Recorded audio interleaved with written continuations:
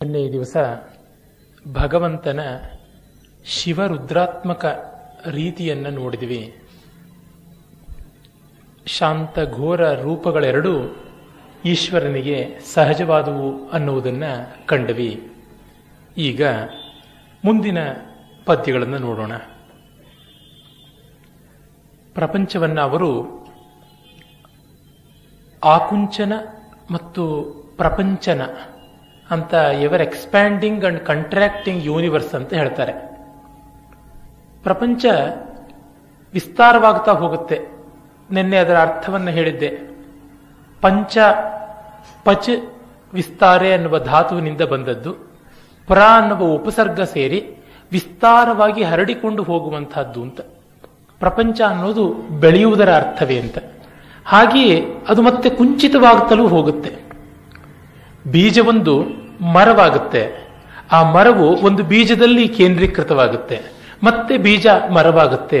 ಹೀಗೆ ಬೆಳೀತಲೇ ಇರುತ್ತೆ. ಸೃಷ್ಟಿ ಅಳೀತಲೇ ಇರುತ್ತೆ. ಅಂದ್ರೆ ಸಂಗ್ರಹವಾಗ್ತಾ ಇರುತ್ತೆ, ಮತ್ತೆ ವಿಕಸಿತವಾಗ್ತಾ ಇರುತ್ತೆ.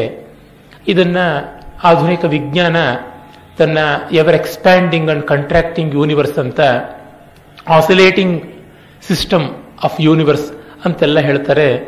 ಬಿಗ್ ಬ್ಯಾಂಗ್ ಥಿಯರಿ ಕೂಡ ಅದೇ ರೀತಿಯಾಗಿ ಈಗ ಸದ್ಯಕ್ಕೆ ಜಗತ್ ವಿಕಾಸ, ಜಗತ್ ಸೃಷ್ಟಿಗೆ ಸಾಮಾನ್ಯ ಒಪ್ಪಿತವಾಗಿರ್ತಕ್ಕಂಥ ಸಿದ್ಧಾಂತಗಳು ಅಂತ ಯಾವುದಿರ್ತವೆ. ವಿಜ್ಞಾನದ ಸಿದ್ಧಾಂತಗಳೆಲ್ಲ ಈ ದೃಷ್ಟಿಯಿಂದ ನೋಡಿದ್ರೆ ಇನ್ಯಾವುದೋ ಒಂದು ತತ್ವ ಬರುವವರೆಗೂ ಅದು ನಿಲ್ಲುತ್ತೆ, ಆಮೇಲೆ ಅದು ಹಿಂದೆ ಹೋಗುತ್ತೆ. ಹೀಗೆ ಸದ್ಯಕ್ಕೆ ಒಪ್ಪಿತವಾಗದ್ದು. ಈಗ ನಮ್ಮ ಸ್ಟೀಫನ್ ಹಾಕಿಂಗ್ನ ಸ್ಟ್ರಿಂಗ್ ಥಿಯರಿ, ಅದಕ್ಕೆ ಇನ್ನೂ ಪ್ರಾಯೋಗಿಕವಾದ ಪುರಾವೆ ಸಿಕ್ಕಿಲ್ಲ. ಆದರೆ ಅದು ಒಂದು ರೀತಿಯಾದದ್ದು ಅಂತ. ಅರೆ ಇವೆಲ್ಲ ಕೂಡ ವಿಶ್ವದ ಆಕುಂಚನ ಪ್ರಸಾರವನ್ನ ಒಂದು ರೀತಿಯಾಗಿ ಒಪ್ಪುತ್ತಾ ಬಂದಿರುತ್ತವ. ಅದು ಗುಂಡಪ್ಪನವರು ಇಲ್ಲಿ ಅದನ್ನೇ ಹೇಳ್ತಾರೆ. ಕಮಲ ಉದಯದೊಳರಳಿ ಸಂಜೆಯಲ್ಲಿ ಮುಗುಳಾಗಿ ಸುಮವಪ್ಪುದಂತೆ ಮರುವಗಲು ಮುಗುಳ್ದಂತೂ ಅಮಿತ ಪ್ರಪಂಚನ ಕುಂಚನ ವರ್ತನ ಕ್ರಮವೇ ವಿಶ್ವಚರಿತ್ರೆ ಮಂಕುತಿಮ್ಮ. ಕಮಲವು ಉದಯದೊಳ್ ಅರಳಿ ಸಂಜೆಯಲ್ಲಿ ಮುಗುಳಾಗಿ ಸುಮವಪ್ಪುದಂತೆ ಮರುವಗಲ್ ಮುಗುಳ್ದಂತು ಅಮಿತ ಪ್ರಪಂಚನ ಆಕುಂಚನ ವರ್ತನ ಕ್ರಮವೇ ವಿಶ್ವಚರಿತ್ರೆ ಅಂತ. ಇವನ್ನೆಲ್ಲ ಡಿವಿಜಿಯವರು ಬರೆಯುವಾಗ ಬಹುಮಟ್ಟಿಗೆ ಹೈಸನ್ಬರ್ಗ್ನ ಕ್ವಾಂಟಮ್ ಥಿಯರಿ ಕೂಡ ಪ್ರಪಂಚದಲ್ಲಿ ದೃಢಮೂಲವಾಗಿ ಎಸ್ಟಾಬ್ಲಿಷ್ ಆಗಿರಲಿಲ್ಲ. ಇನ್ನು ಬಿಗ್ ಬ್ಯಾಂಗ್ ಆಗಲಿ, ಆಸಿಲೇಟಿಂಗ್ ಥಿಯರಿ ಆಫ್ ಯೂನಿವರ್ಸ್ ಆಗಲಿ, ಇವೆಲ್ಲ ಕೂಡ ಇನ್ನೂ ನೆಲೆಗೆ ಬಂದ ಕಾಲವಲ್ಲ. ಅವು ಕೇವಲ ರಿಸರ್ಚ್ ಲೆವೆಲ್ನಲ್ಲಿ, ಸಂಶೋಧಕರ ಮಧ್ಯದಲ್ಲಿ ನೊಬೆಲ್ ಪ್ರೈಸ್ ಅನ್ನೋದು ಅವರಿಗೆ ಅವರ ಪ್ರತಿಭೆಗೆ ಕಳಪೆ ಅಂತ ಹೇಳುವಂತಹ ಮಟ್ಟದ ಎ ಕ್ಲಾಸ್. ಇವತ್ತು ನೊಬೆಲ್ ಪಾರಿತೋಷಕ ಉತ್ತಮ ಮೇಧಾವಿಗಳಿಗೆ ಬರುವಂತಹದ್ದು ಹೌದೇ ಆದರೂ ನೊಬೆಲ್ ಪಾರಿತೋಷಕ ಬಂದವರ ಪ್ರಜ್ಞೆ ಎಲ್ಲ ಒಂದೇ ಮಟ್ಟದ್ದಲ್ಲ. ಐನ್ಸ್ಟೀನನಿಗೆ ಬಂತು, ಹೈಸನ್ಬರ್ಗನಿಗೆ ಬಂತು, ಇವರಿಗೆಲ್ಲ ಬಂದದ್ದು ಅತ್ಯಂತ ಉನ್ನತ ಪ್ರಜ್ಞೆಯವರು. ಅದೇ ಸಂದರ್ಭದಲ್ಲಿ ಇನ್ನು ಕೆಲವು ಬೇರೆಯವರಿಗೆ ಬಂದದ್ದು ಆ ಮಟ್ಟದ್ದಲ್ಲ. ಈಗ ಜ್ಞಾನಪೀಠ ಪ್ರಶಸ್ತಿಗಳೇ ಕುವೆಂಪು ಅವರಿಗೆ, ವಿಶ್ವನಾಥ್ ಸತ್ಯನಾರಾಯಣ ಅವರಿಗೆ, ಮತ್ತೆ ಉಮಾಕಾಂತ್ ಜೋಶಿ ಅವರಿಗೆ, ವಿ ಸಿ ಖಾಂಡೇಕರ್ ಅವರಿಗೆ ಎಲ್ಲರಿಗೂ ಬಂತು. ಹಾಗೆಯೇ ಹೆಸರು ಹೇಳಕ್ಕೂ ಲಾಯಕ್ಕಿಲ್ಲದೆ ಇದ್ದವರಿಗೂ ನಮ್ಮ ಭಾಷೆಯಲ್ಲಿಯೇ ಬಂದಿದೆ ಎಷ್ಟೋ ಜನಕ್ಕೆ. ಹಾಗೆಯೇ ಮಹಾಪ್ರಶಸ್ತಿಗಳು ಕೆಲವೊಮ್ಮೆ ಸಾಮಾನ್ಯರಿಗೆ, ಉತ್ತಮರಿಗೆ, ಕೆಲವೊಮ್ಮೆ ಅಯೋಗ್ಯರಿಗೂ ಸಿಗುವಂಥದ್ದು ಉಂಟು, ಇರಲಿ. ಹಾಗಾಗಿ ಈ ಸಿದ್ಧಾಂತಗಳು ಅತ್ಯಂತ ಮೇರು ಸಮಾನ ಧೀರರಾದ ಪ್ರಜ್ಞಾಶಾಲಿಗಳ ವಲಯದಲ್ಲಿ ಸುತ್ತುತ್ತಾ ಇತ್ತೋ ಏನೋ, ಅವರ ಅಂತರಂಗದಲ್ಲಿ ಗುಳುಗುಗ್ಗಳಿಸ್ತಾ ಇತ್ತೋ ಏನೋ, ಡಿವಿಜಿಯವರು ಬರೆದಿದ್ದಾರೆ. ಇವರು ಆ ಸಿದ್ಧಾಂತಗಳನ್ನೆಲ್ಲ ಓದಿಕೊಂಡು ಬರೆದರು ಅಂತಲಾಗಲಿ, ಅದನ್ನೆಲ್ಲ ಇವರು ವ್ಯಾಸಂಗ ಮಾಡಿ ತಿಳಿದುಕೊಂಡ್ರು ಅಂತಲಾಗಲಿ ಅಲ್ಲ ಅರ್ಥ. ಈ ಬಗ್ಗೆ ಒಂದು ಸ್ವಾರಸ್ಯಕರವಾದ ಘಟನೆ ಉಂಟು. ಕನ್ನಡದ ಸುಪ್ರಸಿದ್ಧ ವಿಜ್ಞಾನ ಲೇಖಕರಲ್ಲಿ ಒಬ್ಬರು, ಒಳ್ಳೆಯ ಸಾಹಿತಿಗಳು, ಪ್ರೊಫೆಸರ್ ಜಿ ಟಿ ನಾರಾಯಣರಾಯರು. ಅವರು ಡಿವಿಜಿಯವರನ್ನ ಒಮ್ಮೆ ಕಂಡರು. ಅದೇ ಮೊದಲವರು ನೋಡಿದ್ದು. ಮಂಕುತಿಮ್ಮನ ಕಗ್ಗದಲ್ಲಿ ಕಂಡುಬರುವ ಅತ್ಯಾಧುನಿಕ ಭೌತಶಾಸ್ತ್ರದ ಪ್ರಮೇಯಗಳನ್ನು, ಮಾಡರ್ನ್ ಸೈನ್ಸ್, ವಿಶೇಷವಾಗಿ ಮಾಡರ್ನ್ ಫಿಸಿಕ್ಸ್ ಯಾವುದಿದೆ ಅದರ ಪ್ರಮೇಯಗಳನ್ನೆಲ್ಲ ಗುರುತಿಸಿ ದೊಡ್ಡ ನೋಟ್ಸ್ ಮಾಡಿಕೊಂಡು ಟಿಪ್ಪಣಿ ಮಾಡಿ ಅವರು ಮುಂದೆ ಹೋದರು. ಪ್ರಾಯಶಃ ಅವರಿಗೆ ಡಿವಿಜಿಯವರು ಇದನ್ನೆಲ್ಲ ಚೆನ್ನಾಗಿ ಓದಿಕೊಂಡಿರ್ತಕ್ಕಂಥವರಾಗಿರಬೇಕು ಅಂತ ಡಿವಿಜಿಯವರು ಮುಂದೆ ಇಟ್ಟು, ಹೀಗೆಲ್ಲ ಕಗ್ಗದಲ್ಲಿ ಬರುತ್ತೆ, ಈ ಪದ್ಯವೂ ಸೇರಿದಂತೆ ಅನೇಕ ತೆಗೆದುಕೊಂಡ್ರು ಅಂತ ಹೇಳಿದ್ರಂತೆ. ಆಗ ಡಿವಿಜಿ ಅದನ್ನೆಲ್ಲ ನೋಡಿ, ನಾನು ಮೆಟ್ರಿಕ್ಯುಲೇಷನ್ನು ಮುಗಿಸದೇ ಇದ್ದವನಲ್ಲಪ್ಪ, ನನ್ನ ಹತ್ರ ನೀವು ಏನನ್ನು ಇದನ್ನು ನೋಡಿದ್ರಿ, ನಾನು ಈ ಎಲ್ಲವನ್ನ ಓದಿ ತಿಳಿದುಕೊಂಡು ಬರೆದವನಲ್ಲ. ಆದರೆ ಪ್ರಪಂಚದ ಬಗ್ಗೆ, ಜಗತ್ತಿನ, ಜೀವದ, ಈಶ್ವರನ ತತ್ವಗಳ ಬಗ್ಗೆ ಯೋಚನೆ ಮಾಡಿದ್ದೀನಿ. ನನ್ನ ಆಲೋಚನೆ, ನಮ್ಮ ಪರಂಪರೆಯ ಮೂಲಭೂತವಾದ ತತ್ವಗಳು, ನನ್ನ ಅನುಭವ, ಇವುಗಳ ಸಾರವತ್ತಾದ ರೂಪ ಇದು. ಇದಕ್ಕೂ ಆಧುನಿಕ ವಿಜ್ಞಾನಕ್ಕೂ ಸಂವಾದ ಇದೆ ಎಂದರೆ ಸಾಧ್ಯ. ಕಾರಣ, ಪ್ರಾಮಾಣಿಕವಾಗಿ ಒಬ್ಬ ವ್ಯಕ್ತಿ ವ್ಯುತ್ಪನ್ನನಾಗಿ ನಿರಾಗ್ರಹದಿಂದ ಚಿಂತನೆ ಮಾಡಿದ್ರೆ ಇದೇ ಸತ್ಯಕ್ಕೆ ಬಂದು ಮುಟ್ಟಬೇಕು. ಹಾಗಲ್ಲದೆ ಇದ್ರೆ ಅದನ್ನು ಸತ್ಯ ಅಂತ ಹೇಳೋದಿಲ್ಲ. ಇದು ಹೌದು ಅಂತಂದ್ರು. ಹಾಗೆಯೇ ಗುಂಡಪ್ಪನವರು ಆಗ ಕಂಡ ಆಲೋಚನೆಗಳು, ಮಾಡಿದಂಥ ಒಂದು ಕಗ್ಗದ ಬರವಣಿಗೆ ವಿಜ್ಞಾನಕ್ಕೆ ಸಂವಾದಿಯಾಗಿದೆ ಅಂತಂದ್ರೆ ಕಗ್ಗದಲ್ಲಿ ವಿಜ್ಞಾನ ಇದೆ ಅಂತಲ್ಲ ಅರ್ಥ. ಜ್ಞಾನ ವಿಜ್ಞಾನದೊಂದಿಗೆ ಸೇರಿಯೇ ಇರುತ್ತೆ. ವಿಜ್ಞಾನವು ಜ್ಞಾನದೊಳಗಿನ ಒಂದು ಅವಶಿಷ್ಟಾಂಶ ಅಷ್ಟೇ, ಒಂದು ಕಂಪಾರ್ಟ್ಮೆಂಟ್. ಇವರು ಹೇಳಿರುವಂತಹದ್ದು ಕಾವ್ಯಮಯವಾಗಿ ಆ ಸೃಷ್ಟಿಯ ಲೀಲೆಯನ್ನ ಗಮನಿಸಿ ಹೇಳಿರುವುದು. ನಮ್ಮ ಉಪನಿಷತ್ ದ್ರಷ್ಟಾರರು ಎಲ್ಲ ಹೇಳಿರುವುದು. ಈ ಸಂದರ್ಭದಲ್ಲಿ ಒಂದು ಮಾತು ಗಮನಾರ್ಹವಾಗಿ ಉಲ್ಲೇಖ ಮಾಡಬೇಕಾದದ್ದು, ನಮ್ಮ ವೇದಗಳಲ್ಲಿ ಸೈನ್ಸ್ ಇದೆ, ಮತ್ತೊಂದಿದೆ, ಮಗದೊಂದಿದೆ ಅಂತ ಕೆಲವರು ಅತ್ಯುತ್ಸಾಹದಿಂದ, ಉನ್ಮಾದದಿಂದ ಏನೇನೋ ಪ್ರಚಾರ ಮಾಡ್ತಾರೆ. ಅವಕ್ಕೆ ಅಷ್ಟು ಬೆಲೆ ಕೊಡುವಂತೆ ಇಲ್ಲ. ಕಾರಣ, ವೇದದ ಮುಖ್ಯೋದ್ದೇಶ ಕೆಮಿಸ್ಟ್ರಿಯನ್ನೋ ಫಿಸಿಕ್ಸ್ ಅನ್ನೋ ಹೇಳೋದಕ್ಕೆ ಹೊರಟದ್ದಲ್ಲ, ಪರಮಾರ್ಥವನ್ನ. ಆನುಷಂಗಿಕವಾಗಿ ಇದನ್ನು ಹೇಳುವುದು. ಶಂಕರರು ಒಂದು ಕಡೆ ಹೇಳ್ತಾರೆ, ಈ ಸೃಷ್ಟಿ, ಜಗತ್ತು ಇತ್ಯಾದಿಗಳನ್ನು ವೇದಾಂತ ಹೇಳುವುದು ಕೇವಲ ಬೊಗಳೋ ನಾಯಿಗೆ ಒಂದು ಮೂಳೆಯ ತುಂಡನ್ನು ಹಾಕದಂತೆ. ಅದೇನು ಅಂತ ಹೇಳೋರಿಗೆ ಇದು ಒಂದು ಮಾಡಲ್ಲಪ್ಪ ಅಂತ. ಸೈನ್ಸ್ ಕೂಡ ಅದೇ ನೆಲೆಗೆ ಬರ್ತಾ ಇದೆ. ಏನೇನು ಮಾಡೆಲ್ಸ್ ಮಾಡಿದ್ರೂ ಅದು ಹಂಗಂಗೆ ತಾತ್ಕಾಲಿಕವಾಗಿ ಹೋಗ್ತಾ ಇರುವಂತಹದ್ದು ಅಂತ. ವೇದಗಳ ಮುಖ್ಯೋದ್ದೇಶ ಜೀವಬ್ರಹ್ಮದ ಸ್ವರೂಪವನ್ನ ಕುರಿತಂತಹದ್ದು. ಹಾಗಾಗಿ ಅದು ಅಂತರಂಗದ ದ್ರವ್ಯಾತ್ಮಕವಾದದ್ದನ್ನು ಮೀರಿ ಊರ್ಜಾತ್ಮಕ, ಅಂದ್ರೆ ಕೇವಲ ಎನರ್ಜಿಯ ಸ್ವರೂಪಕ್ಕೆ, ಆತ್ಮದ ಒಂದು ಚೈತನ್ಯ ಸ್ವರೂಪಕ್ಕೆ ಸಂಬಂಧಿಸಿದಂತಹದ್ದನ್ನು ಹೇಳ್ತಾ ಇದೆ. ಇವುಗಳು ಬಂದರೆ ಆಕ್ಸಿಡೆಂಟಲ್ ಅಷ್ಟೇ. ಈಗ ಉದಾಹರಣೆಗೆ ಯಾವುದೋ ಒಂದು ಕಾದಂಬರಿಯಲ್ಲಿ ಕಥಾ ನಾಯಕ ನಾಯಿಕೆ ಇಬ್ಬರು ಬೆನ್ಸ್ ಕಾರ್ನಲ್ಲಿ ಹೋದರು ಅಂತಂದ್ರೆ, ಆ ಕಾದಂಬರಿಯಲ್ಲಿ ಕಾರ್ ಮೇಕಿಂಗ್ ಟೆಕ್ನಾಲಜಿ ಇತ್ತು, ಅಂದ್ರೆ ಆಟೋಮೊಬೈಲ್ ಇಂಜಿನಿಯರಿಂಗ್ ಅಲ್ಲಿ ಇದೆ ಅಂತ ಹೇಳೋಕ್ಕೆ ಹೋಗಿ ಒಂದು ಡಾಕ್ಟರೇಟ್ ಸಿದ್ಧಾಂತ ಮಾಡೋದು ಎಷ್ಟು ಹಾಸ್ಯಾಸ್ಪದವೋ ಅದೇ ರೀತಿಯಲ್ಲಿ ಕಗ್ಗದಲ್ಲಿ ಎಷ್ಟೋ ವಿಷಯಗಳು ಬಂದಿವೆ. ಅದರ ಅರ್ಥ ಇವರು ಅದನ್ನೆಲ್ಲ ಓದಿಯೇ ಬರೆದರು ಅಂತಲ್ಲ, ಮತ್ತೆ ಅದಕ್ಕೆ ಚತೂ ತಪ್ಪದಂತೆ ಮ್ಯಾಚ್ ಆಗಬೇಕು ಅಂತಲೂ ಅಲ್ಲ. ಪ್ರಾಮಾಣಿಕವಾದ ಆಳದ ಚಿಂತನೆ ಮಾಡಿದಾಗ ಸಂವಾದಗಳು ಬಂದೇ ಬರುತ್ತವೆ. ಕಾರಣ, ಸತ್ಯ ಒಂದೇ, ಅದು ಬಿಟ್ಟು ಬೇರೆ ಅಲ್ಲ ಅಂತ.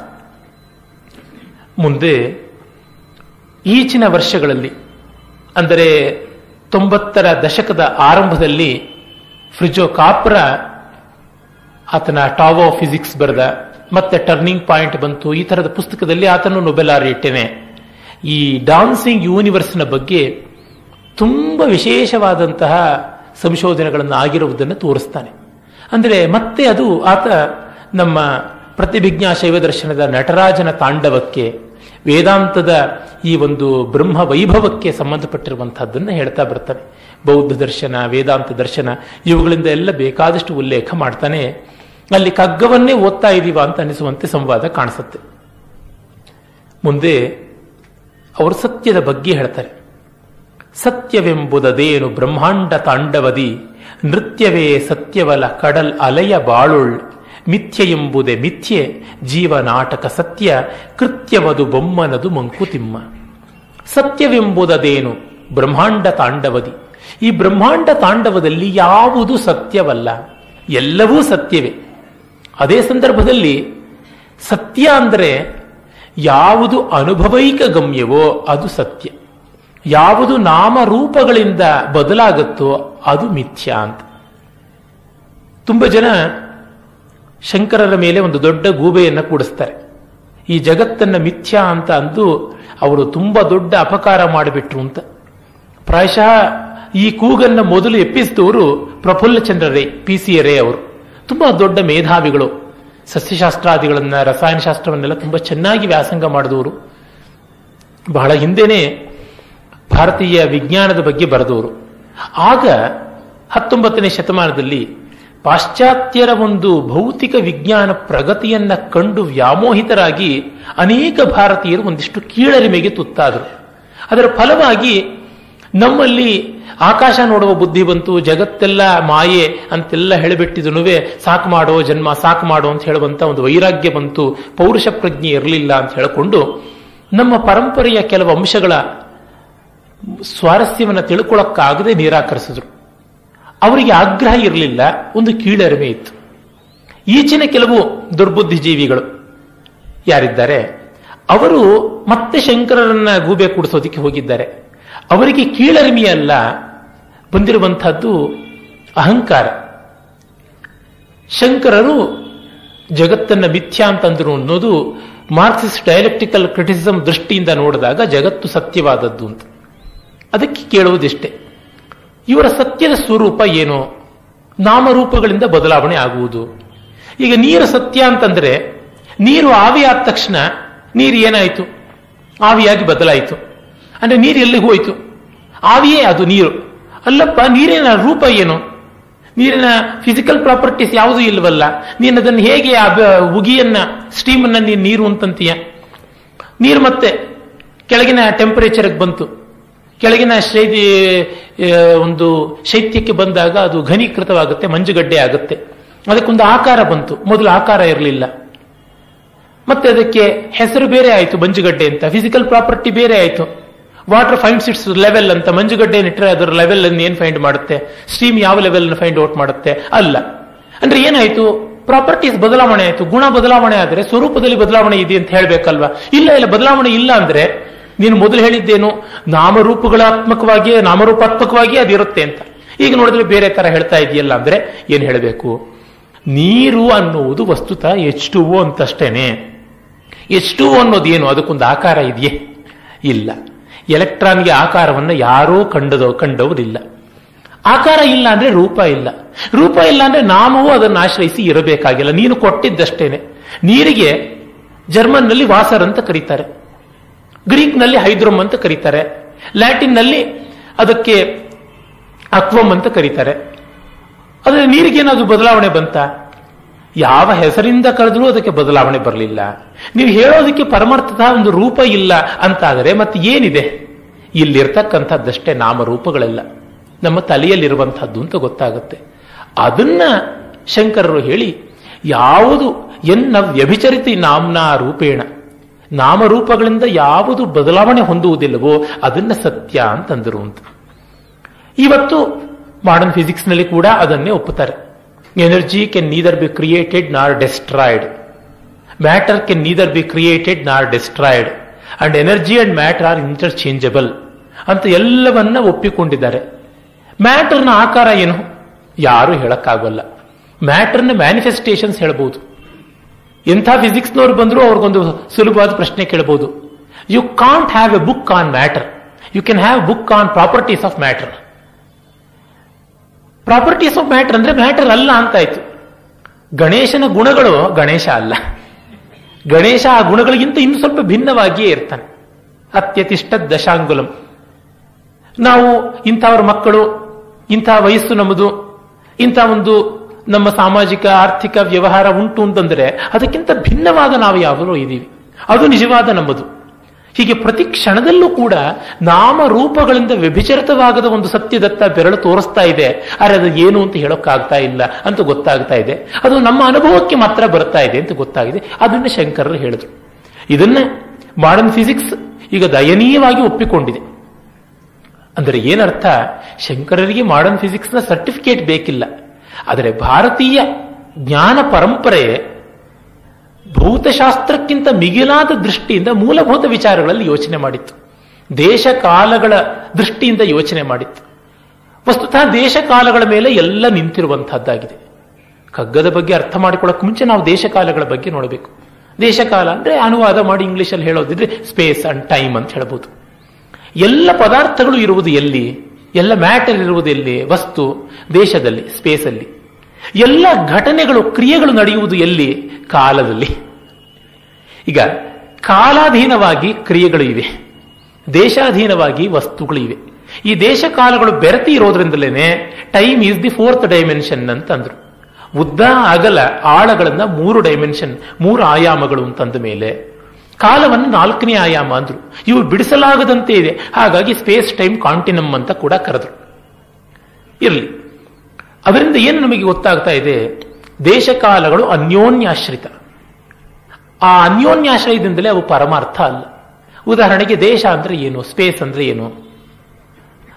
That is the space is the void, the area wear events happen. ದೇಶ ಅನ್ನುವುದು ಒಂದು ವ್ಯಾಪ್ತಿ, ಎಲ್ಲಿ ಘಟನೆಗಳು ನಡೆಯುತ್ತವೋ ಅದು ಅಂತ. ಈ ಟೇಬಲ್ ಒಂದು ದೇಶ. ಇಲ್ಲಿ ಪುಸ್ತಕ ಇಡುವಂತಹ ಘಟನೆ, ಮತ್ತೊಂದು ಮಾಡುವಂತಹ ಘಟನೆ, ಅನೇಕ ಘಟನೆಗಳು ನಡೆಯುವುದಕ್ಕೆ ಎಡೆ ಇದೆ ಅಂತ ಆಯ್ತು. ಸರಿ, ಘಟನೆಗಳು ಏನು? ಒಂದು ಆದಿ ಮತ್ತು ಒಂದು ಅಂತ್ಯ ಇರುವಂತಹವನ್ನ ಘಟನೆ ಅಂತ ಹೇಳ್ತೀವಿ. ಈವೆಂಟ್ ಅನ್ಬೇಕಾದ್ರೆ ಅದಕ್ಕೊಂದು ಆದಿ ಅಂತ್ಯ ಇರಬೇಕು. ಅಂದ್ರೆ ಏನು? ಸಮಯ ಇರಬೇಕು ಅದಕ್ಕೆ. ಈಗ ನನ್ನ ಭಾಷಣ 6:00 ಶುರುವಾಗಿ 8 ಗಂಟೆಗೆ ಮುಗಿಯುತ್ತೆ ಅಂದ್ರೆ ಭಾಷಣ ಅದು ಒಂದು ಈವೆಂಟ್, ಒಂದು ಘಟನೆ. ಅದಕ್ಕೊಂದು ಆದಿ ಅಂತ್ಯ ಇರಬೇಕಾಗುತ್ತೆ. ಅದು ನಡೆಯುವಂತ ಜಾಗ ಗೋಖಲೆ ಇನ್ಸ್ಟಿಟ್ಯೂಟ್. ಹೀಗಾಗಿ ಈ ಸ್ಥಳ ತಿಳ್ಕೊಳ್ಬೇಕು ಅಂದ್ರೆ ಅನೇಕ ಘಟನೆಗಳು ಆಗುವ ಜಾಗ ಅಂದ್ರೆ ಘಟನೆ ಕಾಲಾಧೀನವಾಯಿತು. ಕಾಲವನ್ನು ತಿಳ್ಕೊಳ್ಬೇಕು. ಸರಿ, ಕಾಲ ಏನು ಅಂತಂದ್ರೆ ದಿ ಗ್ಯಾಪ್ ಬಿಟ್ವೀನ್ 2 ಈವೆಂಟ್ಸ್, 2 ಘಟನೆಗಳ ನಡುವಣ ಅಂತರವನ್ನ ಕಾಲ ಅಂತ ಕರಿತೀವಿ. ಹೇಗೆ? ಒಂದು ದಿನ ಅಂದ್ರೆ ಏನು? ಸೂರ್ಯೋದಯದಿಂದ ಸೂರ್ಯಾಸ್ತದ ನಡುವಣ ಅಂತರವನ್ನ ಒಂದು ದಿನ ಅಂತ ಕರಿತೀವಿ. ಅಂದ್ರೆ ಸೂರ್ಯೋದಯ ನಡೆಯೋದಕ್ಕೆ ಒಂದು ಜಾಗ ಇರಬೇಕು, ಸೂರ್ಯಾಸ್ತ ನಡೆಯೋದಕ್ಕೆ ಒಂದು ಜಾಗ ಇರಬೇಕು. ಅಂದ್ರೆ ದೇಶ ಏನು ಅಂತ ತಿಳ್ಕೊಳ್ಬೇಕು. ದೇಶ ಏನು? That is the thing where the events occur. What are the events? Events are based on time. ಅಂದ್ರೆ ದೇಶ ತಿಳ್ಕೊಳ್ಬೇಕು ಅಂದ್ರೆ ಕಾಲ ತಿಳ್ಕೊಳ್ಬೇಕು, ಕಾಲ ತಿಳ್ಕೊಳ್ಬೇಕು ಅಂದ್ರೆ ದೇಶ ತಿಳ್ಕೊಳ್ಬೇಕು. ಹುಚ್ಚು ಬಿಡದೆ ಮದುವೆ ಆಗೋಲ್ಲ, ಮದುವೆ ಆಗದೆ ಹುಚ್ಚು ಬಿಡೋಲ್ಲ. ಹೀಗಾಗಿ ಒಂದನ್ನ ಮತ್ತೊಂದು ಅವಲಂಬಿಸಿದೆ ಎಂದರೆ ತರ್ಕಶಾಸ್ತ್ರದ ಪ್ರಕಾರ ಅನ್ಯೋನ್ಯಾಶ್ರಿತ. ಹಾಗಾಗಿ ಇದು ಸಾಪೇಕ್ಷ ಅಂತ ಗೊತ್ತಾಗುತ್ತೆ. ಅವ್ರ ಮನೆಗೆ ಹೋಗದೆ ನಮಗ ಅದು ಗೊತ್ತಾಗೋಲ್ಲ ಅವ್ರ ಸಂಗತಿ ಗೊತ್ತಾಗದೆ ಅವ್ರ ಮನೆಗೆ ಹೋಗಕ್ಕಾಗೋಲ್ಲ ಅಂದ್ರೆ ಎಂಥ ಸ್ಥಿತಿ. ಹೀಗಾಗಿ ಲೋಕದ ಸಕಲ ವ್ಯವಸ್ಥೆಯು ದೇಶಕಾಲಾಧೀನವಾದದ್ರಿಂದ, ದೇಶಕಾಲಗಳ ಸಾಪೇಕ್ಷತೆ ಇರುವುದರಿಂದ, ಲೋಕದ ಪ್ರತಿ ಹಂತದಲ್ಲಿಯೂ ಅದು ಬರುವುದರಿಂದ. ಉದಾಹರಣೆಗೆ, ನಾನು ಮೇಲೆ ಕೂತಿದ್ದೀನೋ ಕೆಳಗೆ ಕೂತಿದ್ದೀನೋ ಹೇಳಿ ಅಂದ್ರೆ, ಈ ಒಂದು ವೇದಿಕೆಯ ದೃಷ್ಟಿಯಿಂದ ನಾನು ಮೇಲೆ ಕೂತಿದ್ದೀನಿ, ಸೀಲಿಂಗಿನ ದೃಷ್ಟಿಯಿಂದ ಕೆಳಗೆ ಕೂತಿದ್ದೀನಿ ಅಂತ ಹೇಳಬೇಕು. ಕಾರ್ನಲ್ಲಿ ಒಬ್ಬ ಪ್ರಯಾಣ ಮಾಡ್ತಾ ಇದ್ರೆ ಅವನು ಚಲಿಸ್ತಾ ಇದ್ದಾನ ಕೂತಿದ್ದಾನ ಅಂದ್ರೆ ಕಾರಿನ ದೃಷ್ಟಿಯಿಂದ ಕೂತಿದ್ದಾನೆ, ನೆಲದ ದೃಷ್ಟಿಯಿಂದ ಚಲಿಸ್ತಾ ಇದ್ದಾನೆ ಅಂತ ರಿಲೇಟಿವ್ ಆಗಿ ಹೇಳಬೇಕಾಗುತ್ತೆ. ಈ ರಿಲೇಟಿವಿಟಿ, ಸಾಪೇಕ್ಷತೆ ಪ್ರಪಂಚದಲ್ಲಿ ಎಲ್ಲೆಲ್ಲಿಯೂ ಕಾಣ್ತಾ ಇದೆ. ಈ ಸಾಪೇಕ್ಷತೆಯನ್ನ ಶಂಕರರು ಮಿಥ್ಯಾ ಅಂತ ಕರೆದರು. ಸಂಸ್ಕೃತ ಭಾಷೆ ಬಲ್ಲವರಿಗೆ ಮಿಥ್ಯಾ ಶಬ್ದದ ನಿರ್ವಚನ ತುಂಬಾ ಚೆನ್ನಾಗಿ ಗೊತ್ತಾಗುತ್ತೆ. ಮಿಥಃ ಅಥವಾ ಮಿಥಸ್ ಅನ್ನುವ ಶಬ್ದದಿಂದ ಮಿಥ್ಯಾ ಅಂತ ಬಂದಿರುವುದು. ಮಿಥ ಅಂದರೆ ಅನ್ಯೋನ್ಯ, ರಿಲೇಟಿವ್ ಅಂತ ಅರ್ಥ. ಮಿಥ್ಯಾ ಅಂದರೆ ರಿಲೇಟಿವಿಟಿ ಅಂತ ಅರ್ಥ. ಹಾಗಾಗಿ ಜಗತ್ತು ಮಿಥ್ಯಾ ಅಂತಂದ್ರೆ ಜಗತ್ತು ಸುಳ್ಳು ಅಂತ ಅಲ್ಲ. ತುಂಬಾ ಜನ ಆ ಭಾರತೀಯ ವಿಶುದ್ಧ ವೇದಾಂತ ತತ್ವಕ್ಕೆ ಮಸಿ ಬಳಿಯಬೇಕು ಅನ್ನುವ ಕೇವಲ ಆಗ್ರಹದಿಂದ ಮಿಥ್ಯಾ ಅಂದ್ರೆ ಸುಳ್ಳು ಅಂತಾರೆ. ನಾವು ಇರೋದು ಸುಳ್ಳೇನ್ರಿ ಅಂತ. ನೀವಂದ್ರೆ ಯಾರು, ನಾನಂದ್ರೆ ಯಾರು ಅಂತ ಕೇಳಬೇಕಾಗುತ್ತೆ. ಅದಕ್ಕೆ ಉತ್ತರ ಕೊಡಕ್ಕಾಗಲ್ಲ. ರಿಲೇಟಿವ್ ಅಂತ ಹೇಳಬೇಕಾಗುತ್ತೆ. ಈಗ ನಾನು ಯಾರು ಅಂತ ಹೇಳಬೇಕಾದ್ರೆ ನಮ್ಮ ತಂದೆ ತಾಯಿಯ ರಿಲೇಶನ್ಶಿಪ್ ಇಂದ ಹೇಳಬೇಕು, ಇಲ್ಲ ನನ್ನ ಹೆಸರಿನ ರಿಲೇಶನ್ಶಿಪ್ ಇಂದ ಹೇಳಬೇಕು, ಇಲ್ಲ ನನ್ನ ಸ್ಥಾನಮಾನ ಅವಮಾನದ ದೃಷ್ಟಿಯಿಂದ ಹೇಳಬೇಕು, ಇಲ್ಲ ನನ್ನ ವಿದ್ಯೆ ಮೊದಲಾದಂತಹ ಅರ್ಹತೆಗಳ ದೃಷ್ಟಿಯಿಂದ ಹೇಳಬೇಕು. ಅಂದ್ರೆ ಮತ್ತೊಂದಕ್ಕೆ ರಿಲೇಟ್ ಮಾಡಿಕೊಂಡೇ ನಾನು ಹೇಳಬೇಕಾಗಿದೆ. ರಿಲೇಟ್ ಮಾಡಿಕೊಳ್ಳದೆ ಯಾವ ಎಕ್ಸ್ಪ್ರೆಷನ್ನು, ಯಾವ ಅಭಿವ್ಯಕ್ತಿಯೂ ಸಾಧ್ಯ ಇಲ್ಲ. ಹಾಗಾಗಿ ಪ್ರಪಂಚದಲ್ಲಿ ಅಬ್ಸಲ್ಯೂಟ್ ಅನ್ನುವುದು ಬ್ರಹ್ಮವಾಗಿ ಇದೆ, ಜಗತ್ತಾಗಿ ಇಲ್ಲ ಅನ್ನುವುದನ್ನ ಮಿಥ್ಯಾ ಅಂತ ಅನ್ನುವ ದೃಷ್ಟಿಯಿಂದ ಹೇಳಿದ್ದು. ಗುಂಡಪ್ಪನವರು ಇದನ್ನು ಒಪ್ಪಿದವರೇನೆ. ಈ ಮಿಥ್ಯೆಯನ್ನು ಒಪ್ಪಿದವರಿಗೆ ಪ್ರಪಂಚದ ಎಲ್ಲವೂ ಸತ್ಯವು ಅಂತ ಗೊತ್ತಾಗ್ತಾ ಇರುತ್ತೆ. ಕಾರಣ ಸ್ವಲ್ಪ ಕನ್ಫ್ಯೂಸ್ ಆಗಬಹುದು. ಬಂಗಾರದ ಸರದ ಆಕಾರ ಮತ್ತು ಆ ಸರ ಅನ್ನುವ ಹೆಸರು ಸಾಪೇಕ್ಷ, ಆದರೆ ಬಂಗಾರ ಅನ್ನುವುದು ನಿರಪೇಕ್ಷ. ಸರವನ್ನು ಬಳೆ ಮಾಡಿದ ತಕ್ಷಣ ಸರ ಅನ್ನುವ ಶಬ್ದ ಎಲ್ಲಿ ಹೋಯ್ತು, ಸರ ಅನ್ನೋ ಆಕಾರ ಎಲ್ಲಿ ಹೋಯ್ತು? ಹೋಗಿದ್ರೆ ಅದನ್ನು ಹಿಡ್ಕೊಂಡು ಬಂದು ತಂದಿಡೋಕ್ಕಾಗತ್ಯಾ? ಇಲ್ಲ. ಆಕಾರ ಮತ್ತೆ ಹೆಸರುಗಳೆರಡು ನಮ್ಮ ತಲೆಯಿಂದ ಅದಕ್ಕೆ ಬಂದದ್ದು. ಅದು ಮತ್ತೊಂದು ಹೆಸರು, ಮತ್ತೊಂದು ಆಕಾರ ತಗೊಳ್ತು, ಅದು ನಮ್ಮ ತಲೆಯಿಂದ, ನಮ್ಮ ಕೈಯಿಂದ ಬಂದದ್ದು. ಹೀಗಾಗಿ ಬಂಗಾರ ಅನ್ನುವುದು ಆದ್ಯಂತ ಇದ್ದೇ ಇದೆ, ಒಂದಿಷ್ಟು ಕಡಿಮೆಯಾಗಿಲ್ಲ. ಹಾಗಾಗಿ ಜಗತ್ತಿನ ಪ್ರತಿಯೊಂದು ಬ್ರಹ್ಮವೇ. ಆದರೆ ಜಗತ್ತಿನ ಪ್ರತಿಯೊಂದು ಬ್ರಹ್ಮವಾಗಿ ಬ್ರಹ್ಮ ಅಂದರೆ ನಾಮರೂಪಾತ್ಮಕವಾಗಿ ಅಲ್ಲ ಅಂತ. ಹೀಗಾಗಿ ಜಗನ್ನಾಟಕ ಅಂದರೆ ರಸಮಯವಾದ ನಮ್ಮ ಆತ್ಮವಿಸ್ತಾರಕಾರಕವಾದ ಲೋಕದ ದೃಷ್ಟಿಯಿಂದ ಅದು ನಿತ್ಯ. ನಮಗೆ ಸುಖ ದುಃಖಗಳನ್ನು ಉಂಟು ಮಾಡುವಂತಹ ಲೋಕ ಅನ್ನುವ ದೃಷ್ಟಿಯಿಂದ ಮಿಥ್ಯ. ನಮಗೆ ಎಲ್ಲದರಿಂದ ಆನಂದ ಸಿಗ್ತಾ ಇದೆ ಅಂದರೆ ಎಲ್ಲ ಸರಿಯಾಗಿದೆ. ನಮಗೆ ಎಲ್ಲದರಿಂದ ಸುಖ ದುಃಖ ಸಿಗ್ತಾ ಇದೆ ಅಂದರೆ ಅಲ್ಲಿ ಏನೋ ಎಡವಟ್ಟು ಬಂತು ಅಂತ ಅರ್ಥ. ಈಗ ಉದಾಹರಣೆಗೆ ಚಲನಚಿತ್ರದಲ್ಲಿ ನಾಯಕ ಒಂದು ಕಾರಿನಲ್ಲಿ ಇಳಿದ ಅಂತಂದ್ರೆ ಅದನ್ನು ನೋಡಿ ನಮಗೆ ಯಾವ ಬೈಕೇನೂ ಕೆರಳಲ್ಲ, ಅವನಿಗಿದೆಯಲ್ಲ ಕಾರ್ ಅಂತ ಸಂಕಟ ಆಗೋಲ್ಲ. ಅದೇ ನಮ್ಮ ಪಕ್ಕದ ಮನೆಯವನೊಬ್ಬ ಕಾರಲ್ಲಿ ಇಳಿದರೆ ನಮಗೆ ಸಂಕಟ ಆಗುತ್ತೆ. ಅಂದರೆ ಅಲ್ಲಿ ನಾವು ಜಗತ್ತೊಂದು ಜಗತ್ತಿನ ನಾಟಕದಲ್ಲಿ ಒಂದು ನಾಟಕವಾಗಿ ನೋಡ್ತಾ ಇದ್ದೀವಿ. ಅಲ್ಲಿ ಸುಖವೇ ಇದೆ. ಆ ನಾಯಕ ಎಷ್ಟು ಒಳ್ಳೆ ಕಾರಲ್ಲಿ ಬರ್ತಾ ಇದ್ದಾನೆ, ಇಂಥ ಒಳ್ಳೆಯ ವ್ಯಕ್ತಿ ಅಂತ ನಮ್ಮ ಮನಸ್ಸು ಹಂಗೆ ಬರ್ತಾ ಇದೆ. ರಾಮನ್ನ ಕೃಷ್ಣನ್ನ ಕಂಡು ಯಾರಿಗೂ ಹೊಟ್ಟೆ ಉರಿ ಆಗೋಲ್ಲ. ಅದೇ ನಮ್ಮ ಪಕ್ಕದ ಮನೆಯವನು ಶ್ರೀರಾಮಚಂದ್ರನಂತೆ ಮರ್ಯಾದನಾಗಿದ್ದರೆ ನಮಗೆ ಸಂಕಟವಾಗುತ್ತೆ. ನಮ್ಮ ಸ್ನೇಹಿತ ಶ್ರೀಕೃಷ್ಣನಂತೆ ಸರ್ವಜನಾದರಣ ಆಗಿದ್ದರೆ ನಮಗೇನೋ ಅವನ ಬಗ್ಗೆ ಅಸೂಯೆ ಬರುತ್ತೆ. ಹೀಗಾಗಿ ಸುಖ ದುಃಖಾತ್ಮಕವಾಗಿ ಪರಿಣಮಿಸುವ ಯಾವುದೇ ಘಟನೆಯು ಪರಮಾರ್ಥವಲ್ಲ, ಅದು ಬ್ರಹ್ಮಭಾವದಿಂದ ನೋಡಿದಾಗ ಪರಮಾರ್ಥ ಅಂತ. ಹೀಗೆ ಒಂದು ಸಂಗೀತವನ್ನ, ಒಂದು ಸಾಹಿತ್ಯವನ್ನ, ಒಂದು ನಾಟಕವನ್ನ, ಒಂದು ಸಿನಿಮಾವನ್ನ ಹೇಗೆ ತಾದಾತ್ಮ್ಯದಿಂದ ಆದರೆ ಅನ್ಡಿಸ್ಟರ್ಬ್ಡ್ ಆಗಿ ರಾಗದ್ವೇಷಗಳಲ್ಲದೆ ನೋಡುವ ಸ್ಥಿತಿಗೆ ನಾವು ಬರ್ತೀವೋ ಹಾಗೆ ಜಗತ್ತನ್ನು ನೋಡಿದರೆ ಜಗತ್ತು ಸತ್ಯ. ಆ ದೃಷ್ಟಿಯಿಂದ ಶಂಕರರಷ್ಟು ಜಗತ್ಸತ್ಯವಾದಿಗಳು ಮತ್ತಾರೂ ಇಲ್ಲ.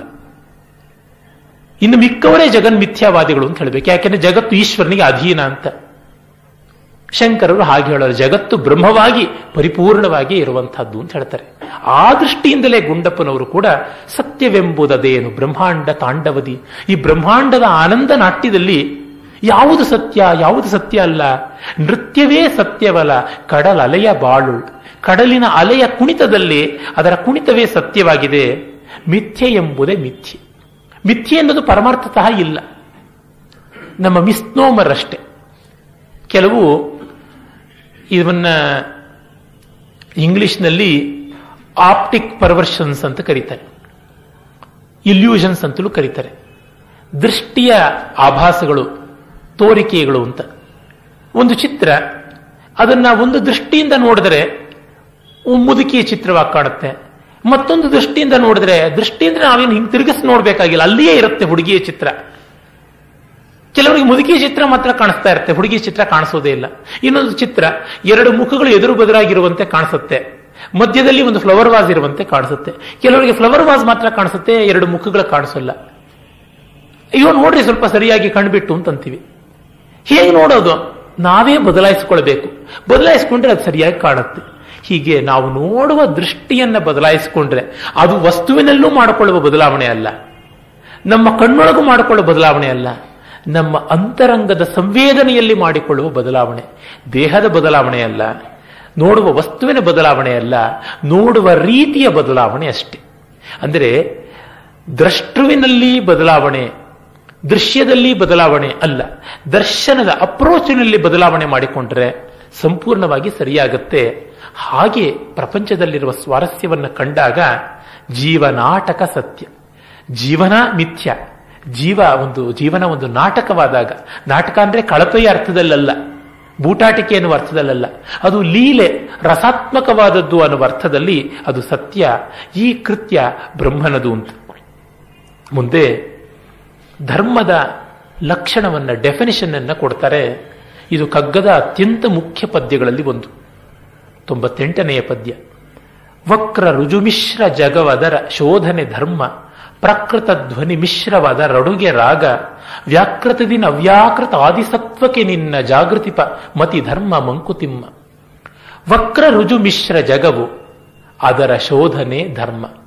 ಈ ಜಗತ್ತಿನಲ್ಲಿ ಒಳಿತು ಕೆಡುಕುಗಳು ಬೆರೆತುಕೊಂಡಿರ್ತವೆ, ವ್ಯಾಮಿಶ್ರವಾಗಿ ತೋರ್ತಾ ಇರ್ತವೆ. ಲೋಕ ವ್ಯವಹಾರದಲ್ಲಿ ನಮಗೆ ಸರಿ ಯಾವುದು ತಪ್ಪು ಯಾವುದು ಅಂತ ತಿಳ್ಕೊಳ್ಳಕ್ಕೆ ಆಗದಂತೆ ನೀರಕ್ಷೀರವಾಗಿ ಹಾಲು ನೀರಿನಂತೆ ಬೆರೆತಿರುತ್ತೆ. ಅಂಥ ಜಗತ್ತನ್ನ ಶೋಧಿಸಿಕೊಂಡು ಎಲ್ಲಿ ಒಳಿತಿದೆ ಎಲ್ಲಿ ಕೆಡುಕಿದೆ ಅಂತ ತಿಳಿದುಕೊಳ್ಳುವ ವಿವೇಕ ಧರ್ಮ. ಪ್ರಾಕೃತ ಧ್ವನಿ ಮಿಶ್ರವು, ಅದರ ಅಡುಗೆ ರಾಗ. ಧ್ವನಿ ಪ್ರಾಕೃತ ಧ್ವನಿ ಅಂದ್ರೆ ಲೋಕದಲ್ಲಿ ಕಾಣಿಸುವ ಶಬ್ದಗಳೇನಿವೆ ಇಲ್ಲ, ಅದನ್ನು ಸಂಗೀತ ಅನ್ನೋಲ್ಲ. ಅದರ ಅಡುಗೆ ಅಂದರೆ ಅದರ ಪರಿಪಾಕ ರಾಗವಾಗುತ್ತೆ. ಈಗ 10 ಜನ ಗಲಗಲ ಅಂತ ಮಾತಾಡ್ತಾ ಇದ್ರೆ ಅದು ಗದ್ದಲ ಅಂತ ಆಗುತ್ತೆ. 10 ಜನರು ಒಂದೇ ಶ್ರುತಿಯಲ್ಲಿ ಮಾತಾಡ್ತಾ ಇದ್ರೆ ಆಗ ಅದು ಸಂಗೀತವಲ್ಲದೆ ಇದ್ರೂ ಸಂಗೀತ ಅಂತ ಆಗುತ್ತೆ. ಸಮ್ಯಕ್ಕಾದ ಗೀತವಾಗದೇ ಇದ್ರೂ ಯಾವುದೋ ಒಂದು ಶ್ರುತಿಬದ್ಧವಾದ ಒಂದು ಏರಿಳಿತ ಅಂತ ಅನಿಸಿಕೊಳ್ಳುತ್ತೆ. SOME ಸಂಗೀತ. ಹೀಗೆ ಕೆಲವೊಮ್ಮೆ ಎಷ್ಟು ಅಜ್ಞಾನ ಆಗುತ್ತೆ ಅಂದರೆ, ಒಮ್ಮೆ ನಮ್ಮ ಜಾನಪದ ಲೋಕದ ಕೆಲವರು ಪರಿಣತರು ಬಂದು ತುಂಬಾ ಸುಪ್ರಸಿದ್ಧ ಸಂಗೀತ ಶಾಸ್ತ್ರ ಕೋವಿದರಾದ ಮಹಾಮಹೋಪಾಧ್ಯಾಯ ರಾ ಸತ್ಯನಾರಾಯಣ ಅವರ ಹತ್ರ ಕೇಳಿದ್ರು, ನಮ್ಮ ಜಾನಪದದ ಹಾಡುಗಳನ್ನು ಕ್ಯಾಸೆಟ್ ಮಾಡಿಕೊಂಡು ಬಂದಿದ್ದೀವಿ, ಅವುಗಳ ಒಂದು ಸ್ವರೂಪ ಲಕ್ಷಣ ವಿವೇಚನೆ ಮಾಡಿ ಅಂತ. ಆಗ ಇವರು ಹೇಳಿದ್ರು, ಅಲ್ಲಿ ಹಾಡಿರೋರು ಯಾರ ಶ್ರುತಿಗೂ ಹಾಡಿಲ್ಲ, ಹಾಗಾಗಿ ಆಧಾರ ಶ್ರುತಿ ಇಲ್ಲದೆ ಆಧಾರ ಷಡ್ಜವನ್ನು ಹೇಗೆ ನಾವು ತೀರ್ಮಾನ ಮಾಡೋದು, ಷಡ್ಜವನ್ನು ತೀರ್ಮಾನ ಮಾಡದೆ ಉಳಿದ ಸ್ವರಗಳು ಹೇಗಾಗೋದು ಅಂತ ಒಂದು ರೆಫರೆನ್ಸ್ ಪಾಯಿಂಟ್ ಅಂತ ಬೇಕು. ವ್ಯವಸ್ಥೆ ಅಂದ್ರೆ ಅದೇ, ಒಂದು ರೆಫರೆನ್ಸ್ ಪಾಯಿಂಟ್ ಇದ್ದು ಅದಕ್ಕೆ ತಕ್ಕಂತೆ ನಡೆಯುತ್ತೆ ಅಂತ. ಒಂದು ರೆಫರೆನ್ಸ್ ಪಾಯಿಂಟ್ ಇದ್ದು ಅದರಿಂದ ಸಮಾನಾಂತರ ದೂರದಲ್ಲಿಯೇನೇ ಇನ್ನೊಂದು ಪಾಯಿಂಟ್ ಸುತ್ತಾ ಇದೆ ಅಂದ್ರೆ ಅದು ವೃತ್ತ ಆಗುತ್ತೆ. ಒಂದು ರೆಫರೆನ್ಸ್ ಪಾಯಿಂಟ್ ಕೇಂದ್ರ, ಸೆಂಟರ್. ಅದರಿಂದ ಸಮಾನವಾದ ದೂರ, ಬದಲಾಗದ ದೂರದಲ್ಲಿ ಮತ್ತೊಂದು ಬಿಂದು ಚಲಿಸ್ತಾ ಇದೆ ಅಂತಂದ್ರೆ ಅದು ವೃತ್ತವೇ ಆಗಬೇಕಾಗುತ್ತೆ. ಹಾಗಲ್ಲದೆ 2 ರೆಫರೆನ್ಸ್ ಪಾಯಿಂಟ್ಗಳಿಂದ ಒಂದು ಬಿಂದು ಸಮಾನಾಂತರವಾಗಿ ಅಂದರೆ ಸಾಪೇಕ್ಷವಾದ ರೀತಿಯಲ್ಲಿ ಚಲಿಸ್ತಾ ಇದೆ ಅಂದ್ರೆ ಅದನ್ನು ಒಂದು ದೀರ್ಘವರ್ತುಲ, ಎಲಿಪ್ಸ್ ಅಂತ ಕರೀತಾರೆ. ಹೀಗೆ ಅದಕ್ಕೊಂದು ವ್ಯವಸ್ಥೆ ಇದ್ರೆ ಅದೊಂದು ಸುಂದರವಾದ ವ್ಯವಸ್ಥಿತವಾದ ಆಕಾರ ಆಗುತ್ತೆ. ಇಲ್ಲದೆ ಇರ್ರೆಗ್ಯುಲರ್ ಅಂತ ಅನಿಸಿಕೊಳ್ಳುತ್ತೆ. ಇರ್ರೆಗ್ಯುಲಾರಿಟಿಯನ್ನು ಡೆಫೈನ್ ಮಾಡೋಕ್ಕಾಗೋದಿಲ್ಲ. ಅದನ್ನು ನೇಮ್ ಮಾಡಬಹುದು, ಅದನ್ನ ಸಂಜ್ಞೆ ಕೊಡಬಹುದೇ ಹೊರತು ಲಕ್ಷಣ ಕೊಡೋದಕ್ಕೆ ಸಾಧ್ಯ ಇಲ್ಲ. ಒಮ್ಮೆ ಪ್ರಸಿದ್ಧ ವಿದ್ವಾಂಸರಾದ ಪಾಂಡುರಂಗಿಯವರು ಯಾವುದೋ ಒಂದು ಧರ್ಮಶಾಸ್ತ್ರದ ಪ್ರಭೆಯ ಬರತ ಹೇಳಿದ್ರು, ಮರ ಹತ್ತೋದಿಕ್ಕೊಂದು ಕ್ರಮ ಇದೆ, ಮರದಿಂದ ಬೀಳೋದಿಕ್ಕೊಂದು ಕ್ರಮ ಇಲ್ಲ ಅಂತಂದಿದ್ರು. ಒಂದು ಆಶ್ರಮದಿಂದ ಇನ್ನೊಂದು ಆಶ್ರಮಕ್ಕೆ ಕ್ರಮಕ್ರಮವಾಗಿ ಹೋಗೋದಿಕ್ಕೆ ಒಂದು ವ್ಯವಸ್ಥೆ ಇದೆ, ಒಂದು ಆಶ್ರಮದಿಂದ ಮತ್ತೊಂದು ಆಶ್ರಮಕ್ಕೆ ಪತನ ಹೊಂದೋದಿಕ್ಕೆ ಇಲ್ಲ ಅಂತ ಧರ್ಮಶಾಸ್ತ್ರದಲ್ಲಿ. ಹಾಗಾಗುತ್ತೆ ಇದು ಕೂಡ. ಅದರಿಂದ ಈ ಗದ್ದಲದ ನಡುವೆ ಒಂದು ಶ್ರುತಿಯನ್ನ ಇಟ್ಟುಕೊಂಡು ಆ ಶ್ರುತಿಗೆ ಸಂವಾದಿಯಾಗಿ ಹಾಡಿದಾಗ ಆಧಾರ ಷಡ್ಜ. ಷಟ್ ಸ್ವರಾಹ ಅತ್ರ ಜಾಯಂತೆ ಇತಿ ಷಡ್ಜ. ಈ ಒಂದು ಆಧಾರದ ಸ್ವರದಲ್ಲಿ ಇನ್ನು ಉಳಿದ 6 ಸ್ವರಗಳು ಹುಟ್ಟುತ್ತವೆ ಅನ್ನೋದಕ್ಕೆ ಷಡ್ಜ ಅಂತ ಕರೀತಾರೆ. ಷಟ್ ಜ ಷಡ್ಜ ಆಗುತ್ತೆ. ಸ ಅನ್ನೋದು ಆಧಾರ ಷಡ್ಜ ಆದ್ರೆ ಆ ಸ ಅಂತ ಅನ್ನೋದು ಇಟ್ಕೊಂಡ ತಕ್ಷಣ ರಿಗಮಪ ದನಿ ಅಂತ ಮಿಕ್ಕ 6 ಸ್ವರಗಳು ಹುಟ್ಟುತ್ತವೆ. ಹಾಗಾಗಿ ಅದನ್ನು ಷಡ್ಜ ಅಂತ ಕರೆದ್ರು. ಹೀಗಾಗಿ ಆಧಾರ ಒಂದು ಬೇಕು. ಅಂಥ ಒಂದು ಆಧಾರವನ್ನ, ವ್ಯವಸ್ಥೆಯನ್ನ ಕಲ್ಪಿಸಿಕೊಡುವುದು ಧರ್ಮ ಅಂತ. ಧರ್ಮ ಆ ರೀತಿಯ ಪರಿಪಾಕ. ಸ್ವತೋ ರಾಜಂತೆ ಇತಿ ಸ್ವರಾಹ ಅಂತ ಸ್ವರಕ್ಕೆ ಹೇಳ್ತಾರೆ. ತಮ್ಮ ಸ್ಥಿತಿಯಲ್ಲೇ ತಾವು ರಾಜಸತ್ವೆ, ಮತ್ತಿನ್ಯಾವುದರ ಒಂದು ಅಪೇಕ್ಷೆ ಬೇಡ. ಅಂತಹ ಸ್ವಯಂ ರಂಜನೀಯವಾದ ಸ್ಥಿತಿ ಇರುವುದು ಸ್ವರ ಅಂತ ಕರೀತಾರೆ. ಆ ಒಂದು ಸ್ಥಿತಿಗೆ ಒಂದು ಆಧಾರ ಬೇಕಾಗುತ್ತೆ. ಹಾರ್ಮೋನಿಯಂನ ಯಾವ ಒಂದು ಬಟನ್ಸ್ ಇವೆಯಲ್ಲ, ಕೀಸ್ ಅಂತ ಕರೀತಾರಲ್ಲ, ಕೀಲಿಗಳು, ಅದರೊಳಗೆ ನೀವು ಯಾವುದನ್ನೂ ಒತ್ತಿ ಅದು ಆಧಾರವೇ. ಆದರೆ ಒತ್ತಿದ ತಕ್ಷಣ ಅದನ್ನು ಆಧಾರವಾಗಿ ಇಟ್ಕೊಳ್ಬೇಕಾಗುತ್ತೆ. ಒಮ್ಮೆ ಯಾವುದೋ ಒಂದು 4ನೇ ಕೀ ಒತ್ತುಬಿಟ್ರೆ ಅಲ್ಲಿಂದ ಮುಂದಕ್ಕಿರುವಂತದ್ದೆಲ್ಲನೂ ಅದು ಸಹ ಆಗುತ್ತೆ. ಅದಕ್ಕೆ ರೆಫರೆನ್ಸ್ ಆಗಿ ಮಿಕ್ಕಿದ್ದು ರೀ ಗ ಮ ದ ನೀ ಸ ಎಲ್ಲ ಬರುತ್ತೆ. ಅದನ್ನು ಒತ್ಕೊಂಡು ರೀ ಗ ಪ ದ ಸ ಅಂದಾಗ ಸ ರೀ ಗ ಪ ದ ಸ ಸ ದ ಪ ಗ ರಿ ಸ ಅಂತ ಮೋಹನ ಬಂತು. ಇಲ್ಲ, ನಾನು ಅದನ್ನು ಒತ್ಕೊಂಡು ಇನ್ಯಾವುದನ್ನು ಷಡ್ಜ ಮಾಡ್ಕೊಳ್ತೀನಿ ಅಂದ್ರೆ ಅದು ಫಡ್ಜ ಆಗುತ್ತಷ್ಟೇನೆ. ಅಂದ್ರೆ ನೀವು ಒಂದನ್ನು ಅಂಗೀಕರಿಸುವವರೆಗೂ ಸ್ವಾತಂತ್ರ್ಯ ಉಂಟು. ಯಾವಾಗ ಒಂದನ್ನು ಅಂಗೀಕರಿಸಿದರೋ ಆ ತತ್ಕ್ಷಣ ಪಾರತಂತ್ರ್ಯ ಇದೆ. ಲೋಕದಲ್ಲಿ ಆಗುವುದು ಹಾಗೆ ತಾನೆ. ನಾನು PUC ನಲ್ಲಿ ಇದ್ದೀನಿ ಅಂತ ಇಟ್ಟುಕೊಂಡ್ರೆ ಎಂಜಿನಿಯರಿಂಗ್ ಹೋಗ್ಬೋದು, ಬಿ ಫಾರ್ಮಾಗ್ ಹೋಗ್ಬೋದು, BSc AG ಹೋಗ್ಬೋದು, ವೆಟನರಿಗೆ ಹೋಗ್ಬೋದು, ಮೆಡಿಸಿನ್ಗೆ ಹೋಗ್ಬೋದು, BDSಗೆ ಹೋಗ್ಬೋದು, ಸುಡುಗಾಡಿಗೂ ಹೋಗ್ಬೋದು. ಆದರೆ ಯಾವಾಗ ಒಂದು ಕೋರ್ಸ್ ಅಂತ ಆಯ್ಕೆ ಮಾಡ್ಕೊಳ್ತೀನೋ ತತ್ಕ್ಷಣ ನನ್ನ ಉಳಿದೆಲ್ಲ ಆಯ್ಕೆಗಳು ಹಂಗೆ ಸತ್ತು ಹೋಗ್ಬಿಡುತ್ತೆ. ಅಂದರೆ ನನ್ನ ಸ್ವಾತಂತ್ರ್ಯವೇ ನನ್ನ ವ್ಯಾವರ್ತಕ ಲಿಮಿಟಿಂಗ್ ಫೋರ್ಸ್ ಕೂಡ ಹೌದು, ವ್ಯಾವರ್ತಕ ನಿಯಮವೂ ಆಗುತ್ತೆ. ಇದನ್ನ ಬಲ್ಲವರಿಗೆ ಲೋಕದಲ್ಲಿ ಶಾಸ್ತ್ರ, ಧರ್ಮ, ಸಮಾಜ, ಮನೆ, ಸಂಸಾರ, ವ್ಯವಸ್ಥೆಗಳ ಮೌಲ್ಯ ಗೊತ್ತಾಗುತ್ತೆ. ನಾನು ವಿಶೃಂಖಲವಾಗಿ ಇರ್ತೀನಿ ಅಂತಂದ್ರೆ, ಸೃಷ್ಟಿಯ ಕಟ್ಟಡದಲ್ಲಿ ಒಂದಿಟ್ಟಿಗೆ ನೀನು ಸೊಟ್ಟಾಗೆ ಪೆಟ್ಟು ತಿನ್ನುವೆ ಜೋಕೆ ಅಂತ DVG ಹೇಳಿದ್ರಲ್ಲ, ಕಟ್ಟಡದಲ್ಲಿರುವ ಒಂದು ಇಟ್ಟಿಗೆ ನಾನು ಪ್ರತ್ಯೇಕ ಅಂತ ಆಚೆ ಕಡೆಗೆ ಬಂದ್ರೆ ಆ ಗಾರೆ ಕೆಲಸದವನು ತನ್ನ ಮಟ್ಟಗೋಲಿಂದ ತಟ್ಟನೆ ಅದಕ್ಕೆ ಪಟ್ ಅಂತ ಹೊಡಿತಾನೆ, ಸರಿಯಾಗಿ ನೆಟ್ಟಿಗೆ ನಿಲ್ಲಿಸುವ ಪ್ರಯತ್ನ ಪಡ್ತಾನೆ. ಇದು ಆಗುವಂಥದ್ದು. ಹಾಗಾಗಿ ನಮಗೆ ತುಂಬಾ ಚಾಯ್ಸ್ ಬೇಕು, ಫ್ರೀಡಮ್ ಬೇಕು ಅಂತ ಶಂಖ ಊದತಕ್ಕಂಥವರು ಆಯ್ಕೆಯನ್ನ ಮಾಡಿಕೊಳ್ಳದೆ ಇದ್ರೆ ಕೆಲಸ ಮಾಡೋಕ್ಕಾಗೋಲ್ಲ. ನನ್ನ ಹತ್ರ 10 ಕೋರ್ಸ್ಗಳಿಗೆ ಹೋಗ್ಬೋದು, ಯಾವುದೊಂದು ಕೋರ್ಸ್ಗೂ ಹೋಗೋಲ್ಲ ನನ್ನ ಆಯ್ಕೆ ಅಂತಿದ್ರೆ we will be rejected. If you don't select anything will be rejected in turn by the world. ಆ ವರ್ಷ ಮತ್ತೆ ನನಗೆ ಸೀಟ್ ಲ್ಯಾಕ್ಸ್ ಆಗೋಗ್ಬಿಡುತ್ತೆ, ಮುಂದಿನ ವರ್ಷ ಕಾಯಬೇಕು. ಹೀಗಾಗಿ ಕೈಗೆ ಸಿಕ್ಕಿದ ಯಾವುದೋ ಒಂದನ್ನ 100 ಮತವಿಹುದು ಲೋಕದುಗ್ರಾಣದಲ್ಲಿ ಆರಿಸಿಕೋ ನಿನಗೆ ಹಿತವಪ್ಪುದನ್ನು ಒಂದನ್ನು ಸಾರದಡುಗೇನು ವಿಚಾರದೊಳಮನೆಯಲ್ಲಿ ಮಾಡು. DVG ಅವರು ಹೇಳ್ತಾರಲ್ಲ, ಕಗ್ಗದಲ್ಲಿಯೇ ಮುಂದೆ ಬರುವುದು ಯಾವುದೋ ಒಂದನ್ನ ಗಟ್ಟಿಯಾಗಿ ಹಿಡ್ಕೊಳ್ಬೇಕು. ಹಾಗಾಗಿ ಆ ಒಂದನ್ನ ಇಟ್ಕೊಂಡ ತಕ್ಷಣವೇ ಮಿಕ್ಕವುಗಳ ಅವಕಾಶ ನನಗೆ ಇಲ್ಲ. ಆ ಒಂದು ವಿನಯ ನಮಗೆ ಬೇಕು, ಆ ಒಂದು ವಾಸ್ತವವನ್ನು ಅಂಗೀಕರಿಸುವಂತಹ ನಮ್ರತೆ ನಮ್ಮಲ್ಲಿ ಇರಬೇಕು. ಆ ನಮ್ರತೆಯನ್ನು ಭರಿಸುವಂತಹದ್ದು ಧರ್ಮ. ಆ ವಾಸ್ತವತೆ ಏನು ಅಂತ ನಾವು ತೋರಿಸೋದು ಧರ್ಮ. ಅದರ ಅಂಗೀಕಾರ ಧರ್ಮ ಪ್ರಜ್ಞೆ. ಧರ್ಮ ಪ್ರಜ್ಞೆ ಅಂದರೆ ಏನಿಲ್ಲ, ನಮ್ಮ ಮಿತಿಗಳನ್ನ ಅಂಗೀಕರಿಸಿ ಆ ಮಿತಿಯಲ್ಲೇ ಅಮಿತವಾಗಿ ನಡೆಯುವಂಥದ್ದು. ನಾನು ನನ್ನ ಚೌಕಟ್ಟಿನಲ್ಲಿಯೇ ಪರಿಪೂರ್ಣತೆಯನ್ನು ಸಾಧಿಸಿಕೊಳ್ಳಬಹುದು, ದ್ರವ್ಯಾತ್ಮಕವಾಗಿ ಅಲ್ಲ, ಊರ್ಜಾತ್ಮಕವಾಗಿ.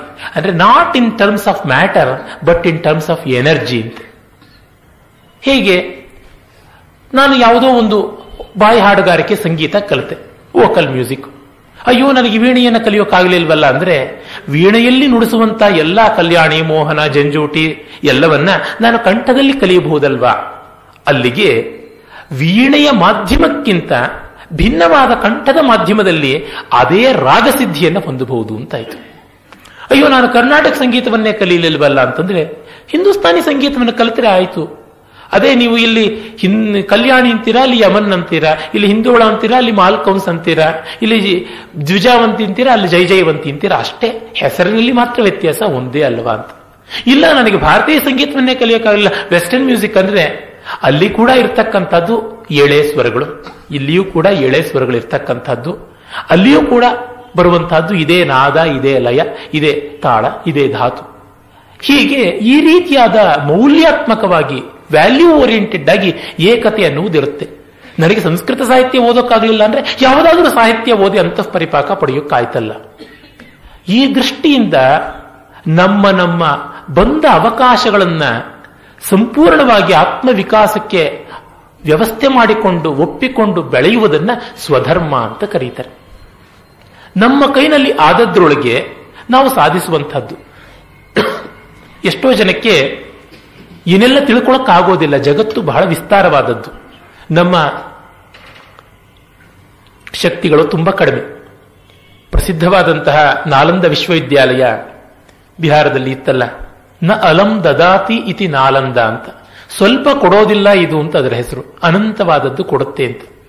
ಫಾಹಿಯಾನ್, ಯಮನ್ ಶ್ವಾಂಗ್ ಮೊದಲಾದವರೆಲ್ಲರೂ ಬಂದು ಅಲ್ಲಿ ಓದಿದ್ರಲ್ಲ. ಅದನ್ನ ಕಡೆಗೆ ಬಕ್ತಿಯಾರ್ ಖಿಲ್ಜಿ ಧ್ವಂಸ ಮಾಡಿದ.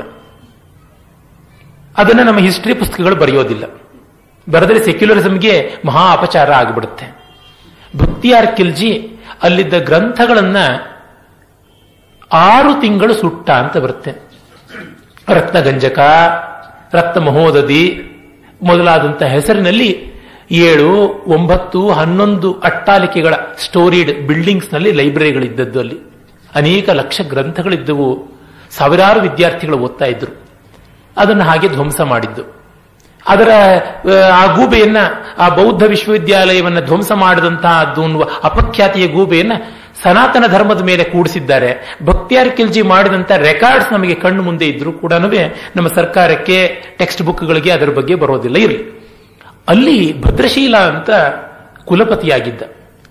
ಆತ ಕುಲಪತಿಯಾಗಿದ್ದಾಗ ಚೈನಾದಿಂದ ಯಮನ್ ಶ್ವಾಂಗ್, ಅವನ್ನ ಹ್ಯೂಯನ್ ಸಾಂಗ್ ಅಂತಲೂ ಕೂಡ ಕರೀತಾರೆ. ಅವನು ಭಾರತೀಯ ಪ್ರವಾಸವನ್ನೆಲ್ಲ ತನ್ನ ಸಿಯುಕಿ ಎನ್ನುವ ಪ್ರವಾಸ ಕಥನದಲ್ಲಿಯೂ ಬರೆದಿದ್ದಾನೆ. ಆತ ಬಂದು ವಿಶ್ವವಿದ್ಯಾಲಯದಲ್ಲಿ ವಿದ್ಯಾರ್ಥಿಯಾಗಿದ್ದ, ಮತ್ತೆ ಅಧ್ಯಾಪನವನ್ನು ಮಾಡಿದ. ಅವನು ಭದ್ರಶೀಲನಿಗೆ ಹೇಳಿದ, ನಿಮ್ಮ ವಿಶ್ವವಿದ್ಯಾಲಯದ ಕ್ಯಾಂಪಸ್ ಔಟರ್ ವಾಲ್ ಕಾಂಪೌಂಡಿನ ಮೇಲೆ ಬೇಕಾದಷ್ಟು ಒಳ್ಳೊಳ್ಳೆ ಶಿಲ್ಪಗಳಿವೆ ಅಂತ. ಹೌದಾ ಅಂತ ಕೇಳಿದೆ. 80 ವರ್ಷ ಭದ್ರಶೀಲನಿಗೆ. ನಿಮಗೆ ಗೊತ್ತಿಲ್ವಾ ಅಂದ್ರೆ, ಇಲ್ಲ, ನಾನು ಬಾಲ್ಯದಲ್ಲಿ ವಿಶ್ವವಿದ್ಯಾಲಯಕ್ಕೆ ಪ್ರವೇಶ ಮಾಡಿದೆ. ಆಗ ಒಳಗೆ ಬರಬೇಕು ಅಂತಿತ್ತು ಕುತೂಹಲ, ಹೊರಗೆ ನೋಡಬೇಕು ಅಂತಿರಲಿಲ್ಲ. ದ್ವಾರ ಪಂಡಿತರು, ಎಂಟ್ರೆನ್ಸ್ ಎಕ್ಸಾಮಿನೇಷನ್ ಅಂದ್ರೆ ಹಾಗೆ. ನಾವು ಇಂಜಿನಿಯರಿಂಗ್ ಓದ್ತಾ ಇದ್ದಾಗ ಗೇಟ್ ಎಕ್ಸಾಮಿನೇಷನ್ ಅಂತ ಇರ್ತಿತ್ತು. ಗೇಟ್ ಎಕ್ಸಾಮಿನೇಷನ್ ತರ ಗೇಟಲ್ಲೇ ಎಕ್ಸಾಮಿನೇಷನ್ಸ್ ದ್ವಾರ ಪಂಡಿತರು ಮಾಡ್ತಾರೆ. ಪಾಸ್ ಆದ್ರೆ ಒಳಗೆ ಕರ್ಕೊಂಡು ಬರ್ತಾರೆ, ಇಲ್ಲದ್ರೆ ಅಲ್ಲಿಂದ ಅಲ್ಲಿಗೆ ಆಚೆಗೆ ತಳ್ಳಿಬಿಡ್ತಾರೆ. ಹಾಗೆ ಪಾಸ್ ಮಾಡಿ ವಿದ್ಯಾರ್ಥಿಯಾಗಿ ಬಂದು ಅಧ್ಯಾಪಕನಾಗಿ ಪ್ರಾಧ್ಯಾಪಕನಾಗಿ ಕಡೆಗೆ ಕುಲಪತಿ ಆಗಿರೋದು, ಹೊರಗೆ ನೋಡೇ ಇಲ್ಲ ಅಂತ. ಹೀಗೆ ನಮ್ಮದಾದ ಆಯ್ಕೆಯಲ್ಲಿ ಎಲ್ಲಿಯೂ ಇರಬೇಕಾಗುತ್ತೆ ನಾವು. ಆದರೆ ನಮ್ಮ ಆಯ್ಕೆಯಲ್ಲಿ ನಾವು ಪರಮಾರ್ಥವನ್ನ ಕಂಡ್ರೆ ಸರಿ, ತೊಂದರೆ ಇಲ್ಲ. ನೀವು ಗಮನಿಸಿರಬಹುದು, ಕೆಲವು ಅಭಿಜಾತ ಕಲಾವಿದರು, ಕ್ಲಾಸಿಕಲ್ ಆರ್ಟಿಸ್ಟ್ಗಳು ತುಂಬಾ ಐಟಮ್ಗಳನ್ನು ಮಾಡಲಾರರು. 1-2 ಐಟಮ್ಗಳಲ್ಲಿ ಪರಮ ಪರಿಪೂರ್ಣತೆಯನ್ನು ಸಾಧಿಸಿರ್ತಾರೆ. ಕೂಚಿಪುಡಿ ಗ್ರಾಮದಲ್ಲಿ ಇರುವಂತಹ ವೇದಾಂತಂ ಸತ್ಯನಾರಾಯಣ ಶರ್ಮಾ ಅಸಾಧಾರಣವಾದ ಕಲಾವಿದರು. ಹತ್ತತ್ರ ಅವರಿಗೆ 80 ವರ್ಷ ಅನ್ಸುತ್ತೆ. ಅವರ ಸತ್ಯಭಾಮ, ಉಷಾ ಮೊದಲಾದ ವೇಷಗಳು ಅಪ್ರತಿಮವಾದವು. ಅವರು 40 ವರ್ಷ ಬರೀ ಭಾಮಾ ಕಲಾಪವನ್ನೇ ಮಾಡಿದ್ರು. ಅದರೊಳಗೆ ಪರಿಪೂರ್ಣತೆ ಸಾಧಿಸಿಕೊಂಡಿದ್ರು. ನಾನು ಒಡಿಸಿ ಕಲೀಲಿಲ್ವೇ, ನಾನು ಮೋಹಿನಿ ಅಟ್ಟಂ ಕಲೀಲಿಲ್ವೇ, ನಾನು 200 ವರ್ಣ ಮಾಡಲಿಲ್ವೇ ಅಂತ ಅವರಿಗೆ ಸಂಕಟ ಇಲ್ಲ. ಕಾರಣ, ಒಂದೇ ಸತ್ಯಭಾಮೆಯ ಪಾತ್ರವನ್ನ ಒಂದೊಂದು ದಿವಸ ಒಂದೊಂದು ರೀತಿ ಮಾಡಬಲ್ಲವರಾಗಿದ್ರು. ಹೀಗಾಗಿ ಕ್ವಾಂಟಿಟಿ ಅಲ್ಲ, ಕ್ವಾಲಿಟಿ ಮುಖ್ಯ. ಅದರೊಳಗೆ ಪಾರ ಕಂಡರೆ ಆ ಮೂಲಕವಾಗಿ ಅವರು ಬ್ರಹ್ಮವನ್ನ ಕಂಡಿದ್ದಾರೆ ಅಷ್ಟೇನೆ. ಸಗಣಿ ಬಾಚೋದ್ರಿಂದ ಮೊದಲುಗೊಂಡು, ತರಕಾರಿ ಹೆಚ್ಚೋದ್ರಿಂದ ಮೊದಲುಗೊಂಡು, ಯಾವುದರೊಳಗೂ ಕರ್ಮಸು ಕೌಶಲಂ ಸಾಧಿಸಿದರೆ ಅದು ಯೋಗವಾಗುತ್ತೆ. ಆ ಯೋಗವಾದಾಗ ಆ ಮೌಲ್ಯ ಪ್ರಜ್ಞೆಯಿಂದ ಎಲ್ಲಿಯೂ ಯಾವುದೂ ತೋರುತ್ತೆ. ಹೀಗೆ ಈ ದೃಷ್ಟಿಯಿಂದ ಧರ್ಮ ಪ್ರಜ್ಞೆಯನ್ನು ಬೆಳೆಸಿಕೊಳ್ಳಬೇಕು. ಅದನ್ನು ಅವರು ಹೇಳ್ತಾರೆ, ವ್ಯಾಪ್ರಾಕೃತ ಧ್ವನಿ ಮಿಶ್ರವಾದ ರಡುಗೆ ರಾಗ, ವ್ಯಾಕೃತದಿ ನವ್ಯಾಕೃತ ಆದಿಸತ್ವಕ್ಕೆ ನಿನ್ನ ಜಾಗೃತಿಪ ಮತಿ ಧರ್ಮ ಮಂಕುತಿಮ್ಮ. ವ್ಯಾಕೃತ ಅಂದ್ರೆ ಡಿಫೈನ್ಡ್, ಡೆವಲಪ್ಡ್, ಪ್ರಕಟವಾದ, ವಿಶ್ಲೇಷಿತವಾದ, ವ್ಯವಸ್ಥಿತವಾದಂತಹ ಈ ಒಂದು ಅಭಿವ್ಯಕ್ತ ಜಗತ್ತಿನಿಂದ ಅನಭಿವ್ಯಕ್ತವಾದ, ಅನ್ಮ್ಯಾನಿಫೆಸ್ಟೆಡ್, ಪ್ರಕಟಿತವಾದ, ಕೇವಲ ಅದು ಸತ್ವರೂಪದಲ್ಲಿ ಮಾತ್ರ ಇರುವಂತಹ ಪರಮಾರ್ಥಕ್ಕೆ ನಮ್ಮನ್ನ ಜಾಗರೂಕರನ್ನಾಗಿ ಮಾಡುವ, ನಮಗೆ ಅವೇರ್ನೆಸ್ ತಂದು ಕೊಡುವಂತಹ ಮತಿ, ಬುದ್ಧಿಯ ಶಕ್ತಿಯೇ ಧರ್ಮ ಅಂತ. ಧರ್ಮ ಲೋಕ ವ್ಯವಸ್ಥೆಯನ್ನ ಅಂಗೀಕರಿಸುವ ಬುದ್ಧಿ. ಅದರೊಳಗೆ ತನ್ನದಾದ ಲೋಕಕ್ಕೂ ತನಗೂ ಕ್ಷೇಮಕರವಾದ ಒಂದು ಮಾರ್ಗವನ್ನು ಕಂಡುಕೊಳ್ಳುವುದು ಧರ್ಮ. ಜೊತೆಗೆ ಈ ವ್ಯವಸ್ಥೆಯಿಂದಲೇ, ಈ ವ್ಯವಸ್ಥೆಯೆಲ್ಲ ಸೂಪರ್ಫಿಷಿಯಲ್, ನಾವು ಮಾಡಿಕೊಂಡ ವ್ಯವಸ್ಥೆ ಅಷ್ಟೇ. ಫಸ್ಟ್ ಕ್ಲಾಸ್ ಮಾರ್ಕ್ಸ್ 60 ಅಂತ ಯಾವ್ದಾದ್ರು ಬ್ರಹ್ಮ ಬಂದು ಬರೆದ್ಬಿಟ್ಟು ಹೋದನ? ಯಾರು ಸೈನ್ಸ್ ಪ್ರೊಫೆಸರ್ಸು, ಸಂಶೋಧಕರು ಬಂದು ರಿಸರ್ಚ್ ಮಾಡಿ ಲ್ಯಾಬೊರೇಟರಿಯಲ್ಲಿ ಕೆಮಿಕಲ್ಸ್ ಎಲ್ಲ ಬೆರೆಸಿ ಕಡೆಗೆ ಫಸ್ಟ್ ಕ್ಲಾಸ್ ಅಂದ್ರೆ 60 ಅಂತ ಏನಾದ್ರೂ ಎಮರ್ಜ್ ಆಯ್ತಾ? ಇಲ್ಲ, ಏನೋ ಅಂದುಕೊಂಡ್ವಿ ಅಷ್ಟೇ. 60 ಮಾರ್ಕ್ಸ್ ಅಂತ ಇಟ್ಟುಕೊಳ್ಳೋಣ ಅಂತ ಇಟ್ಟುಕೊಂಡಿದ್ದಾಯ್ತು. ಹೀಗೆ ನಾವು ಮಾಡಿಕೊಂಡ ಅಂಗೀಕೃತವಾದ, ಇದನ್ನು ಅರ್ಥಾಪತ್ತಿ ಅಂತ ಕರೀತಾರೆ, ಹೈಪೋಥಿಸಿಸ್, ಇದು ಮಾಡಿಕೊಂಡ್ವಿ. ಅದರ ಮೂಲಕ ಪ್ರಯೋಜನ ಉಂಟಲ್ಲ, ಅದು ಪರಮಾರ್ಥವಾದದ್ದು. ಹೀಗೆ ವ್ಯವಸ್ಥೆಯಿಂದ ವ್ಯವಸ್ಥೆಯ ಆಳದ ಒಂದು ತತ್ವಕ್ಕೆ ಹೋಗಿ ಮುಟ್ಟುವಂಥದ್ದು. ಚಕ್ಕುಲಿಯನ್ನ ವೃತ್ತಾಕಾರವಾಗಿಯೇ ಮಾಡಬೇಕು ಅಂತ ಏನಾದರೂ ನಿಯಮ ಉಂಟೆ? ಚಕ್ಕುಲಿಯನ್ನ ವೃತ್ತಾಕಾರವಾಗಲ್ಲದೆ ಚೌಕಾಕಾರವಾಗಿ ಮಾಡಿದ್ರೆ ರುಚಿ ಹಾಳಾಗ್ಬಿಡುತ್ತೆ? ಇಲ್ಲ, ಏನೋ ಒಂದು ಮಾಡಿಕೊಂಡು ಬಂದಿದ್ದೀವಿ, ಆ ರೀತಿಯಾಗಷ್ಟೇ. ಹೀಗೆ ಆ ವ್ಯವಸ್ಥೆಯಲ್ಲಿ ಪರಮಾರ್ಥ ಇಲ್ಲ, ವ್ಯವಸ್ಥೆಯ ಮೂಲಕ ಸಾಧಿಸುವ ಸ್ಥಿತಿಯಲ್ಲಿ ಪರಮಾರ್ಥ ಉಂಟು. ಆ ಸ್ಥಿತಿಗೆ ನಮ್ಮನ್ನು ಎಚ್ಚರಿಸುವಂತಹ ಪ್ರಜ್ಞೆಯನ್ನ ಧರ್ಮ ಅಂತ ಕರೀತಾರೆ. ಮುಂದೆ ಅವರು ಈ ಆಸ್ತಿಕ್ಯ, ನಾಸ್ತಿಕ್ಯ, ಭಕ್ತಿ, ಜ್ಞಾನ, ವಿಜ್ಞಾನ ಇವುಗಳ ಬಗ್ಗೆ ಬಹಳ ಸೊಗಸಾದಂತ ಒಂದು ಪದ್ಯವನ್ನು ಹೇಳ್ತಾರೆ. ಅಜ್ಞಾತವಾದುದನ ಭಾವವೇನೆ ನಾಸ್ತಿಕನು, ಅಜ್ಞೇಯವೆಂದದಕ್ಕೆ ಕೈಮುಗಿಯೇ ಭಕ್ತ, ಜಿಜ್ಞಾಸ್ಯವೆಂದು ಪರಿಕಿಸತೊಡಗೆ ವಿಜ್ಞಾನಿ, ಸ್ವಜ್ಞಪ್ತಿ ಶೋಧಿ ಮುನಿ ಮಂಕುತಿಮ್ಮ. ಬಹಳ ಬಹಳ ಸೊಗಸಾದ ಪದ್ಯಗಳಲ್ಲಿ ಒಂದಿದು. ಅಜ್ಞಾತವಾದುದನ್ ಅಭಾವ ಏನೇ ನಾಸ್ತಿಕನು. ನಾಸ್ತಿಕ ಅಂದ್ರೆ ಯಾರು? ಪರಮಾರ್ಥ ಅನ್ನುವುದು ಇಲ್ಲ, ಕಾಣುವ ಈ ಜಗತ್ತಷ್ಟೇ ಸತ್ಯ, ನಾಮರೂಪಾತ್ಮಕವಾದ ಲೋಕವಷ್ಟೇ ಸತ್ಯ, ಇರುವಂತಹ ದೇಹವಷ್ಟೇ ಸತ್ಯ, ಇರುವವರೆಗೂ ಇದೆ, ಆಮೇಲೆ ಇಲ್ಲ, ಗೊತ್ತಿಲ್ಲ. ಅಜ್ಞಾತವನ್ನ ಅಭಾವ ಅಂತ ಹೇಳುವವನೇ ನಾಸ್ತಿಕ ಅಂತ. ಅಂದ್ರೆ ಅಮೆರಿಕ ಇದೆಯೋ ಇಲ್ವೋ ಅಂದ್ರೆ, ಇಲ್ಲಪ್ಪ ನಾನು ನೋಡಿಲ್ಲ, ಹಾಗಾಗಿ ಅದು ಇಲ್ಲ ಅಂತ ಹೇಳಿದ್ರೆ ಅವನು ನಾಸ್ತಿಕ. ಆಪ್ತವಾಕ್ಯಕ್ಕೆ ಬೆಲೆ ಕೊಡದೆ ಕೇವಲ ಪ್ರತ್ಯಕ್ಷಾನುಮಾನಗಳಿಗೆ ಮಾತ್ರ, ಡೈರೆಕ್ಟ್ ಪರ್ಸೆಪ್ಷನ್ ಅಂಡ್ ಇನ್ಫರೆನ್ಸ್, ಇದಕ್ಕೆ ಮಾತ್ರ ಬೆಲೆ ಕೊಡ್ತಕ್ಕಂಥವನನ್ನು ನಾಸ್ತಿಕ ಅಂತ ಕರಿತೀವಿ. ಆಪ್ತವಾಕ್ಯಕ್ಕೆ, ಆನುಭವಿಕವಾದ ಸಂವೇದನೆಗೆ ಬೆಲೆ ಕೊಡುವಂಥವನನ್ನ ಆಸ್ತಿಕ ಅಂತ ಕರಿತೀವಿ. ಇದು ನಾಸ್ತಿಕನ ಡೆಫಿನೇಷನ್. ಯಾರೋ ಕೀಳು ಮೇಲು ಅಂತ ಅಲ್ಲ. ಡಿವಿಜಿಯವರು ಲೋಕದ ವೈವಿಧ್ಯ ಹೀಗಿದೆ ಅಂತಾರೆ. ಅಜ್ಞೇಯವೆಂದದಕ್ಕೆ ಕೈ ಮುಗಿಯ ಭಕ್ತ. ಏನೋ ದೇವರು ಅಂತಿದ್ದಾನಪ್ಪ, ಅವನು ವೈಕುಂಠದಲ್ಲಿದ್ದಾನೆ, ಕೈಲಾಸದಲ್ಲಿದ್ದಾನೆ ಅಂತ ಹೇಳಿ ಕೈ ಮುಗಿಯುವಂತಹ ಮನಸ್ಸಿರುವವನು ಭಕ್ತ. ಅಜ್ಞಾತವನ್ನ ನಂಬಿ ಆಧರಿಸುವವನು ಭಕ್ತ. ಅಜ್ಞಾತವನ್ನ ತಿಳಿದು ಅಂತಲ್ಲ, ಅಜ್ಞಾತವನ್ನ ನಂಬಿ. ಅಂದ್ರೆ ಅಜ್ಞಾತದ ಅನುಭವ ಅವನಿಗಿಲ್ಲ, ಕೇವಲ ವಿಶ್ವಾಸ ಮಾತ್ರ ಉಂಟು. ಜಿಜ್ಞಾಸ್ಯವೆಂದು ಪರಿಕಿಸತೊಡಗೆ ವಿಜ್ಞಾನಿ. ಅದೇನದು ದೇವರು, ಸಂಶೋಧನೆ ಮಾಡೋಣ, ರ್ಯಾಷನಲೈಸ್ ಮಾಡೋಣ ಆ ವಿಷಯಗಳನ್ನ ಅಂತ ಹೇಳಿ ಅದರ ಬಗ್ಗೆ ಪ್ರಾಯೋಗಿಕವಾಗಿ ತೊಡಗಿಕೊಳ್ತಕ್ಕಂಥವನು ವಿಜ್ಞಾನಿ. ಸ್ವಜ್ಞಪ್ತಿ, ತನ್ನ ಅನುಭವದಲ್ಲಿ ಅದನ್ನ ಅನ್ವೇಷಣೆ ಮಾಡಿ ತಿಳಿಯುವವನು ಮುನಿ ಅಂತ.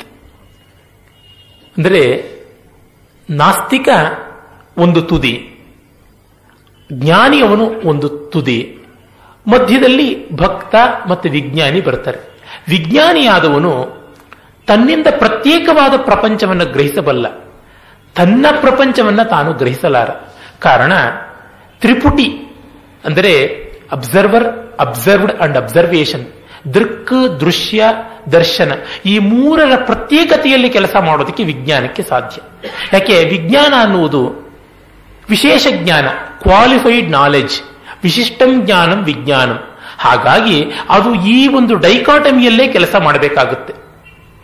ಹಾಗಾಗಿ ಅದಕ್ಕೆ ಒಂದು ಮಿತಿ ಇದೆ. ಏನದು ಮಿತಿ? ಅದು ಪರಮಾರ್ಥವನ್ನು ತಿಳ್ಕೊಳ್ಳೋಕ್ಕಾಗೋಲ್ಲ. ಯಾಕೆ? ಬಹಳ simple. The whole world is A system. ಈ ವಿಶ್ವವೇ ಒಂದು ವ್ಯವಸ್ಥೆ. ಆ ವಿಶ್ವದೊಳಗೆ ನಾವು ಇದ್ದೀವಿ. We are part of the world, part of the universe. Part of the universe ಆಗಿ ನಾವು ಯೂನಿವರ್ಸ್ ಅನ್ನು ಹೇಗೆ ತಿಳ್ಕೊಳ್ಳೋಕೆ ಸಾಧ್ಯ? ಅದರಿಂದ ಆಚೆಗೆ ಬರಬೇಕು. ನಾವು ಆಚೆಗೆ ಬಂದು ನಿಲ್ಲೋಕೆ ಸಾಧ್ಯವಾ? ನಮ್ಮ ಮನೆಯನ್ನು ನೋಡೋಕೆ ನಾವು ಬೀದಿಗೆ ಬಂದು ನಿಲ್ಲಬಹುದು, ನಮ್ಮ ಬೀದಿಯನ್ನು ನೋಡೋದಕ್ಕೆ ನಾವು ಪಕ್ಕದ ಬೀದಿಗೆ ಬಂದು ನಿಲ್ಲಬಹುದು, ನಮ್ಮ ಊರನ್ನು ನೋಡೋದಕ್ಕೆ ಪಕ್ಕದ ಊರಿಗೆ ಹೋಗ್ಬಹುದು, ನಮ್ಮ ಭೂಗೋಳವನ್ನು ನೋಡೋದಕ್ಕೆ ಪಕ್ಕದ ಗ್ರಹಕ್ಕೆ ಹೋಗ್ಬಹುದು. ಈ ವಿಶ್ವವನ್ನು ನೋಡೋಕ್ಕೆ ಎಲ್ಲಿಗೆ ಹೋಗೋಣ? ಎಲ್ಲಿಗೆ ಹೋದರೂ ಅದು ವಿಶ್ವದ ಪಾರ್ಟ್ ಆಗಿರುತ್ತೆ. ಹಾಗಾಗಿ we can't come out of it and observe exclusively. ಪೂರ್ಣ ಆಚೆ ನಿಂತು ನೋಡಕ್ಕಾಗೋಲ್ಲ. ಅಂದ್ರೆ ನಾವು ನೋಡ್ತಾ ಇದ್ದೀವಿ ಪೂರ್ಣ ಆಚೆಯಿಂದ ತಟಸ್ಥವಾಗಿ ಅನ್ನುವ ಕೊಬ್ಬು ಸುಳ್ಳಲ್ವಾ? ಅನ್ನುವ ಹೆಮ್ಮೆ, ಅನ್ನುವ ಅಸಂಪ್ಷನ್ ಎಷ್ಟು ಪೊಳ್ಳು. ಮತ್ತೆ ನಾವು ಈ ಪ್ರಪಂಚವನ್ನ ನಮ್ಮಿಂದ ಪ್ರಭಾವಗೊಳಿಸ್ತಾ ಇದ್ದೀವಿ, ಅದರಿಂದ ನಾವು ಪ್ರಭಾವಿತವಾಗ್ತಾ ಇದ್ದೀವಿ. ಪರಸ್ಪರ ಪ್ರಭಾವಕ್ಕೆ ಒಳಗಾಗಿ ಮಾಡ್ತಾ ಇರುವಂತಹ ಸಂಶೋಧನೆಯಲ್ಲಿ ಎಷ್ಟು ಮಟ್ಟಿಗೆ ಪ್ರಭಾವಾತೀತವಾಗಿರೋದಕ್ಕೆ ಸಾಧ್ಯ? ನಾನು ಮೆಷಿನ್ ಮೇಲೆ ನಿಂತುಕೊಂಡು ಕೆಲಸ ಮಾಡ್ತಾ ಮೆಷಿನ್ ಅನ್ನು ಪ್ರಭಾವ ಮಾಡ್ತಾ ಇದ್ದೀನಿ, ಮೆಷಿನ್ ನನ್ನ ಮೇಲೆ ಪ್ರಭಾವ ಮಾಡ್ತಾ ಇದೆ. ಹಾಗಿರುವಲ್ಲಿ ಯಾವುದು ಹೆಚ್ಚು ಪರಿಣಾಮಕಾರಿಯಾಗಿರೋದು? ಟೆಂಟೇಟಿವ್ ಆಗಿ ಹೇಳಬಹುದು ಅಷ್ಟೇ, ಪರಮಾರ್ಥವಾಗಿ ಹೇಳೋದಿಕ್ಕಾಗೋದಿಲ್ಲ. ಒಂದು ವಸ್ತುವಿನ ಸ್ಥಾನವನ್ನು ಹೇಳುವಾಗ ಅದರ ವೇಗವನ್ನು ಹೇಳೋಕ್ಕಾಗೋಲ್ಲ, ಅದರ ವೇಗವನ್ನು ಹೇಳೋಕ್ಕಾಗುವಾಗ ಸ್ಥಾನ ಹೇಳೋಕ್ಕಾಗೋದಿಲ್ಲ. When you define an object in terms of space, you have to ignore time. When you have to consider time, you have to ignore space. ಒಂದು ಕಾರು ಇಲ್ಲಿಂದ ಮೆಜೆಸ್ಟಿಕ್ಗೆ ಹೋಗ್ತಾ ಇದೆ ಅಂತಂದ್ರೆ ಎಲ್ಲಿದೆ ಎನ್ನುವಾಗ ಅದರ ಸ್ಪೀಡನ್ನು ನಾವು ಹೇಳೋಕ್ಕಾಗೋಲ್ಲ. ಯಾವ ಸ್ಪೀಡಲ್ಲಿ ಇದೆ ಅಂದ್ರೆ ಯಾವ ಜಾಗದಲ್ಲಿ ಇದೆ ಅಂತ ಹೇಳೋಕ್ಕಾಗೋದಿಲ್ಲ. ಸಹಜವಾಗಿ ಇವೆಲ್ಲ ಬರ್ತಕ್ಕಂಥ ಪ್ಯಾರಾಡಾಕ್ಸಸ್, ಸೈನ್ಸ್ ಅಲ್ಲಿ ಇರ್ತಕ್ಕಂಥ ಆಡಿಟೀಸ್. ಅಂದ್ರೆ ರಫ್ ಆಗಿ ನಾವು ಹೇಳಬಹುದು ಅಷ್ಟೇ. ಆ ರಫ್ನೆಸ್ಸು ಸ್ಥೂಲವಾದ ವ್ಯವಹಾರಕ್ಕೆ ಸಾಕು, ಸೂಕ್ಷ್ಮತರವಾದ ವ್ಯವಹಾರಕ್ಕೆ ಸಾಕಾಗೋಲ್ಲ.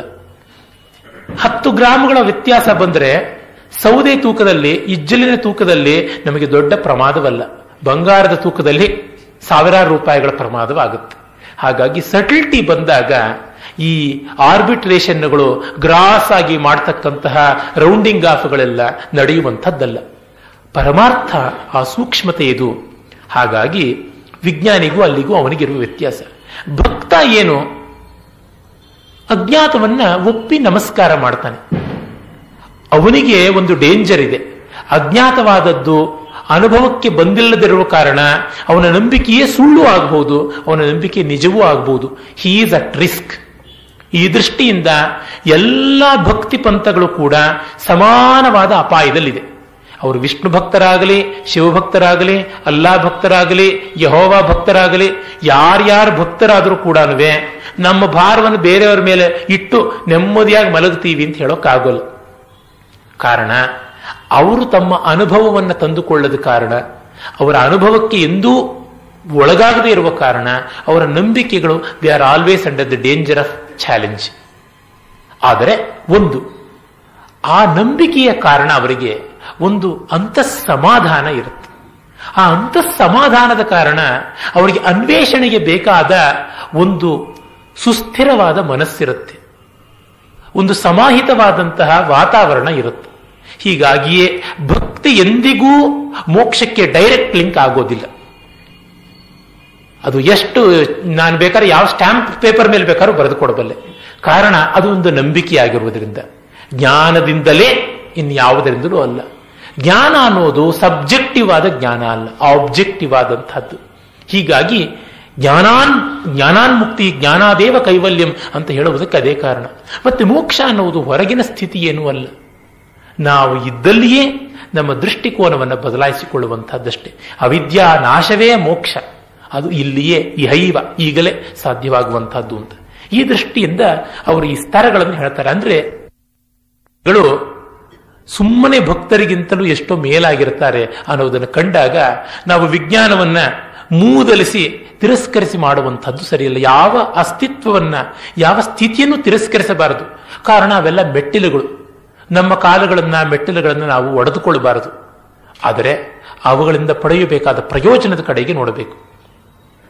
ಈ ಸೋಪಾನಗಳನ್ನು ಇಷ್ಟು ಅಚ್ಚುಕಟ್ಟಾಗಿ ಡಿವಿಜಿಯವರಂತೆ ಇನ್ಯಾರೂ ನಮಗೆ ನಮ್ಮ ಕನ್ನಡ ಸಾಹಿತ್ಯದಲ್ಲಿ ತಿಳಿಸಿದವರಿಲ್ಲ. ಅವರಲ್ಲಿ ಈ ಒಂದು ನಿಶ್ಚಲ ಪ್ರಜ್ಞೆಯನ್ನು ಕಾಣ್ತೀವಿ. ಬೇರೆ ಎಷ್ಟೋ ಜನ ಲೇಖಕರಲ್ಲಿ ಈ ನಿಶ್ಚಯಾತ್ಮಕವಾದ ಪೂರ್ಣ ದೃಷ್ಟಿ ಕಾಣುವುದಿಲ್ಲ. ಆವಾಗೊಂದು ಇವಾಗೊಂದು ಮತ್ತೊಂದು ಬದಲಾದೆ, ಹೀಗೆಲ್ಲ. ಇನ್ನು ಕೆಲವರು ನಾನು ಬದಲೇ ಆಗಲಿಲ್ಲ ಅಂತಾರೆ, ಅವರೆಂದು ಮೊಣಕಾಲ ಮೇಲೆ ನೋಡೋದೇ ಇಲ್ಲ, ಅಷ್ಟು ಕುಬ್ಜರೇ ಆಗಿರ್ತಾರೆ. ಬದಲಾವಣೆ ಇಲ್ಲದಿರುವಿಕೆ ಸಂಪೂರ್ಣತೆಯ ಲಕ್ಷಣವೂ ಹೌದು, ಸಂಪೂರ್ಣ ಅಜ್ಞಾನದ ಲಕ್ಷಣವೂ ಹೌದು. ಡಿವಿಜಿಯವರಲ್ಲಿ ಬದಲಾವಣೆ ಇಲ್ಲದಿರುವಿಕೆ ಅನ್ನೋದು ಅಖಂಡವಾದ ಪೂರ್ಣ ಜ್ಞಾನಕ್ಕೆ ಒಂದು ದೊಡ್ಡ ನಿದರ್ಶನವಾಗಿ ಕಾಣುತ್ತೆ. ಮತ್ತೊಮ್ಮೆ ಆ ಪದ್ಯ ಓದಿ ಹೇಳ್ತೀನಿ. ಅದರ ಪದಬಂಧ ನೋಡಿ, ಎಷ್ಟು ಆಯ್ಕೆ ಮಾಡಿದ ಮಾತುಗಳಲ್ಲಿ chosen few words of electrifying quality ಎಲ್ಲ ವ್ಯವಸ್ಥೆ ಮಾಡಿದೆ. ಅಜ್ಞಾತವಾದುದನ್ ಅಭಾವವೇನೆ ನಾಸ್ತಿಕನು, ಅಜ್ಞೇಯವೆಂದದಕ್ಕೆ ಕೈಮುಗಿಯೇ ಭಕ್ತ, ಜಿಜ್ಞಾಸ್ಯವೆಂದು ಪರಿಕಿಸತೊಡಗೆ ವಿಜ್ಞಾನಿ, ಸ್ವಜ್ಞಪ್ತಿ ಶೋಧಿ ಮುನಿ ಮಂಕುತಿಮ್ಮ. ಅವರು ತಮ್ಮ ಸಾಹಿತ್ಯ ಶಕ್ತಿ ಎನ್ನುವ ಒಂದು ಪುಸ್ತಕದಲ್ಲಿ ಈ ರೀತಿಯಾದ ಸೋಪಾನವನ್ನು ಮತ್ತೊಂದು ಬಗೆಯಲ್ಲಿ ಹೇಳ್ತಾರೆ. ರಾಮಣೀಯಕವೆಂದು ಬಿಸುಸುಯ್ಯಲದು ಕವಿತೆ, ಭೂಮಿಗದ ನೆಟುಕಿಸುವೆನೆಂಬೆಸಕ ರಾಜ್ಯಕತೆ, ಆಮೂಲ ಮದರರಿವನ್ನು ಅರಸಲದು ವಿಜ್ಞಾನ, ಸಾಮಗ್ರ್ಯದಿಂದರಿಯಲದುವೆ ತತ್ವಜ್ಞಾನ ಅಂತ. ಒಬ್ಬ ತನ್ನ ಬದುಕಿನಲ್ಲಿ ಸಮಗ್ರತೆಯನ್ನು ಕಾಣೋದಕ್ಕೆ ಈ 4 ಕ್ಷೇತ್ರಗಳ ಬಗ್ಗೆ ಒಳ್ಳೆಯ ಅರಿವನ್ನು ಹೊಂದಿದರೆ ತುಂಬ ಪ್ರಯೋಜನವಾಗುತ್ತೆ. ಇದು ನನ್ನ ಕನ್ವಿಕ್ಷನ್. ಬಹುಶಃ ಡಿವಿಜಿಯವರು ಆ ರೀತಿ ಮಾಡಿಕೊಂಡಂತಹ ಅಗ್ರೇಸರರಲ್ಲಿ ಒಬ್ಬರು. ರಾಮಣೀಯಕವೆಂದು ಬಿಸುಸುಯ್ಯಲ್ ಅದು ಕವಿತೆ. ಕವಿತೆ ಎನ್ನುವುದು ಸಕಲ ಕಲೆಗಳ ಸಂಕೇತ ಅಷ್ಟೆ. ಅದನ್ನು ಉಪಲಕ್ಷಣ ಅಂತ ಕರಿತೀವಿ ಸಂಸ್ಕೃತದಲ್ಲಿ. ಅಂದ್ರೆ it is the representative of all arts ಅಂತ, ಅದರೊಳಗೆಲ್ಲ ಸೇರುತ್ತೆ. ರಾಮಣೀಯಕವೆಂದು ಬಿಸುಸುಯ್ಯಲು, ಸೌಂದರ್ಯದ ಕಡೆಗೆ ನಮ್ಮ ಮನಸ್ಸನ್ನ ಹರಿಸುವಂತಹದ್ದು, ಅದು ಕಲೆ, ಕವಿತೆ, ಸತ್ಕವಿತೆ, ಸಾಹಿತ್ಯ, ಸಂಗೀತ, ನೃತ್ಯ, ಚಿತ್ರ, ಶಿಲ್ಪ ಎಲ್ಲ ರಾಮಣೀಯಕ, ಬ್ಯೂಟಿಫುಲ್ ಅನ್ನುವುದರ ಕಡೆಗೆ, ಸೌಂದರ್ಯ ಅನ್ನುವ ಮೌಲ್ಯದ ಕಡೆಗೆ ನಮ್ಮನ್ನು ಜಾಗರಣ ಮಾಡುವಂಥದ್ದು ಕಲೆ. ಭೂಮಿಗದ ನೆಟಕಿಸುವೆ, ಆ ಸೌಂದರ್ಯವನ್ನ ಸಮಾಜಕ್ಕೆ ತಂದು ಕೊಡ್ತೀನಿ ಅಂತಂದ್ರೆ ಅದು ರಾಜ್ಯಕತೆ, ಪೊಲಿಟಿಕಲ್ ಸೈನ್ಸ್, ಸೋಷಿಯಲ್ ಸೈನ್ಸ್ ಮೊದಲಾಗಿ ಸಾಮಾಜಿಕ ಸಂರಚನೆ. ಇದು ನಮ್ಮ ಧರ್ಮಶಾಸ್ತ್ರದ ಮುಖ್ಯ ಭಾಗಗಳಲ್ಲಿ ಒಂದು. ಆಚಾರ ವ್ಯವಹಾರ ಅನ್ನುವ ರೂಪದಲ್ಲಿ ಖಂಡನೆಗೊಂಡಿದೆ. ಪಾರಿಜಾತದ ಕಥೆಯನ್ ಅರಹಿ, ಇಲ್ಲೇ ಮುಂದೆ ಬರುತ್ತೆ. ಪಾರಿಜಾತದ ಕಥೆಯ ಹೆಣೆದು ತೃಪ್ತನಹನು ಕವಿ, ಊರಿನುದ್ಯಾನಕದ ತಂದು ನಡೆಸುವನು ರಾಜ್ಯಕನು ಅಂತ ಕಗ್ಗದಲ್ಲಿ ಬರೀತಾರೆ. ಪಾರಿಜಾತದ ಕಥೆಯ ಬಗ್ಗೆ ತುಂಬ ಸೊಗಸಾಗಿ ಕಾವ್ಯ ಬರೀತಾನೆ ಪಾರಿಜಾತಾಪಹರಣ. ಆ ಪಾರಿಜಾತದ ಗಿಡಗಳನ್ನು ಊರಿಗೆ ತಂದು ನಡೆಸಬೇಕು, ಜನಕ್ಕೆ ಆ ಪರಿಮಳ ಕಂಡು ಸಂತೋಷವಾಗಬೇಕು, ಅನುಭವಿಸಿ ಅನ್ನುವ ಕೆಲಸ ಮಾಡಕ್ಕೆ ಹೋಗುವವನು ಪಬ್ಲಿಕ್ ಸರ್ವೆಂಟ್, ಸೋಷಿಯಲ್ ಸರ್ವಿಸ್ ಮಾಡುವಂಥವನು. ನಾವು ನಮ್ಮ ಅಂತರ್ಭಾವವನ್ನು, ಅಂತರಂಗವನ್ನು ವಿಕಾಸ ಮಾಡಿಕೊಳ್ಳೋದಕ್ಕೆ ಕಲೆ, ಸಾಹಿತ್ಯ ಇವುಗಳನ್ನ, ಜೊತೆಗೆ ನಮ್ಮ ಅಂತರಂಗದ ಬದುಕಿಗೆ ಬೇಕಾಗುವ ಟ್ರೈನಿಂಗ್ ಕೊಡುವಂತಹದ್ದಕ್ಕೆ ಸಮಾಜವನ್ನು ಇಟ್ಟುಕೊಳ್ಬೇಕು. ಅದರಿಂದಲೇ ನಮ್ಮ ಎಲ್ಲ ಜ್ಞಾನಿಗಳು ಕೂಡ ಒಂದಲ್ಲ ಒಂದು ರೀತಿ ಸೋಷಿಯಲ್ ಸರ್ವೆಂಟ್ಸ್ ಕೂಡ ಆಗಿದ್ರು. ಈಗ ಬಸವಣ್ಣನವರನ್ನ ನೋಡಿ, ಅವರಿಗಿಂತ ಮಹಾನುಭಾವರು ಯಾರಿದ್ದಾರೆ ಸಮಾಜದ ಕಡೆಗೆ ಕೆಲಸ ಮಾಡಿದಂಥವರು? ಎಷ್ಟು ದೊಡ್ಡ ರೀತಿಯಲ್ಲಿ ಅವರು ಒಂದು ರಾಜ್ಯದ ಮಂತ್ರಿಯಾಗಿದ್ದವರು ಅಧ್ಯಾತ್ಮವನ್ನು ಯಾವ ರೀತಿ ಹಿಡಿದುಕೊಂಡು ಕರ್ಮಯೋಗವನ್ನು ಯಾವ ರೀತಿ ತೋರಿಸಿದ್ರು. ವೀರಶೈವರ ಕಾಯಕ ಅನ್ನುವುದು ಕರ್ಮಯೋಗಕ್ಕಿಂತ ಯಾವ ರೀತಿಯಲ್ಲಿ ಭಿನ್ನವಾದಂಥದ್ದಲ್ಲ. ಹಾಗೆ ವಿದ್ಯಾರಣ್ಯ ಸ್ವಾಮಿಗಳನ್ನು ನೋಡಿ, ಗುಂಡಪ್ಪನವರಿಗೆ ಪರಮಾದರ್ಶಭೂತವಾಗಿದ್ದದ್ದು ವಿದ್ಯಾರಣ್ಯರ ಜ್ಞಾನಿನಾ ಚರಿತುಂ ಶಕ್ಯಂ ಸಮ್ಯಗ್ ರಾಜ್ಯಾದಿ ಲೌಕಿಕಂ. ಜ್ಞಾನಿಯಿಂದಲೇ ಲೋಕದ ವ್ಯವಹಾರವನ್ನು ಚೆನ್ನಾಗಿ ಮಾಡೋಕ್ಕಾಗುತ್ತೆ ಎನ್ನುವುದು ಅದರ ಅನುವಾದವೋ ಎಂಬಂತೆ ಅವರಿಗೆ ನಮ್ಮ ಗೋಖಲೆಯವರ ಮಾತು, ಪಬ್ಲಿಕ್ ಲೈಫ್ ಮಸ್ಟ್ ಬಿ ಸ್ಪಿರಿಚುವಲೈಸ್ಡ್, ಸಾರ್ವಜನಿಕ ಜೀವನ ಆಧ್ಯಾತ್ಮಿಕವಾಗಬೇಕು ಅನ್ನುವ ಮಾತು. ಗಾಂಧಿಯವರಲ್ಲಿ ಕೂಡ ಅಷ್ಟೇನೆ ಆ ರೀತಿಯಾದಂಥ ಪ್ರಜ್ಞೆ ತುಂಬಾ ಜಾಗೃತವಾಗಿತ್ತು. ಅವರಿಗೆ ಸಾರ್ವಜನಿಕ ಜೀವನದಿಂದಲೇ ಅಂತಃಪರಿಪಾಕ ಎಷ್ಟೋ ಬಂದದ್ದು ಯಾರನ್ನ ನೋಡಿ ಅಲ್ಲಿ ಕಾಣಿಸುತ್ತೆ. ಹೀಗಾಗಿ ಆ ಭೂಮಿಗದ ನೆಟುಕಿಸುವೆನೆಂಬ್ಯಸಕ ಅಂದ್ರೆ ಪ್ರಯತ್ನ ರಾಜ್ಯಕತೆ, ಆ ಮೂಲಂ ಅದರರಿವನರಿಯಲದು ವಿಜ್ಞಾನ. ಬೇರುಮಟ್ಟ ಇವುಗಳ ಸ್ವರೂಪವನ್ನು ತಿಳ್ಕೊಳ್ಳಬೇಕು ಅಂತ ಅನಲಿಟಿಕಲ್ ಆಗಿ ಹೋದಾಗ ಅದು ವಿಜ್ಞಾನ. ಸಾಮಗ್ರದಿಂದ ಬೇರು, ಕೊಂಬೆ, ರೆಂಬೆ ಎಲ್ಲವನ್ನ ಅಖಂಡವಾಗಿ ಕಾಣಿಸುವಂತಹ ಸಾಮಗ್ರ್ಯಂ ಅದರ್ ಅರಿವನ್ ಅರಸಲದು, ಸಾಮಗ್ರ್ಯಂ ಅದರ್ ಅರಿವನ್ ಅರಿಯಲದು ವಿಜ್ಞಾನ. ಆ ಮೂಲಂ ಅದರ ಆ ಬೇರಿನವರೆಗೆ ಅದನ್ನ ತಿಳಿಯಕ್ಕೆ ಹೋಗೋದು ವಿಜ್ಞಾನ. ಸಾಮಗ್ರ್ಯವನ್ನ ಅನುಭವಿಸಲು ಅದುವೇ ತತ್ವಜ್ಞಾನ ಅಂತ. ಅದು ಫಿಲಾಸಫಿ ಅಂತ. ಅಂದರೆ philosophy, science, social service, social interaction and art, ಈ 4 ವಿಷಯಗಳು ಯಾವ ವ್ಯಕ್ತಿಯಲ್ಲಿ ಬಂದು ನೆಲೆಯಾಗುತ್ತವೋ ಅವರಿಗೆ ಇನ್ನು ಯಾವ ಸಬ್ಜೆಕ್ಟು ಹೊಸದಾಗೋದಿಲ್ಲ. ಈ 4ರೊಳಗೆ ಎಲ್ಲಿಗೋ ಒಂದು ಕಡೆ ಬಂದು ಸೇರಿಕೊಳ್ಳಬೇಕು. ಖಂಡನ ಖಂಡಕಾದ್ಯದಂಥ ಮಹಾಗ್ರಂಥ ಬರೆದ, ವಿದ್ವದೌಷಧಂತದ ನೈಷಧ ಚರಿತ ಮಹಾಕಾವ್ಯವನ್ನು ಬರೆದ ಶ್ರೀಹರ್ಷ ಅವನು ಒಂದು ಕಡೆ ಖಂಡನ ಖಂಡಕಾದ್ಯದಲ್ಲಿ ಹೇಳ್ತಾನೆ, ಒಂದು 16 ಪಾಯಿಂಟ್ಗಳು ಕೊಡ್ತಾನೆ. ಈ ಪಾಯಿಂಟ್ಗಳ ಒಳಗೆ ಎಲ್ಲ ವಾದಗಳು ಬಂದು ನಿಲ್ಲುತ್ತವೆ. ಇನ್ನು ಇದಕ್ಕೆ ಅತಿರಿಕ್ತವಾದ ಯಾವ ವಾದ ಇದ್ರೂ ಅದನ್ನು 1-2 ಸ್ಟೆಪ್ಸ್ ನೋಡಿದ ತಕ್ಷಣ ಇದರೊಳಗೆ ಒಂದು ಬಂದು ಸೇರಿಕೊಳ್ಳುತ್ತೆ ಅಂತ. ಪುರಿಯ ಶಂಕರಾಚಾರ್ಯ ಪೀಠದ ಜಗದ್ಗುರುಗಳಾಗಿದ್ದ ಭಾರತೀ ಕೃಷ್ಣ ತೀರ್ಥರ ಹೆಸರನ್ನ ಕೆಲವರಾದರೂ ಕೇಳಿಯೇ ಇರ್ತಾರೆ. ಅವರು ಮಹಾನುಭಾವರು, ವೇದಾಂತವನ್ನ, ವಿಜ್ಞಾನವನ್ನ, ಆಯುರ್ವೇದವನ್ನ, ಗಣಿತವನ್ನ ಸಕಲವನ್ನ ಬಲ್ಲಂಥ ಧೀಮಂತರು. ಅವರ ವೇದಿಕ್ ಮ್ಯಾಥಮೆಟಿಕ್ಸ್ ಲೋಕಪ್ರಸಿದ್ಧವಾದಂಥದ್ದು. ಅಲ್ಲಿ ಅವರು 16 ಸೂತ್ರಗಳು ಮಾಡಿದ್ದಾರೆ. ಏಕಾಧಿಕೇನ ಪೂರ್ವೇಣ ನಿಖಿಲಂ ಮೊದಲಾದ 16 ಸೂತ್ರಗಳು. ಆ 16 ಸೂತ್ರಗಳಿಂದ ಎಲ್ಲ ಗಣಿತದ ಪ್ರಕ್ರಿಯೆಗಳನ್ನು ಕೂಡ ಸಾಲ್ವ್ ಮಾಡಬಹುದಾದದ್ದು. ಅದು ಹಾಗೆ ಒಂದು ಮಾಸ್ಟರ್ ಕೀ. ಈ 4 ಶಾಸ್ತ್ರಗಳು ಮಾಸ್ಟರ್ ಕೀ. ಈ 4 ವಿದ್ಯೆಗಳಿಂದ ಎಲ್ಲ ವಿದ್ಯೆಗಳು ಒಂದಲ್ಲ ಒಂದು ರೀತಿ ಬಂದು ಸೇರ್ಕೊಂಡು ಬಿಡುತ್ತವೆ. ಇದರ ಕಡೆಗೆ ನಮ್ಮ ಮನಸ್ಸು ಬೆಳೆಯಬೇಕು. ಈ ಹೊತ್ತು ಸಮಾಜದಲ್ಲಿ ಏನಾಗ್ತಾ ಇದೆ, ಯಾವುದೋ ಒಂದು ವಿಜ್ಞಾನ, ಇನ್ಯಾವುದೋ ಒಂದು ಕಲೆ, ಇನ್ಯಾವುದೋ ಒಂದು ಸೋಷಿಯಲ್ ಸರ್ವಿಸ್, ಇಲ್ಲ ಇನ್ಯಾವುದೋ ಒಂದು ಫಿಲಾಸಫಿ ಅಂತ ಆಗಿ ಪ್ರತಿಯೊಂದು ವೇದೀಕರಣವಾಗಿ, ವಿಭಕ್ತವಾಗಿ, ದಿಕ್ಕಾಪಾಲಾಗಿ ಹೋಗ್ತಾ ಇದೆ. ವಿಜ್ಞಾನದಿಂದ ತತ್ವಶಾಸ್ತ್ರಕ್ಕೆ ತುಂಬಾ ಬೆಲೆ ಸಿಗುತ್ತೆ, ತತ್ವಶಾಸ್ತ್ರಕ್ಕೆ ಕಲೆಯಿಂದ ಪೋಷಣೆ ಸಿಗುತ್ತೆ, ಸಮಾಜಕ್ಕೆ ಇವುಗಳೆಲ್ಲದಿಂದಲೂ ಪೋಷಣೆ ಸಿಗುತ್ತೆ. ಹೀಗೆ ಅನ್ಯೋನ್ಯ ಸಾಮರಸ್ಯ ತುಂಬಾ ಉಂಟು. ಮಾತ್ರವಲ್ಲ, ಮಿಕ್ಕ ಇನ್ನ 3 ಸಬ್ಜೆಕ್ಟ್ಸ್ ಕಡೆಗೆ ಹೃದಯ ವಿಸ್ತಾರವನ್ನು ಹಬ್ಬಿಕೊಳ್ಳದೆ ಇದ್ರೆ ಅವು ಅದಾಗಿರೋಲ್ಲ. ತತ್ವಜ್ಞಾನಿಗೆ ಕಲೆಯಲ್ಲಿ ಪ್ರೀತಿ ಇಲ್ಲ, ಸಮಾಜದಲ್ಲಿ ಆಸ್ಥೆ ಇಲ್ಲ, ವಿಜ್ಞಾನದಲ್ಲಿ ಆದರವಿಲ್ಲ ಅಂದ್ರೆ ಅವನ ತತ್ವಜ್ಞಾನ ಮತಾಂಧತೆ. ಕಲಾವಿದನಿಗೆ ವಿಜ್ಞಾನದಲ್ಲಿ ಶ್ರದ್ಧೆ ಇಲ್ಲ, ತತ್ವಜ್ಞಾನದಲ್ಲಿ ಆಸಕ್ತಿ ಇಲ್ಲ, ಸಮಾಜದಲ್ಲಿ ಯಾವ ರೀತಿಯಾದಂತಹ ಇನ್ವಾಲ್ವ್ಮೆಂಟು ಇಲ್ಲ ಅಂದ್ರೆ ಅವನ ಕಲೆ ಲೋಲುಪತೆ, ಕಾಮುಕತೆ, ಸೆನ್ಶುಯಾಲಿಟಿ ಆಗಿರುತ್ತೆ. ಹಾಗೆ ಸಮಾಜ ಸೇವಕನಿಗೆ ತತ್ವಜ್ಞಾನದಲ್ಲಾಗಲಿ, ವಿಜ್ಞಾನದಲ್ಲಾಗಲಿ ಅಥವಾ ಕಲೆಯಲ್ಲಾಗಲಿ ಆಸಕ್ತಿ ಇಲ್ಲ ಅಂತಂದ್ರೆ ಅವನು ಸಮಾಜ ಧ್ವಂಸಕ ಪ್ರವೃತ್ತಿಯ ಸ್ವಾರ್ಥಿಯಾಗಿರ್ತಾನೆ. ವಿಜ್ಞಾನಿಗೆ ಅದೇ ರೀತಿ ಮಿಕ್ಕ 3 ವಿಷಯಗಳಲ್ಲಿ ಆಸಕ್ತಿ ಇಲ್ಲದೆ ಇದ್ದರೆ ಅವನು ಒಂದು ರೀತಿ ಉನ್ಮಾದಿ ಹುಚ್ಚ ಆಗಿರ್ತಾನಷ್ಟೆ. ಅವನು ಅದಾಗಿರೋದಿಲ್ಲ. ಈ ಮಿಕ್ಕ 3 ಅಂಶಗಳು ತಾನಾಗಿ ಸೇರಿರಬೇಕು ಅಂತ ಗೊತ್ತಾಗುತ್ತೆ. ಈ ಎಲ್ಲಕ್ಕೂ ಬೆಳಕು ಕೊಡ್ತಕ್ಕಂಥದ್ದು ತತ್ವಜ್ಞಾನ. ತತ್ವಜ್ಞಾನ ಹೇಗೆ ಅಂದರೆ ವಿಜ್ಞಾನ, ಕಲೆ ಮತ್ತು ಸಮಾಜ ಅನ್ನುವಂತಹ 3 ಬಿಂದುಗಳನ್ನು ಸೇರಿಸಿ ಮಾಡಿದ ತ್ರಿಕೋನ ಇದೆಯಲ್ಲ, ಆ ತ್ರಿಕೋನ ತತ್ವಜ್ಞಾನ.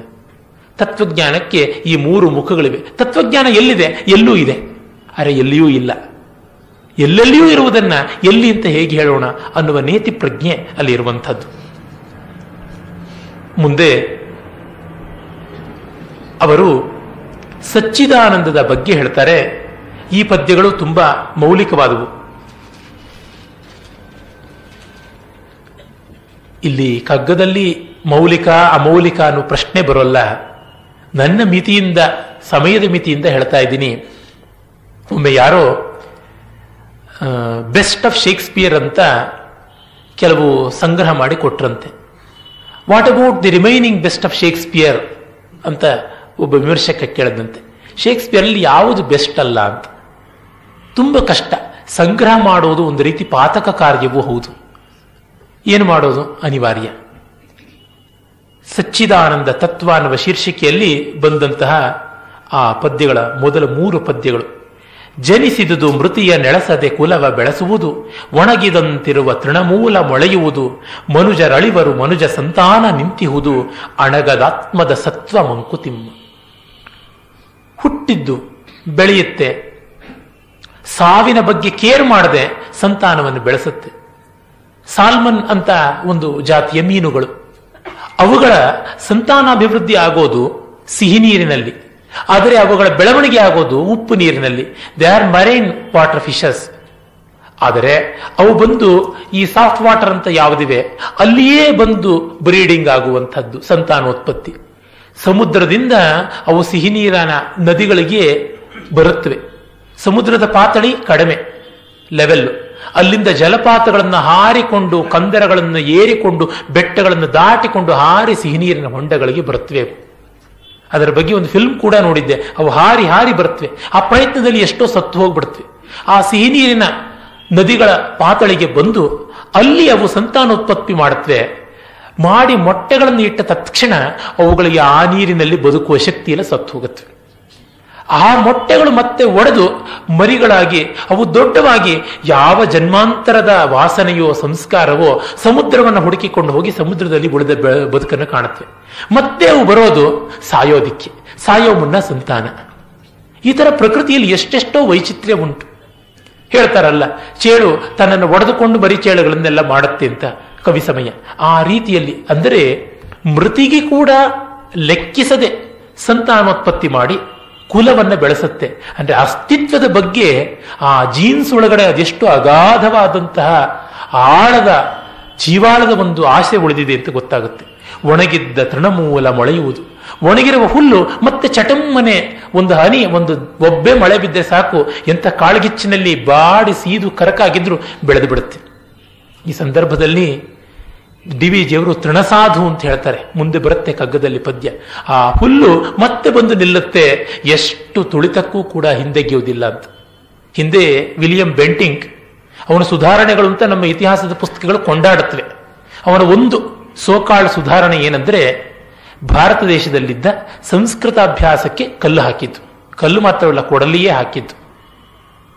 ಆಗ ಕಲ್ಕತ್ತಾ ಬ್ರಿಟಿಷ್ ಸಾಮ್ರಾಜ್ಯದ ರಾಜಧಾನಿ ಆಗಿತ್ತು. ಕಲ್ಕತ್ತಾದ ಗವರ್ನರ್ ಜನರಲ್ ಆಗಿರ್ತಾ ಇದ್ದ. ಅವನು ವಿಲಿಯಂ ಬೆಂಟಿಂಗ್ ಕಲ್ಕತ್ತಾದ ಆಸುಪಾಸಿನ ಸಂಸ್ಕೃತ ಪಾಠಶಾಲೆಗಳನ್ನೆಲ್ಲ ಮೊದಲು ಮುಚ್ಚಿಸಿಬಿಟ್ಟ. ಅಲ್ಲಿ ಕಾಲಿಘಾಟ್ ತಾನೇ ಅದು, ಅದನ್ನು ಕಾಲಿಕಾತ ಅಂತಲೂ ಕರೀತಾನೆ. ಗೋಳಿಶ್ರೀ ಅಂತ ಒಂದು ಪ್ರಾಂತದಲ್ಲಿ ಒಂದು ದೊಡ್ಡ ಪಾಠಶಾಲೆ ಇತ್ತು. ಆ ಪಾಠಶಾಲೆಯನ್ನು ಮುಚ್ಚಿಸಿದ. ಆಗ ಅಲ್ಲಿದ್ದ ಒಬ್ಬ ವಿದ್ವಾಂಸ ದಿನೇಶ್ ಚಂದ್ರ ತರ್ಕ ವಾಗೀಶ ತುಂಬಾ ದುಃಖಿತನಾಗಿ ವಿಲ್ಸನ್ ಅಂತ ಇಂಗ್ಲೆಂಡಿನಲ್ಲಿದ್ದ ಒಬ್ಬ ಸಂಸ್ಕೃತ ವಿದ್ವಾಂಸನಿಗೆ ಪತ್ರ ಬರೆದ. ಈ ರೀತಿಯಾಗಿ ಆಗಿಬಿಟ್ಟಿದೆ ನಮ್ಮಲ್ಲಿ ಸಂಸ್ಕೃತ, ಮುಂದೆ ಏನಾಗುತ್ತೋ ಗೊತ್ತಿಲ್ಲ ಅಂತ ಸಂಸ್ಕೃತದ ಪತ್ರವನ್ನು ಬರೆದ. ಅದಕ್ಕೆ ವಿಲ್ಸನ್ ಉತ್ತರವಾಗಿ ಒಂದು 4 ಸಂಸ್ಕೃತ ಪದ್ಯಗಳನ್ನು ಬರೆದ. ಅದರೊಳಗೆ ಒಂದು ಪದ್ಯವಂತೂ ತುಂಬಾ ಸೊಗಸಾಗಿರುವಂತಹದ್ದು. ನಿಷ್ಪಿಷ್ಟಾಪಿ ಪರಂ ಪದಾಹತಿ ಶತೈ ಶಶ್ವತ್ ಬಹುಪ್ರಾಣಿನಾಂ ಸಂತಪ್ತಾಪಿ ಕರೈ ಸಹಸ್ರ ಕಿರಣೇನ ಅಗ್ನಿಸ್ಫುಲಿಂಗೋಪಮೈ ಛಾಗಾದ್ಯಶ್ಚ ವಿಚರ್ಚಿತಾಪಿ ಸತತಂ ಮೃಷ್ಟಾಪಿ ಕುದ್ದಾಲಕೈ ದೂರ್ವಾ ನ ಮ್ರಿಯತೆ ತಥಾಪಿ ನಿತರಾಂ ಧಾತುರ್ದಯಾ ದುರ್ಬಲೆ. ಎಷ್ಟು ಪ್ರಾಣಿಗಳು ನಡೆದು ನಡೆದು ನಡೆದು ತುಳಿದರೂ ಕೂಡ ಅವು ಕಿತ್ತು ಹೋಗೋದಿಲ್ಲ, ಬೇರು ಮತ್ತೆ ಬೆರೆದಾಗುವುದಿಲ್ಲ. ಮತ್ತೆ ಸೂರ್ಯ ಅದೆಷ್ಟು ಪ್ರಖರವಾಗಿ ಬೇಸಿಗೆಯಲ್ಲಿ ಒಣಗಿಸಿದರೂ, ಚಳಿಯಲ್ಲಿ ಹಿಮ ಎಷ್ಟು ಸೊರಗಿಸಿದರೂ ಕೂಡ ಅವು ಅಳಿಯೋದಿಲ್ಲ. ಅದೆಷ್ಟು ಜನ ಅಗಿಯೂರು ಸನಿಕೆಗಳನ್ನು ತೆಗೆದುಕೊಂಡು ಕಿತ್ತು ಹಾಕಿದರು, ದನ, ಆಡು, ಕತ್ತೆ ಮೊದಲಾದ ಎಷ್ಟೋ ಪ್ರಾಣಿಗಳು ಅವನ್ನು ಕಿತ್ತು ತಿಂದರೂ ಅದು ಅಳಿಯುವುದಿಲ್ಲ. ಧಾತೃ ಬ್ರಹ್ಮನ ದಯೆ ದುರ್ಬಲರಲ್ಲಿ ಎಷ್ಟು ಗಾಢವಾಗಿ ಇದೆ, ಆ ಹುಲ್ಲು ಮೊಳದೇ ಉಳಿಯುತ್ತೆ, ಸಂಸ್ಕೃತಕ್ಕೆ ಅಳಿವಿಲ್ಲ ಅಂತಂದ. ಅದು ಸತ್ಯವಾಯಿತು. ಇವತ್ತು ಬೆಂಗಳೂರು ಹೆಮ್ಮೆ ಪಡಬೇಕಾದದ್ದೇನೆಂದರೆ, ಸುಮಾರು 20 ವರ್ಷಗಳ ಕೆಳಗೆ, 24 ವರ್ಷಗಳ ಕೆಳಗೆ ಬೆಂಗಳೂರಿನಲ್ಲಿ ಸಂಸ್ಕೃತವನ್ನ ಮತ್ತೆ ಬಾಯಿಗೆ ತಂದುಕೊಡುವಂಥ, ಪುಸ್ತಕದಿಂದ ಬಾಯಿಗೆ ವ್ಯವಹಾರಕ್ಕೆ ತಂದುಕೊಡುವ ಪ್ರಕ್ರಿಯೆ ಆರಂಭವಾಯಿತು. ಇವತ್ತು ಪ್ರಪಂಚದಾದ್ಯಂತ ಲೆಕ್ಕ ಹಾಕಿದರೆ ಅನೇಕ ಲಕ್ಷ ಜನ ಸಂಸ್ಕೃತದಲ್ಲಿ ಮಾತಾಡುವಂಥವರಿದ್ದಾರೆ. ಆಗಿದ್ರೂ ಸಂಸ್ಕೃತ ಎಷ್ಟೋ ಜನಕ್ಕೆ ಮೃತ ಭಾಷೆ. ಯಾವುದೋ ಒಂದು ಭಾಷೆ, ಅದರೊಳಗೆ ಒಬ್ಬನೂ ಕೂಡ ಬರೆಯೋದಿಲ್ಲ, ಆದರೆ ಅದನ್ನು ಜೀವಂತ ಭಾಷೆ ಅಂತ ನಮ್ಮ ಬುದ್ಧಿಜೀವಿಗಳು, ದುರ್ಬುದ್ಧಿಜೀವಿಗಳು ಹೇಳ್ತಾರೆ. ಆದರೆ ಈ ಹೊತ್ತು ಸಂಸ್ಕೃತದಲ್ಲಿ 1000ಕ್ಕೂ ಕಡಿಮೆ ಇಲ್ಲದ ಲೇಖಕರಿದ್ದಾರೆ. ಏನಿಲ್ಲ, ಸಂಸ್ಕೃತದಲ್ಲಿ ಬಂದ ಮಹಾಕಾವ್ಯಗಳ ಸಂಖ್ಯೆ ಸ್ವಾತಂತ್ರ್ಯದಿಂದ ಈಚೆಗೆ ಸುಮಾರು 55 ವರ್ಷಗಳಲ್ಲಿ ಕೇವಲ ಉತ್ತರ ಪ್ರದೇಶದಲ್ಲಿ 147. ಅಂದರೆ ಆ ಭಾಷೆಯ ಇವತ್ತಿಗೂ ಜೀವಂತವಾಗಿದೆ ಅಂತ ಗೊತ್ತಾಗುತ್ತೆ. ಯಾಕೆಂದ್ರೆ ಆಗ್ರಹ ಮಾಡುವುದುಂಟು, ಸಂಸ್ಕೃತವನ್ನು ಯಾರಿಗೂ ಕಲಿಸ್ತಾ ಇರಲಿಲ್ಲ ಅಂತ. ಖಂಡಿತ ತಪ್ಪು. ಸನಾತನ ಧರ್ಮದಲ್ಲಿ ವೇದಾಭ್ಯಾಸಕ್ಕೆ ನಿಷೇಧ ಇತ್ತು. ಆ ನಿಷೇಧವಾದರೂ ಕೂಡ ಈಗ ಇಲ್ಲ, ಅದು ನಿಷೇಧ ಮಾಡಬಾರದಿತ್ತು. ಯಾವುದೋ ಸಾಮಾಜಿಕವಾದ ಕೆಲಸಗಳು, ಕಾರ್ಯಗಳು ಅವು ಆ ಕಾಲದ್ದು, ಅದಕ್ಕೆ ಹೆಚ್ಚಿನ ಬೆಲೆಯೂ ಇಲ್ಲ, ಹೆಚ್ಚಿನ ನೆಲೆಯೂ ಇಲ್ಲ. ಆದರೆ ಸಂಸ್ಕೃತ ಅಭ್ಯಾಸ ಮಾತ್ರ ಎಲ್ಲರಿಗೂ ಇತ್ತು, ಮುಕ್ತಾವಕಾಶ ಇದ್ದದ್ದೇ ಆಗಿತ್ತು. ಇರಲಿ, ಅಂದರೆ ಈ ರೀತಿಯ ಎಷ್ಟೋ ಧೂರ್ತತೆಗಳ ಕಾರಣ ಕಗ್ಗದಂತಹ ಕೃತಿಯನ್ನ ಒಬ್ಬರು ಮಂಗಳೂರು ವಿಶ್ವವಿದ್ಯಾಲಯದ English professor doctor CN Ramachandran ಅಂತ ಸಂಸ್ಕೃತವನ್ನು ಬಲ್ಲೆ ಅಂತ ಹೇಳ್ಕೊಳ್ತಾರೆ. ಅವರಿಗೆ ಬಲ್ಲಂತ ಸಂಸ್ಕೃತ ಯಾವ ಐಗುಣ್ಯಗಳು, ನಾನಂತೂ ಬಲ್ಲವನಲ್ಲ.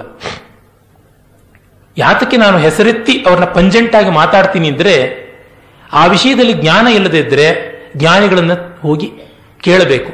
ಅಹಂ ಬ್ರಹ್ಮಾಸ್ಮಿ ಅಂತ ಕೂತ್ಕೊಳ್ಬಾರದು. ಅವರು ಕಗ್ಗದಲ್ಲಿ ಉಪದೇಶ ಇದೆ ಅಷ್ಟೇನೆ, ಕಾವ್ಯ ಇಲ್ಲ, ಮತ್ತೊಂದಿಲ್ಲ, ಮಗದೊಂದಿಲ್ಲ ಅಂತ ಬೇಕಾದಷ್ಟು ಹೇಳ್ತಾರೆ.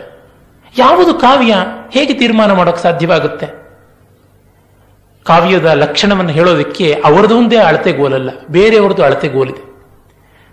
These are not mere statements, they are loaded statements. ಉತ್ಸ್ಫುರಿತವಾದಂತಹ ಉದ್ಘೋಷಣೆಗಳು, ಅವುಗಳಿಗೆ ಕಾವ್ಯತ್ವ ಇದ್ದೇ ಇರುತ್ತೆ. ಅದು ಮಾತ್ರವಲ್ಲ, ಅಂತರಂಗವನ್ನು ಕರಗಿಸಿದರೆ, ಅಂತರಂಗದಲ್ಲಿ ಪರಿಪಾಕವನ್ನು ತಂದು ಕೊಟ್ಟರೆ ಅದು ಕಾವ್ಯವೇ ಆಗಿರುತ್ತೆ, ಅದು ಕಲೆಯೇ ಆಗಿರುತ್ತೆ. ಯಾಕೆ ಈ ಮಾತು ಹೇಳ್ತೀನಿ ಅಂದರೆ, ಆ ಭಾಷೆಯ ಆ ಸಂಸ್ಕಾರವನ್ನು ಇಟ್ಟುಕೊಂಡಿದ್ದೀವಿ ಅಂತ ನಟನೆ ಮಾಡಿಕೊಂಡು, ಒಂದು ಸಂಸ್ಕೃತದಲ್ಲಿ ಒಂದು ವ್ಯಾಕರಣಬದ್ಧವಾಗಿ ಒಂದು ವಾಕ್ಯ ಬರೆಯೋಕೆ ಬರದೇ ಇರ್ಬೋದು, ಒಂದು ಶ್ಲೋಕವನ್ನು ಸ್ವತಂತ್ರ ಅನುವಾದ ಇಲ್ಲದೆ ಓದಿಕೊಳ್ಳೋಕ್ಕೆ ಆಗದೆ ಇರ್ತಕ್ಕಂಥವ್ರು, ಬರುತ್ತೆ ಅಂತ ಏನೋ ಒಂದು ಭ್ರಮೆ ಮಾಡಿಕೊಂಡು ಬಾಯಿಗೆ ಬಂದಂತೆಲ್ಲ ಹೇಳುವುದಾಗಿಬಿಡುತ್ತೆ. ಬದುಕು ಜಟಕಾ ಬಂಡಿ ವಿಧಿಯದರ ಸಾಹೇಬ ಕುದರೆ ನೀನ್ ಅವನು ಪೇಳ್ದಂತೆ ಪಯಣಿಗರು ಮದುವೆಗೋ ಮಸಣಕೋ ಹೋಗೆಂದ ಕಡೆಗೋಡು ಪದ ಕುಸಿಯ ನೆಲವಿಹುದು ಮಂಕುತಿಮ್ಮ ಅನ್ನೋ ಪದ್ಯ ತಗೊಂಡು ಇಲ್ಲಿ ಇಮೇಜಸ್ಗೆ ಒಂದಕ್ಕೊಂದು ಹೊಂದಾಣಿಕೆ ಇಲ್ಲ. ಬದುಕು ಜಟಕಾ ಬಂಡಿ ಆದರೆ ಅದರ ಪಯಣಿಗರು ಯಾರು ಅಂತ ಹೇಳಿಲ್ಲ ಅಂತ. ನವ್ಯ ಕವಿತೆಯಲ್ಲಂತೂ ಒಂದು ವಾಕ್ಯದಿಂದ ಇನ್ನೊಂದು ವಾಕ್ಯಕ್ಕಿರಲಿ, ಒಂದು ಪದದಿಂದ ಇನ್ನೊಂದು ಪದಕ್ಕೂ ಸಂಬಂಧ ಇಲ್ಲ, ಅದು ಮಾತ್ರ ಕವಿತೆಯಾಗ್ಬಿಡುತ್ತೀಯ. ಆಕಾಶದಲ್ಲಿ ಹೆಣ್ಣು ಎಂಥದ್ದು ಎಮ್ಮೆ ಒಂದು ಗಂಜಲ ಸುರಿಸ್ತಾ ಇದೆ ಅಂದ್ರೆ ಮಳೆ ಬೀಳ್ತಾ ಇದೆ ಅಂತ ಅರ್ಥವಂತೆ. ಇದೊಂದು ನವ್ಯ ಕವಿತೆ ಉಂಟು. ಅದಕ್ಕೆ ಮಾತ್ರ ತುಂಬಾ ಸಾವಯವ ಸಾಮಗ್ರೀಕರಣ ಶಿಲ್ಪ ಬಂದು ಕೂತ್ಕೊಂಡ್ಬಿಡ್ತು. ಮತ್ತೆ ನಮ್ಮಲ್ಲಿ ಅಲಂಕಾರ ಇಮೇಜರಿ ಅಂತ ಉಂಟು, ಎಲ್ಲವನ್ನ ಹೇಳಬೇಕಾಗಿಲ್ಲ. ಮುಖ ಚಂದ್ರನಂತೆ ಇದೆ ಅಂದ್ರೆ ಮುಖ ಆಕಾಶದಷ್ಟು ದೂರದಲ್ಲಿದೆ ಅಂತಲೇ ಅರ್ಥ, ಚಂದ್ರನಂತೆ ಕಾಂಪಾಸ್ ಹಾಕಿದಷ್ಟು ಸರ್ಕಲ್ ಆಗಿದೆ ಅಂತಲೇ ಅರ್ಥ. ಶುಕ್ಲ ಪಕ್ಷದಲ್ಲಿ ಹಿಗ್ಗಿ ಕೃಷ್ಣ ಪಕ್ಷದಲ್ಲಿ ಕಡಿಮೆಯಾಗಿ ಅಮಾವಾಸ್ಯೆ ದಿವಸ ಮುಖವೇ ಇಲ್ದಂಗೆ ಆಗ್ಬಿಡುತ್ತೆ ಅಂತಲೇ ಅರ್ಥ. ಹೃದಯಂ ಸಾಧರ್ಮ್ಯಂ ಉಪಮಾ ಅಂತ ಉಪಮಾನದ ಲಕ್ಷಣ. ಒಂದು ಸುಂದರವಾದ ಒಂದು ಮಟ್ಟದ ಹೋಲಿಕೆ ಬೇಕು. ಅದೇನು? ಚಂದ್ರನನ್ನು ನೋಡಿದಾಗ ಪ್ರಶಾಂತಿ, ಆ ಪ್ರಕಾಶದ ಆನಂದ ಏನೋ ಮುಖವನ್ನು ನೋಡಿದಾಗ ಆಗುತ್ತೆ ಅನ್ನೋದು ಅಷ್ಟೇ ತಾತ್ಪರ್ಯ. ಹೀಗೆ ಆ ಪದ್ಯಕ್ಕೆ ಅಕ್ಷರಕ್ಷರ ಮಾಡಕ್ಕೆ ಹೋಗ್ಬೇಕಾಗಿಲ್ಲ. ಹೋಲಿಕೆಯನ್ನು ಕೊಡೋದು 100% ಮ್ಯಾಚ್ ಇದ್ದಾಗ ಅದು ಹೋಲಿಕೆಯೇ ಆಗೋದಿಲ್ಲ. ಅದು ಸಾಮಾನ್ಯದ ಅಲಂಕಾರ ಶಾಸ್ತ್ರದ ನಿಯಮ ಕೂಡ ಹೌದು. ಹಸು ಹೇಗಿದೆ ಅಂದ್ರೆ ಇನ್ನೊಂದು ಹಸು ಇದ್ದಾಗಿದೆ ಅಂದ್ರೆ ಏನರ್ಥ ಆಯ್ತು? ರಾಮ ಹೇಗಿದ್ದಾನೆ ಅಂತಂದ್ರೆ ಲಕ್ಷ್ಮಣನ್ ಹಾಗಿದ್ದಾನೆ ಅಂತಂದ್ರೆ ಏನರ್ಥ? ರಾಮ ಮೇಘಶ್ಯಾಮಲನಾಗಿದ್ದಾನೆ ಅಂತ ಹೇಳಬೇಕಾಗುತ್ತೆ. ಏನು ಮೋಡದಂಗಿದ್ದಾನ ಅವನು, ಜಾರ ಹೋಗ್ಬಿಡ್ತಾನ, ಕರ್ಗೋಗ್ಬಿಡ್ತಾನೆ ಅಂತಂದ್ರೆ ಬಣ್ಣದ ಸಾದೃಶ್ಯದಲ್ಲಿ ಹೇಳಿರುವಂತಹದ್ದು ಅಂತ. ಹೀಗೆ ಪ್ರಾಥಮಿಕ ಪರಿಜ್ಞಾನಗಳು ನಮ್ಮ ಉದ್ದಿಷ್ಟವಾದ ಶಾಸ್ತ್ರಗಳಲ್ಲಿ ಇರುವುದಿಲ್ಲ. ಆದರೆ ಅದು ಇಲ್ಲ, ಅದನ್ನು ತಿಳ್ಕೊಳ್ಬೇಕು ಅನ್ನುವ ವಿನಯವೂ ಇರುವುದಿಲ್ಲ. ಆದರೆ ನಮ್ಮ ಮಾಧ್ಯಮಗಳಲ್ಲಿ ಮಾಡುವಷ್ಟು ಇನ್ನೆಲ್ಲೂ ಮಾಡೋದಿಲ್ಲ. ಪ್ರಸಿದ್ಧ ವಿದ್ವಾಂಸರಾದ ನಾರಾಯಣಾಚಾರ್ಯರು ಹೇಳುವಂತೆ ವಾರಪತ್ರಿಕೆಗಳು ವಾರಾಂಗನೆಯರಂತೆ ಆಗಿಬಿಟ್ಟಿವೆ ಅಂತ. ನಮ್ಮ ಪತ್ರಿಕೆಗಳ ಮಾಧ್ಯಮಗಳಲ್ಲಿ ಇಂಥವರೇ ಸೇರಿಬಿಟ್ಟಿರುವಂಥದ್ದು. ಅದರಿಂದ ಏನು ಬೇಕಾದರೂ ಆಗುತ್ತೆ, ಇರಲಿ. ಹೀಗೆ ಆತ್ಮದ ಸತ್ವ ಅಣಗದೆ ಇರುವಂತಹದ್ದು ಅಂತ ಹೇಳ್ತಾರೆ.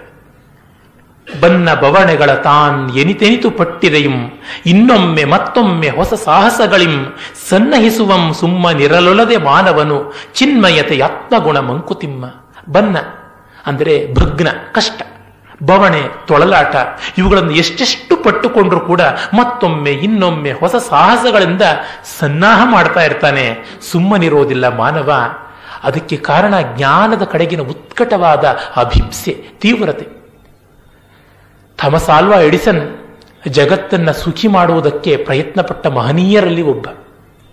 ಆತ ತನ್ನನ್ನ ಬಹಳ ನಮ್ರತೆಯಿಂದ ನಾನು ಜಗತ್ತಿನ ರಹಸ್ಯಗಳನ್ನು ಹೊರತೆಗೆಯುವ ವಿಜ್ಞಾನಿಯಲ್ಲ, ಕೇವಲ ಪರಿಚಾರಕನಾದ ಆಟ ಆಡುವಂಥ ತಂತ್ರಜ್ಞಾನಿ ಅಷ್ಟೇ ಅಂತ ಹೇಳಿಕೊಂಡ. Is not a mere engineer, is more than anything. ಎಷ್ಟು ನೂರಾರು ಪೇಟೆಂಟ್ಗಳನ್ನು ಮಾಡಿ ಎಷ್ಟು ಮಾಡಿಕೊಟ್ಟ. ಇವತ್ತು ನಮ್ಮ ಬದುಕಿನ ಎಷ್ಟೆಷ್ಟು ಅಂಶಗಳನ್ನು ನೋಡಿದ್ರೆ ಅಲ್ಲೆಲ್ಲ ಥಾಮಸ್ ಆಲ್ವಾ ಎಡಿಸನ್ ಸಿಗ್ನೇಚರ್ ಇರುತ್ತೆ. ಅಂಥವನು ಅಷ್ಟು ವಿನಯದಿಂದ ಹೇಳಿಕೊಂಡ. ಅವನು ಈ ಇನ್ಕ್ಯಾಂಡಿಸೆಂಟ್ ಲ್ಯಾಂಪ್ ಅಂತ ಯಾವುದಿದೆ, ವಿದ್ಯುತ್ ದೀಪವನ್ನ ನಿರ್ಮಾಣ ಮಾಡೋಕ್ಕೆ ಹೋದಾಗ ಅದರ ಫಿಲಮೆಂಟ್, ಅದಕ್ಕೆ ಏನೆಲ್ಲ ಪ್ರಯತ್ನ ಪಟ್ಟ. ಕಡೆಗೆ ಬರ್ಮಾದ ಒಂದು ಜಾತಿಯ ಬೊಂಬಿನ ನಾರಿನಿಂದ ಅದನ್ನು ಮಾಡೋದಿಕ್ಕಾಯ್ತು. ಎಷ್ಟೆಷ್ಟು ವಸ್ತುಗಳಿಂದ ಕೂಡ ಅವನು ಪ್ರಯತ್ನ ಪಟ್ಟು ಆಗಲಿಲ್ಲ. ಅವನ ಜೀವನ ಚರಿತ್ರೆ ಬಹಳ ಚೆನ್ನಾಗಿರುವಂಥದ್ದು, ತುಂಬ ಸ್ಫೂರ್ತಿಪ್ರದವಾದದ್ದು. ಇಂಗ್ಲಿಷ್ನಲ್ಲಂತೂ ಅವನ ಜೀವನ ಚರಿತ್ರೆಗಳು ಬಹಳ ಬಹಳ ಸೊಗಸಾಗಿವೆ. ಕನ್ನಡದಲ್ಲಿ ಕೂಡ ನಮ್ಮ ನೇಮಿಚಂದ್ರ ಬರೆದಿದ್ದಾರೆ, ಗೌರೀಶ್ ಕಾಯ್ಕಿಣಿಯವರು ಕೂಡ ಬರೆದಿದ್ದಾರೆ, ತುಂಬ ಚೆನ್ನಾಗಿರ್ತಕ್ಕಂಥವು. ಆತ ಆ ಮಹಾನುಭಾವ ಅವರು ಯಾರೋ ಸಂದರ್ಶನ ಮಾಡಿ, ನೀವೆಷ್ಟು ಬಾರಿ ಫಿಲಮೆಂಟಿಗೆ ಪ್ರಯತ್ನ ಪಟ್ರಿ, ಒಂದೊಂದು ಬಾರಿಯೂ ಫೇಲ್ ಆಯ್ತಲ್ಲ, ಸುಮಾರು 500 ಬಾರಿ ಆಯ್ತು, ಬೇಸರ ಆಗ್ಲಿಲ್ವಾ ಅಂದ್ರೆ, ಇಲ್ಲ ನನಗೊಂದು ಅಮೂಲ್ಯವಾದ ಮಾಹಿತಿ ಸಿಗ್ತಾ ಇತ್ತು ಜೊತೆಗೆ ಅಂತ. ಏನದು ಅಂದ್ರೆ, ಇದು ಆ ವಸ್ತು ಪ್ರಯೋಜನ ಬರ್ತಾ ಇಲ್ಲ ಈ ಕೆಲಸಕ್ಕೆ ಅಂತ ಅದು ತಿಳಿತಾ ಇತ್ತು ನನಗೆ ಅಂತ. ಇಂಥ ದೊಡ್ಡದು. ಹಾಗೆಯೇ ಈ ಸಂಸ್ಕೃತ ಮತ್ತೆ ಜನರ ಬಾಯಿಗೆ ಮುಟ್ಟಿಸಬೇಕು ಅನ್ನುವ ಪ್ರಯತ್ನ 24 ವರ್ಷಗಳ ಹಿಂದೆ ಆರಂಭವಾದಾಗ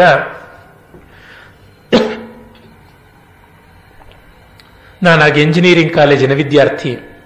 ನನಗೆ ಸಂದೇಹ ಪಿಶಾಚಿಗಳು ಜಾಸ್ತಿ, ಬೇಕಾದಷ್ಟು ಪ್ರಶ್ನೆ ಮಾಡ್ತಾ ಇದ್ದೆ. ಈಗ ನಮ್ಮ ಚಾಮರಾಜೇಂದ್ರ ಸಂಸ್ಕೃತ ಮಹಾಪಾಠಶಾಲೆಯ ವ್ಯಾಕರಣದ ಪ್ರಾಚಾರ್ಯರಾಗಿರುವ ವಿದ್ವಾನ್ ಎಸ್ ಟಿ ನಾಗರಾಜ್ ಅವರು ಆ ಸಂಸ್ಕೃತ ಸಂಭಾಷಣೆಯ ಆಂದೋಲನಕ್ಕೆ ವ್ಯಾಕರಣದ ಶಿಸ್ತನ್ನು ಕೊಡ್ತಾ ಇದ್ದವರು. ಅವ್ರ ಹತ್ರ ಎಷ್ಟೆಲ್ಲ ಕೇಳ್ತಾ ಇದ್ದೆ. ನಾವು ಹೀಗೆ ಕಾನ್ವರ್ಸೇಷನ್ ಮಾಡಿ ಸಂಸ್ಕೃತ ಸಂಭಾಷಣೆಯ ಮೂಲಕ ಸಂಸ್ಕೃತವನ್ನು ಜನಪ್ರಿಯ ಮಾಡೋದಕ್ಕೆ ಸಾಧ್ಯವಾ, ನಿಜವಾಗ್ಲೂ ಆಗುತ್ತಾ, ಆಗದೆ ಹೋಗಬಹುದಲ್ವೇ, ಏನೇನೋ ಪ್ರಶ್ನೆಗಳು ನನ್ನವು. ಅವರೆಲ್ಲ ಅದಕ್ಕೆ ಸಮಾಧಾನವಾಗಿ ಉತ್ತರ ಕೊಡೋರು. ಆಗ ಕೊಟ್ಟ ಉತ್ತರ ನೋಡಿ, ಸಂಸ್ಕೃತವನ್ನು ಮತ್ತೆ ಉಜ್ಜೀವನ ಮಾಡೋದಕ್ಕೆ 100 ದಾರಿ ಇದೆ ಅಂತ ಅಂದುಕೊಳ್ಳಿ. ಅದರೊಳಗೆ ಈ ಸಂಭಾಷಣೆಯು ಒಂದು ದಾರಿ. ಅಷ್ಟಂತೂ ಒಪ್ಪಬಲ್ಲರ ನೀವು? ಹೌದು, ಒಪ್ಪುತ್ತೀನಿ. ಇದು ಸರಿಯಿಲ್ಲ ಅಂತ ಆದ್ರೆ ಇದು ಬಿದ್ದು ಹೋಗ್ಬಿಡುತ್ತೆ. ಇನ್ನೊಂದು 10 ವರ್ಷ ಆದ್ಮೇಲೆ ಇದನ್ನು ಯಾರು ಮೂಸಿ ನೋಡೋದಿಲ್ಲ. ಆಗ ಮುಂದೆ ಒಂದು 20 ವರ್ಷ ಆದ್ಮೇಲೆ ಯಾರಾದರೂ ಮತ್ತೆ ಬುದ್ಧಿ ಕೆಟ್ಟವರು ಸಂಸ್ಕೃತವನ್ನು ಉಜ್ಜೀವನ ಮಾಡಬೇಕು ಅಂತ ಬಂದರೆ ಹುಡುಕ್ ನೋಡ್ತಾರೆ ಯಾರ್ಯಾರು ಏನೇನು ಮಾಡಿದ್ರು ಅಂತ. 100 ದಾರಿ ಇದೆ, ಅದರೊಳಗೆ ಒಂದು ದಾರಿ ಸಂಭಾಷಣ, ಅದು ಆಗುವಂಥದ್ದಲ್ಲ, ಬಿದ್ದು ಹೋಯಿತು 10 ವರ್ಷದ ಕೆಳಗೆ. ಅಂದ್ರೆ ಅವರ ಪಾಲಿಗೆ 100 ದಾರಿಗಳ ಎಕ್ಸ್ಪೆರಿಮೆಂಟೇಷನ್ ಟ್ರಯಲ್ ಅಂಡ್ ಎರರ್ ಇಲ್ಲದೆ 99 ಉಳಿಯುತ್ತೆ. ಅಷ್ಟರ ಮಟ್ಟಿಗೆ ಅನುಕೂಲ ಮಾಡಿಕೊಟ್ವಿ, ನಮ್ಮ ಕೆಲಸ ಅಷ್ಟಕ್ಕೆ ಸಾರ್ಥಕವಾಯಿತು ಬಿಡಿ ಅಂತ.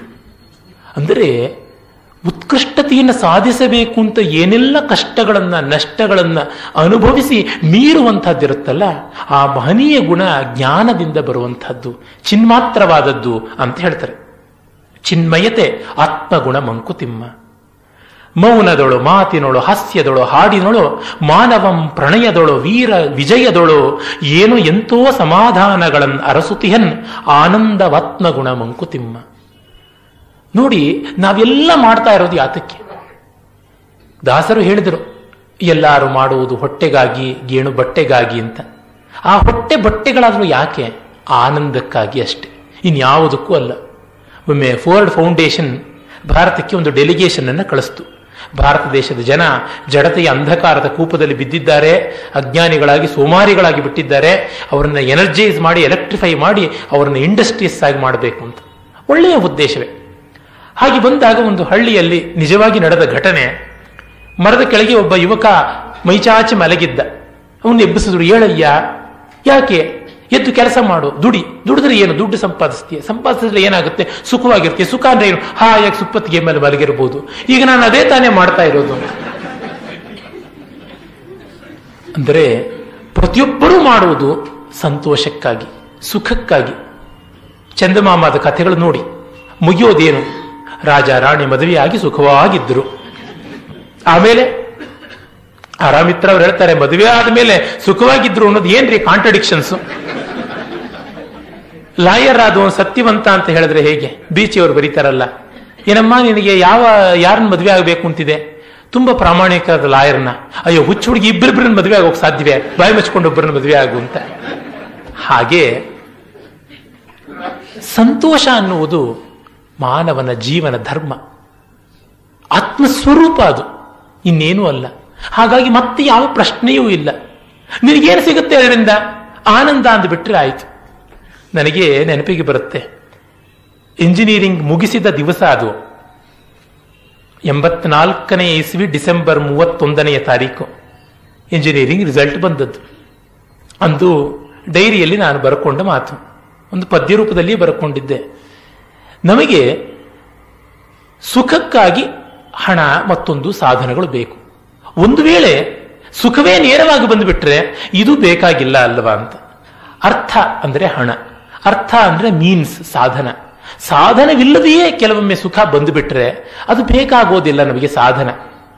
ಸಿದ್ಧಮನ್ನಂ ಪರಿತ್ಯಜ್ಯ ಭಿಕ್ಷಾ ಮಠದಿ ದುರ್ಮತಿ ಅಂತ ಒಂದು ಗಾದೆ ಉಂಟು. ಸಿದ್ಧವಾದ ಅನ್ನ ಎಲೆಯಲ್ಲಿ ಬಡಿಸಿರುವಾಗ ಅದನ್ನು ಬಿಟ್ಟು ಭಿಕ್ಷೆ ಬೇಡೋದಕ್ಕೆ ಹೋದ ಅಂತ ಹೇಳ್ಬಿಟ್ಟಿದನು. ಎಷ್ಟೋ ಬಾರಿ ನಾವು ಹಾಗೆ ಮಾಡ್ತೀವಿ. ಒಂದು ಸುಭಾಷಿತವನ್ನ ಜಲ್ಹಣನ ಸೂಕ್ತಿ ಮುಕ್ತಾವಳಿಯಲ್ಲಿ ತುಂಬಾ ಚೆನ್ನಾಗಿರೋ ಸುಭಾಷಿತವನ್ನ ಕಾಣ್ತೀವಿ. ನಮ್ಮಗಳ ಸೇವಾವೃತ್ತಿ, ಅದನ್ನ ವಿಶಾಖದತ್ತ ಮುದ್ರಾ ರಾಕ್ಷಸದಲ್ಲಿ ಸ್ಥಾನೀಯಕಲು ಸೇವಾವೃತ್ತಿಂ ಶ್ವವೃತ್ತಿಂ ವಿದುಹು ಅಂತ ಹೇಳ್ತಾರೆ. ನಿಜವಾಗಿ ದೊಡ್ಡವರು ಸೇವಾವೃತ್ತಿಯನ್ನು ನಾಯ್ಪಾಡು ಅಂತ ಹೇಳಿದಾರಲ್ಲ, ಸತ್ಯ ಅಂತ. ಕಾರಣ ನಮಗೆ ಜೀವ ಭಯ, ಆದರೆ ನಮ್ಮ ಯಜಮಾನರಿಗೋಸ್ಕರ ನಾವು ಪ್ರಾಣಭೀತಿ ಬಿಟ್ಟು ಕೆಲಸ ಮಾಡ್ತೀವಿ. ನಮಗೆ ಹೊತ್ತಿಗೆ ಸರಿಯಾಗಿ ಆಹಾರ ತಗೋಬೇಕು, ಇಲ್ಲದೆ ಅಸಿಡಿಟಿ ಪ್ರಾಬ್ಲಮ್. ಆದರೆ ನಾವು ಕೆಲಸಕ್ಕೋಸ್ಕರ ಅಂತ ಅಸಿಡಿಟಿ ಪ್ರಾಬ್ಲಮ್ಗೆ ಲೆಕ್ಕಿಸದೆ ಉಪವಾಸ ವನವಾಸ ಮಾಡ್ತೀವಿ. ನಮಗೆ ಯಾರಿಗೂ ಮುಂದೆ ಬಾಗಬಾರದು, ತಲೆ ಬಾಗಬಾರದು ಅಂತ ಆಸೆ, ಆದರೆ ಎಲ್ಲರ ಮುಂದೆನೂ ತಲೆ ಬಾಗುತ್ತಾ ಕೆಲಸ ಮಾಡ್ತೀವಿ. ಹೀಗೆ ನಾವು ಏನು ಮಾಡಬಾರ್ದು ಅಂತ ಅಂದುಕೊಂಡು ಬದುಕಿನಲ್ಲಿರ್ತೀವಿ, ಅದನ್ನೆಲ್ಲ ಮಾಡಿಯೇ ಕೆಲಸ ಮಾಡ್ತಾ ಇರ್ತೀವಿ ಅಂತ. ಎಷ್ಟು ಐರನಿ, ಎಷ್ಟು ವಿಡಂಬನೆ ಇದು ಇರುವಂಥದ್ದು. ತುಂಬ ಜನ ಹೇಳುವುದುಂಟು, ಚೆನ್ನಾಗಿ ನಾನು ಕಷ್ಟಪಟ್ಟು ದುಡ್ಡು ಸಂಪಾದಿಸಿ ಕಡೆಗೆ ಸುಖವಾಗಿರ್ತೀನಿ ಅಂತ. ಆದರೆ ಸಂಪಾದಿಸುವ ಕಾಲದಲ್ಲಿ ತುಂಬಾ ಕಷ್ಟಪಡ್ತಿರ್ತಾನಲ್ಲ, ಅದಕ್ಕೇನು ಮಾಡೋಣ? ಹಾಗಾಗಿ ಎಲ್ಲಿಯೂ ಒಂದು ಹದ ಇಟ್ಟುಕೊಳ್ಳಬೇಕು. ಹಾಗಂತ ಹೇಳಿ ಪ್ರೊಫೆಷನಲ್ ಪಾವರ್ಟಿ ಅಡ್ವೊಕೇಟ್ ಅಲ್ಲ ನಾನು. ಆದರೆ ಒಂದು ಏನಂದ್ರೆ, ನಾವು ನಚ ನಿಸ್ಸುಖ ಸ್ಯಾತ್, ಕೌಟಿಲ್ಯ ಅರ್ಥಶಾಸ್ತ್ರದಲ್ಲಿ ಹೇಳುವ ಮಾತು, ಸುಖವೇ ಇಲ್ಲದೆ ಇರಬಾರದು ಅಂತ ಹೇಳ್ಬಿಟ್ಟು. ಕೆರೆಗೆ ಒಂದು ತೂಬು ಇರಬೇಕು, ಇಲ್ಲದೆ ಅದರ ಕಟ್ಟೆಯನ್ನೇ ಒಡೆಯುತ್ತೆ. ಹಾಗೆ ಒಂದು ಔಟ್ಲೆಟ್ ಬೇಕು. ವಿಜ್ಞಾನ, ಶಾಸ್ತ್ರ, ಕಲೆ, ಕಾವ್ಯ, ವಿದ್ಯೆಗಳೆಲ್ಲ ಆ ರೀತಿಯಾದ ಒಂದು ತೂಬು, ಔಟ್ಲೆಟ್. ಎಮೋಷನ್ಸ್ ಅನ್ನ, ಪ್ರೆಷರ್ಸ್ ಅನ್ನ ಕಡಿಮೆ ಮಾಡ್ಕೊಳ್ಳೋಕ್ಕೆ ಇರುವಂಥವು. ಅದಕ್ಕಾಗಿ ಇನ್ನೊಂದು ಸಂಸ್ಥೆಗೆ, ಮತ್ತೊಂದು ಕಡೆಗೆ, ಎಲ್ಲಿಗೋ ಹೋಗಿ ಮತ್ತೊಂದು ಮಾಡಿಕೊಳ್ಳೋದು ಬೇಕಿಲ್ಲ. ನೀವೆಲ್ಲ ಎಷ್ಟೋ ದೂರದಿಂದ ಮಂಕುತಿಮ್ಮನ ಕಗ್ಗ ಕೇಳಕ್ ಬರ್ತಿದ್ದೀರಾ, ಅದಾದರೂ ಶ್ರಮ. ಮನೆಯಲ್ಲೇ ಕಗ್ಗದ ಪುಸ್ತಕ ಇಟ್ಕೊಂಡು ಓದಿಕೊಳ್ಳುವಂತೆ ಆದರೆ ನನ್ನ ಪರಿಶ್ರಮ ಸಾರ್ಥಕವಾಗುತ್ತೆ. ಅಂದರೆ ಲೀಸ್ಟ್ ಎಫರ್ಟ್ ಇಂದ ಮ್ಯಾಕ್ಸಿಮಮ್ ಡಿವಿಡೆಂಡ್ಸ್ ಬರುವಂತೆ ಮಾಡಿಕೊಳ್ಳೋದಿಕ್ಕೆ ನಾವು ಸೆಲ್ಫ್ ಎನ್ರಿಚ್ಮೆಂಟ್ ಮಾಡಿಕೊಳ್ಳಬೇಕು. ಆ ರೀತಿಯಾದಂಥ ನೆಲೆಗೆ ಬಂದು ಮುಟ್ಟದೇ ಇದ್ರೆ ಬದುಕಿನಲ್ಲಿ ಇರುವುದು ಕಷ್ಟದ ಭಾಗವೇ ಹೆಚ್ಚಾಗುತ್ತೆ. ಸಾಧನದ ವ್ಯಾಪ್ತಿಯನ್ನು ಕಡಿಮೆ ಮಾಡಿಕೊಂಡಷ್ಟು ನಮಗೆ ಸಿದ್ಧಿಯ ಸೌಖ್ಯ ಜಾಸ್ತಿ ಆಗ್ತಾ ಹೋಗುತ್ತೆ. ಅಡಿಗೆ ಎಷ್ಟು ಕಡಿಮೆ ಅವಧಿಯಲ್ಲಿ ಮಾಡಬಲ್ಲರೋ ಅಡಿಗೆ ಅಷ್ಟು ರುಚಿಯಾಗುತ್ತೆ ನಿಮಗೆ. ಹಾಗಾಗಿ ನಾವು ಎಕನಾಮಿಕ್ಸ್ ಅಲ್ಲಿ ಹೇಳ್ತೀವಿ lesser input and higher output ಅಂತ. ಅದರ ಕಡೆಗೆ ಪ್ರಯತ್ನ, ಅಂದರೆ ಅರ್ಥವನ್ನ ಕಡಿಮೆ ಮಾಡಿಕೊಂಡ್ರೆ ಆನಂದ ಹೆಚ್ಚಾಗ್ತಾ ಬರುತ್ತೆ. ಅದು ಆನಂದದ ಮುಖ್ಯ ಲಕ್ಷಣ. ಅವರು ಹೇಳ್ತಾರೆ, ಮೌನದೊಳು, ಮಾತಿನೊಳು, ಹಾಸ್ಯದೊಳು, ಹಾಡಿನೊಳು, ಮಾನವಂ ಪ್ರಣಯದೊಳು, ವೀರ ವಿಜಯದೊಳು ಏನು ಎಂತೋ ಸಮಾಧಾನಗಳನ್ನು ಅರಸುತ್ತೀಯ. ಸಂತೋಷಕ್ಕಾಗಿ ಏನೆಲ್ಲ ಪ್ರಯತ್ನ ಪಡ್ತಾ ಇರ್ತಾರೆ, ಪರದಾಟ ಪಡ್ತಾ ಇರ್ತಾರೆ. ಕಾರಣ ಏನು? ಆನಂದ ನಮ್ಮ ಆತ್ಮಗುಣ. ಹಾಗಾಗಿ ನಾವು ಕೆಲವು ಸ್ನೇಹಿತರನ್ನು ನೋಡೋದಕ್ಕೆ ಎಷ್ಟು ದೂರವಾದರೂ ಹೋಗ್ತೀವಿ, ಅರೆ ಪಕ್ಕದ ರಸ್ತೆಯಲ್ಲೇ ಇರೋ ಬಂಧುಗಳ ಮನೆಗೆ ಹೋಗೋಕೆ ಇಷ್ಟಪಡೋದಿಲ್ಲ. ನನ್ನ ಸ್ಥಿತಿಯಲ್ಲಿ ಆಗುತ್ತೆ ಎಷ್ಟೋ ಬಾರಿ. ನನಗೆ ಯಾರೋ ಒಬ್ಬರು ಕೆಲವರು ಸ್ನೇಹಿತರು ಜಯನಗರದ ತುದಿಯಲ್ಲಿರ್ತಾರೆ, ಅವ್ರ ಮನೆಗೆ ಹೋಗ್ಬಿಟ್ಟು ಒಂದು ದಿವಸ ಯಾವುದೋ ಸಂಸ್ಕೃತ ಕಾವ್ಯದ ಬಗ್ಗೆನೋ ಒಂದು ಸಂಗೀತದ ಬಗ್ಗೆನೋ ಮಾತಾಡಿದ್ರೆ ಆಗಿರೋಷ್ಟು ಸಂತೋಷ, ಎಡವು ಬಿದ್ದರೆ ಸಿಗತಕ್ಕಂಥ ಯಾರೋ ಒಬ್ರು ಬಂಧುಗಳ ಮನೆಗೆ ಹೋಗು ಅಂದ್ರೆ ಅಲ್ಲಿ ಮತ್ತೆ ಏನು ಕೆಲಸ ಹೇಗಿದೆ, ಮನೇಲಿ ಆರೋಗ್ಯ ಎಲ್ಲ ಇದೆಯಾ ಅಂತ ವಿಚಾರಿಸಿದ್ರೆ ಬರೋದಿಲ್ಲ ಅಂತ. ಕಾರಣ ನಾವು ಲೋಕವನ್ನ ಮರೆಯುವುದರೊಳಗೆ ಆನಂದ ಇದೆ ಅನ್ನೋದನ್ನ ತಿಳ್ಕೊಂಡಿದ್ದೀವಿ, ಆದರೆ ಅದನ್ನು ಸದಾ ಜ್ಞಾಪಕದಲ್ಲಿಟ್ಟುಕೊಂಡಿಲ್ಲ. ನಾವು ಮಾಡುವ ಎಲ್ಲ ಕೆಲಸ ಸುಖದ ಕೆಲಸದಲ್ಲಿ ಲೋಕವನ್ನು ಮರೆಯುವ ಪ್ರಯತ್ನ ಪಡ್ತಾ ಇರ್ತೀವಿ. ಆ ಲೋಕವನ್ನು ಮರೆಯೋದು ಅಂದ್ರೆ ನಾಮರೂಪಾತ್ಮಕವಾದ ಮಿಥ್ಯೆಯನ್ನ ಮರೆಯೋದು ಅಂತ ಅರ್ಥ. ಸತ್ಯವಾದ ಸಚ್ಚಿದಾನಂದವಾದ ಬ್ರಹ್ಮವನ್ನು ಉಪಾಸನೆ ಮಾಡುವುದು ಅಂತ ಅರ್ಥ. ಈ ಆನಂದದ ಸ್ವರೂಪದ ಕಡೆಗೆ ನಮ್ಮನ್ನು ತೆಗೆದಿಡ್ತಾರೆ. ಮುಂದೆ ಆ 125ನೇ ಪದ್ಯ ಅತ್ಯದ್ಭುತವಾದಂತಹ ಸತ್ಯವನ್ನೇ ಹೇಳುತ್ತೆ. ಸಚ್ಚಿದಾನಂದಂಗಳಾತ್ಮಸ್ವಭಾವ ರಸ ಬಚ್ಚಿಡುವುದದನು ಜೀವಿತೆಯ ಮಾಯಿಕತೆ ಇಕ್ಷುವೊಲ್ ಜೀವ ಗಾಣದವೊಲ್ ಜಗನ್ಮಾಯೆ ನಿಚ್ಚ ವಿಳೆಯಾಲೆ ಮನೆ ಮಂಕುತಿಮ್ಮ. ಮಂಕುತಿಮ್ಮನ ಕಗ್ಗದ ಅತ್ಯಂತ ಕಠಿಣ ಪದ್ಯಗಳಲ್ಲಿ ಇದು ಒಂದು ಅಂತ ನನಗನ್ಸುತ್ತೆ. ಸಚ್ಚಿದಾನಂದಂಗಳ್ ಆತ್ಮದ ಸ್ವಭಾವ ರಸ. ಈ ಮೊದಲ 3 ಪದ್ಯಗಳಲ್ಲಿ ನಮ್ಮ ಮೂಲಭೂತವಾದ ಸ್ವಭಾವ ಸಚ್ಚಿದಾನಂದ ಅಂತ ಹೇಳಿದ್ರು. ಭಾರತೀ ಕೃಷ್ಣ ತೀರ್ಥರು ಅವರ ಸನಾತನ ಧರ್ಮ ಅಂತ ಒಂದು ಪುಸ್ತಕದಲ್ಲಿ ನಮ್ಮ ಮೂಲ ಸ್ವರೂಪ ಸಚ್ಚಿದಾನಂದ ಅನ್ನುವುದನ್ನು ಬಹಳ ಸೊಗಸಾಗಿ ಎಸ್ಟಾಬ್ಲಿಷ್ ಮಾಡಿಕೊಡ್ತಾರೆ. ಅಸ್ತಿತ್ವ ಅಂದರೆ ಇರವು, ಅಂದರೆ ಚಿತ್ ಜ್ಞಾನ ಅರಿವು, ಮತ್ತು ಆನಂದ ಅಂದರೆ ನಲವು. ಇರವು, ಅರಿವು, ನಲವು ಇದು ನಮ್ಮ ಮೂಲ ಸ್ವಭಾವ ಅನ್ನೋದನ್ನ ತೋರ್ಪಡಿಸಿಕೊಡ್ತಾರೆ. ಟಾಲ್ಸ್ಟಾಯ್ನ ಆನೆ ಕೆರೆನಿನ ಕಾದಂಬರಿಯ ಮೊದಲ ವಾಕ್ಯವೇ ಇದೆಯಲ್ಲ, all happy homes are alike but every unhappy home is unhappy in its own way ಅಂತ. ಆ ರೀತಿಯಾಗಿ ಆನಂದ ಎಲ್ಲರಿಗೂ ಒಂದೇ. ಏನಪ್ಪಾ ಎಲ್ಲ ಸೌಖ್ಯವಾ? ಎಲ್ಲ ಸೌಖ್ಯ ಅಂದ್ರೆ ಯಾಕೆ ಸೌಖ್ಯ, ಏನು ಸೌಖ್ಯ ಅಂತ ಯಾರು ಪ್ರಶ್ನೆ ಕೇಳಲ್ಲ. ಎಲ್ಲ ಸರಿಯಾಗಿದೆಯಾ? ಅಯ್ಯೋ ಎಲ್ಲಿ ಸರಿ ಬಂತು, ಮಗನಿಗೆ ಸೀಟ್ ಸಿಗಲಿಲ್ಲ, ಮಗಳಿಗೆ ಮದುವೆ ಆಗಲಿಲ್ಲ, ನನಗೆ ಸೈಟ್ ಸಿಗಲಿಲ್ಲ, ಹೆಂಡತಿ ಗೂರಲ್ ತಪ್ಪಲಿಲ್ಲ, ತಂದೆ ತಾಯಿಗಳಿನ್ನೂ ಸಾಯಲಿಲ್ಲ, ಈ ರೀತಿಯಾಗಿ ಬರುತ್ತೆ. ಅಂದರೆ ಸಂಕಟಕ್ಕೆ ಅನಂತ ವಿಸ್ತಾರವಾದ ಪ್ರಪಂಚ ಉಂಟು, ಆನಂದದ ಮೇಲೆ ಪ್ರಶ್ನೆ ಇಲ್ಲ. ಹೀಗಾಗಿ ಸಚ್ಚಿದಾನಂದಗಳು ಮೂಲ ಸ್ವಭಾವ ಅಂತ ಗೊತ್ತಾಯಿತು. ಅದನ್ನೇ ಅವರು ಹೇಳ್ತಾರೆ, ಸಚ್ಚಿದಾನಂದಗಳ ಆತ್ಮಸ್ವಭಾವ ರಸ ಬಚ್ಚಿಡುವುದದನು. ಆ ಆತ್ಮ ಸ್ವಭಾವವನ್ನು ಯಾವುದು ಮುಚ್ಚಿಡುತ್ತೆ? ಜೀವಿತೆಯ ಬದುಕಿನ ಲಿವಿಂಗ್ ಅಂತ ಕರಿತೀವಲ್ಲ, ನಾವು ಏನೆಲ್ಲ ನೈತ್ಯಾನುಸಂಧಾನ ಮಾಡಿಕೊಂಡು ಒದ್ದಾಡಿಕೊಂಡು ಬದುಕ್ತೀವಲ್ಲ, ನಮ್ಮ ಅಹನ್ಯಹನಿ ಕಾಲಕ್ಷೇಪದ ಒಂದು ಒದ್ದಾಟ, ದಿ ಟ್ರೈಫಲ್ಸ್ ಆಫ್ ಲಿವಿಂಗ್, ಜೀವನದ ಒದ್ದಾಟ, ಅದು ಮಾಯಿಕತೆ ಅದನ್ನು ಬಚ್ಚಿಡುತ್ತೆ ಅಂತ. ನಮ್ಮ ಸಂಸಾರ ತಾಪತ್ರಯಗಳಲ್ಲಿ ನಮ್ಮ ಮೂಲ ಸ್ವರೂಪ ಸಚ್ಚಿದಾನಂದ ಅನ್ನೋದು ಮರೆತು ಹೋಗಿದೆ. ಹಾಗಾಗಿದೆ ಕಂಠ ಚಾಮೀಕರ ನ್ಯಾಯ ಅಂತೀವಿ. ಕೊರಳಿಗೆ ಬಂಗಾರದ ಸರ ಹಾಕೊಂಡಿದೀವಿ, ಅಯ್ಯೋ ಗಂಡ ಆಫೀಸ್ಗೆ ಹೋಗ್ಬೇಕು, ಬೇಗ ಕುಕ್ಕರ್ ಇಡೋಣ, ಮಕ್ಕಳು ಸ್ಕೂಲ್ಗೆ ಹೋಗ್ಬೇಕು, ಬೇಗ ತಿಂಡಿ ಮಾಡೋಣ ಅಂತ ಆ ಆರ್ಭಟದಲ್ಲಿ ಕೊರಳಿಗೆ ಹಾರ ಹಾಕೊಂಡಿದ್ದು ಮರ್ತೋಗ್ಬಿಟ್ಟಿದೆ. ಕಳೆದೋಯ್ತು ಅಂತ ಒದ್ದಾಡ್ತಾ ಇದ್ದೀವಿ. ಅಂದ್ರೆ ನಿತ್ಯ ಜೀವನದ ಪ್ರೆಷರ್ಸ್ ನಮ್ಮ ಮೂಲ ಸ್ವರೂಪವನ್ನು ಮರೆಯುವಂತೆ ಮಾಡಿದೆ. ಅದನ್ನ ಜೀವನದ ಮಾಯಿಕತೆ, ಇದನ್ನ ವೇದಾಂತದಲ್ಲಿ ಅವಿದ್ಯೆ ಅಂತ ಕರೀತಾರೆ. ಇಕ್ಷುವೋಲ್ ಜೀವ, ಈ ಜೀವ ಕಬ್ಬಿದ್ದಂತೆ. ಆ ಕಬ್ಬಿನಲ್ಲಿರುವ ರಸ ಹೊರಗೆ ಗೊತ್ತಾಗೋಲ್ಲ, ಆ ಸಿಪ್ಪೆ ಅವಿದ್ಯೆ. ಆ ಕಬ್ಬಿನ ತಂತುಗಳಿವೆಯಲ್ಲ, ಒಳಗೆ ಇರ್ತಕ್ಕಂಥ ಫೈಬರ್ಸ್, ಸ್ಟ್ರ್ಯಾಂಡ್ಸು, ಅವು ರಸವನ್ನು ಬಚ್ಚಿಟ್ಬಿಟ್ಟಿವೆ. ಹಾಗಾಗಿ ಕಬ್ಬನ್ನು ಎಷ್ಟು ನೆಕ್ಕಿದ್ರೂ ಸಿಹಿ ಆಗೋದಿಲ್ಲ. ಗಾಣದ ಒಲ್ ಜಗನ್ಮಾಯೆ, ಈ ಪ್ರಪಂಚ ಜಗತ್ತು ಗಾಣ. ಈ ಪ್ರಪಂಚಕ್ಕೆ ನಮ್ಮನ್ನು ನಾವು ಒಡ್ಡಿಕೊಳ್ಳಬೇಕು. ಪ್ರಪಂಚದಲ್ಲಿ ಏನಿದೆ? ಸಂಗೀತ ಇದೆ, ಸಾಹಿತ್ಯ ಇದೆ, ವೇದಾಂತ ಇದೆ, ವಿಜ್ಞಾನ ಇದೆ, ಸಮಾಜದ ಸೇವೆ ಇದೆ, ನಾನಾ ಮನುಷ್ಯರುಗಳ ಒಂದು ಸಂಪರ್ಕ ಇದೆ. ಆ ಲೋಕ ಸಂಗ್ರಹಕ್ಕೆ ನಮ್ಮನ್ನು ಒಡ್ಡಿಕೊಳ್ಳಬೇಕು. ಜಗತ್ತಿನ ಗಾಣಕ್ಕೆ ಜೀವ ಅನ್ನುವ ಕಬ್ಬನ್ನ ಒಡ್ಡಿಕೊಂಡಾಗ ಸಚ್ಚಿದಾನಂದ ರಸ ತಾನಾಗಿ ಹೊರಗೆ ಬರುತ್ತೆ. ನಮ್ಮ ಸ್ವರೂಪ ಏನು ಅಂತ ಗೊತ್ತಾಗುತ್ತೆ ಅಂತ. ಅದ್ಭುತವಾದ ಪದ್ಯ. ನಿಚ್ಚ ವಿಳೆ ಯಾಲೆ ಮನೆ. ಹಾಗಾಗಿ ಮೋಕ್ಷವನ್ನ ಎಲ್ಲಿಂದ ಪಡ್ಕೊಳ್ಬೇಕು? ಈ ಜಗತ್ತಿನಿಂದಲೇ ಪಡ್ಕೊಳ್ಬೇಕು. ಬಂಧ ಎಲ್ಲಿದೆ? ಈ ಜಗತ್ತಿನಲ್ಲಿಯೇ ಇದೆ. ಬಂಧವಿದ್ದಲ್ಲಿಯೇ ಮೋಕ್ಷ. ಅದು ಹೇಗೆ? ಎಲ್ಲಿ ನಾವು ಕಳ್ಕೊಂಡಿದ್ದೀವೋ ಅಲ್ಲೇ ಸಾಮಾನು ಹುಡುಕೋಬೇಕು. ಗೋಖಲೆ ಇನ್ಸ್ಟಿಟ್ಯೂಟ್ ಅಲ್ಲಿ ನಾನು ಬ್ಯಾಗ್ ಮರ್ತು ಬಿಟ್ಟು ಗಾಂಧಿ ಬಜಾರಲ್ಲಿ ಹುಡುಕಿದ್ರೆ ಎಲ್ಲಿ ಸಿಗುತ್ತೆ? ಇಲ್ಲಿಯೇ ಹುಡುಕಬೇಕು. ಹಾಗಾಗಿ ನಾವೆಲ್ಲಿ ಕಳ್ಕೊಂಡ್ವೋ ಅಲ್ಲಿಯೇ ಹುಡುಕಬೇಕು ಅಂದ್ರೆ ಏನರ್ಥ? ಜಗತ್ತು ತಿರಸ್ಕಾರ್ಯವಲ್ಲ, ಜಗತ್ತು ಶೂನ್ಯವಲ್ಲ, ಜಗತ್ತು ಭ್ರಮೆಯಲ್ಲ.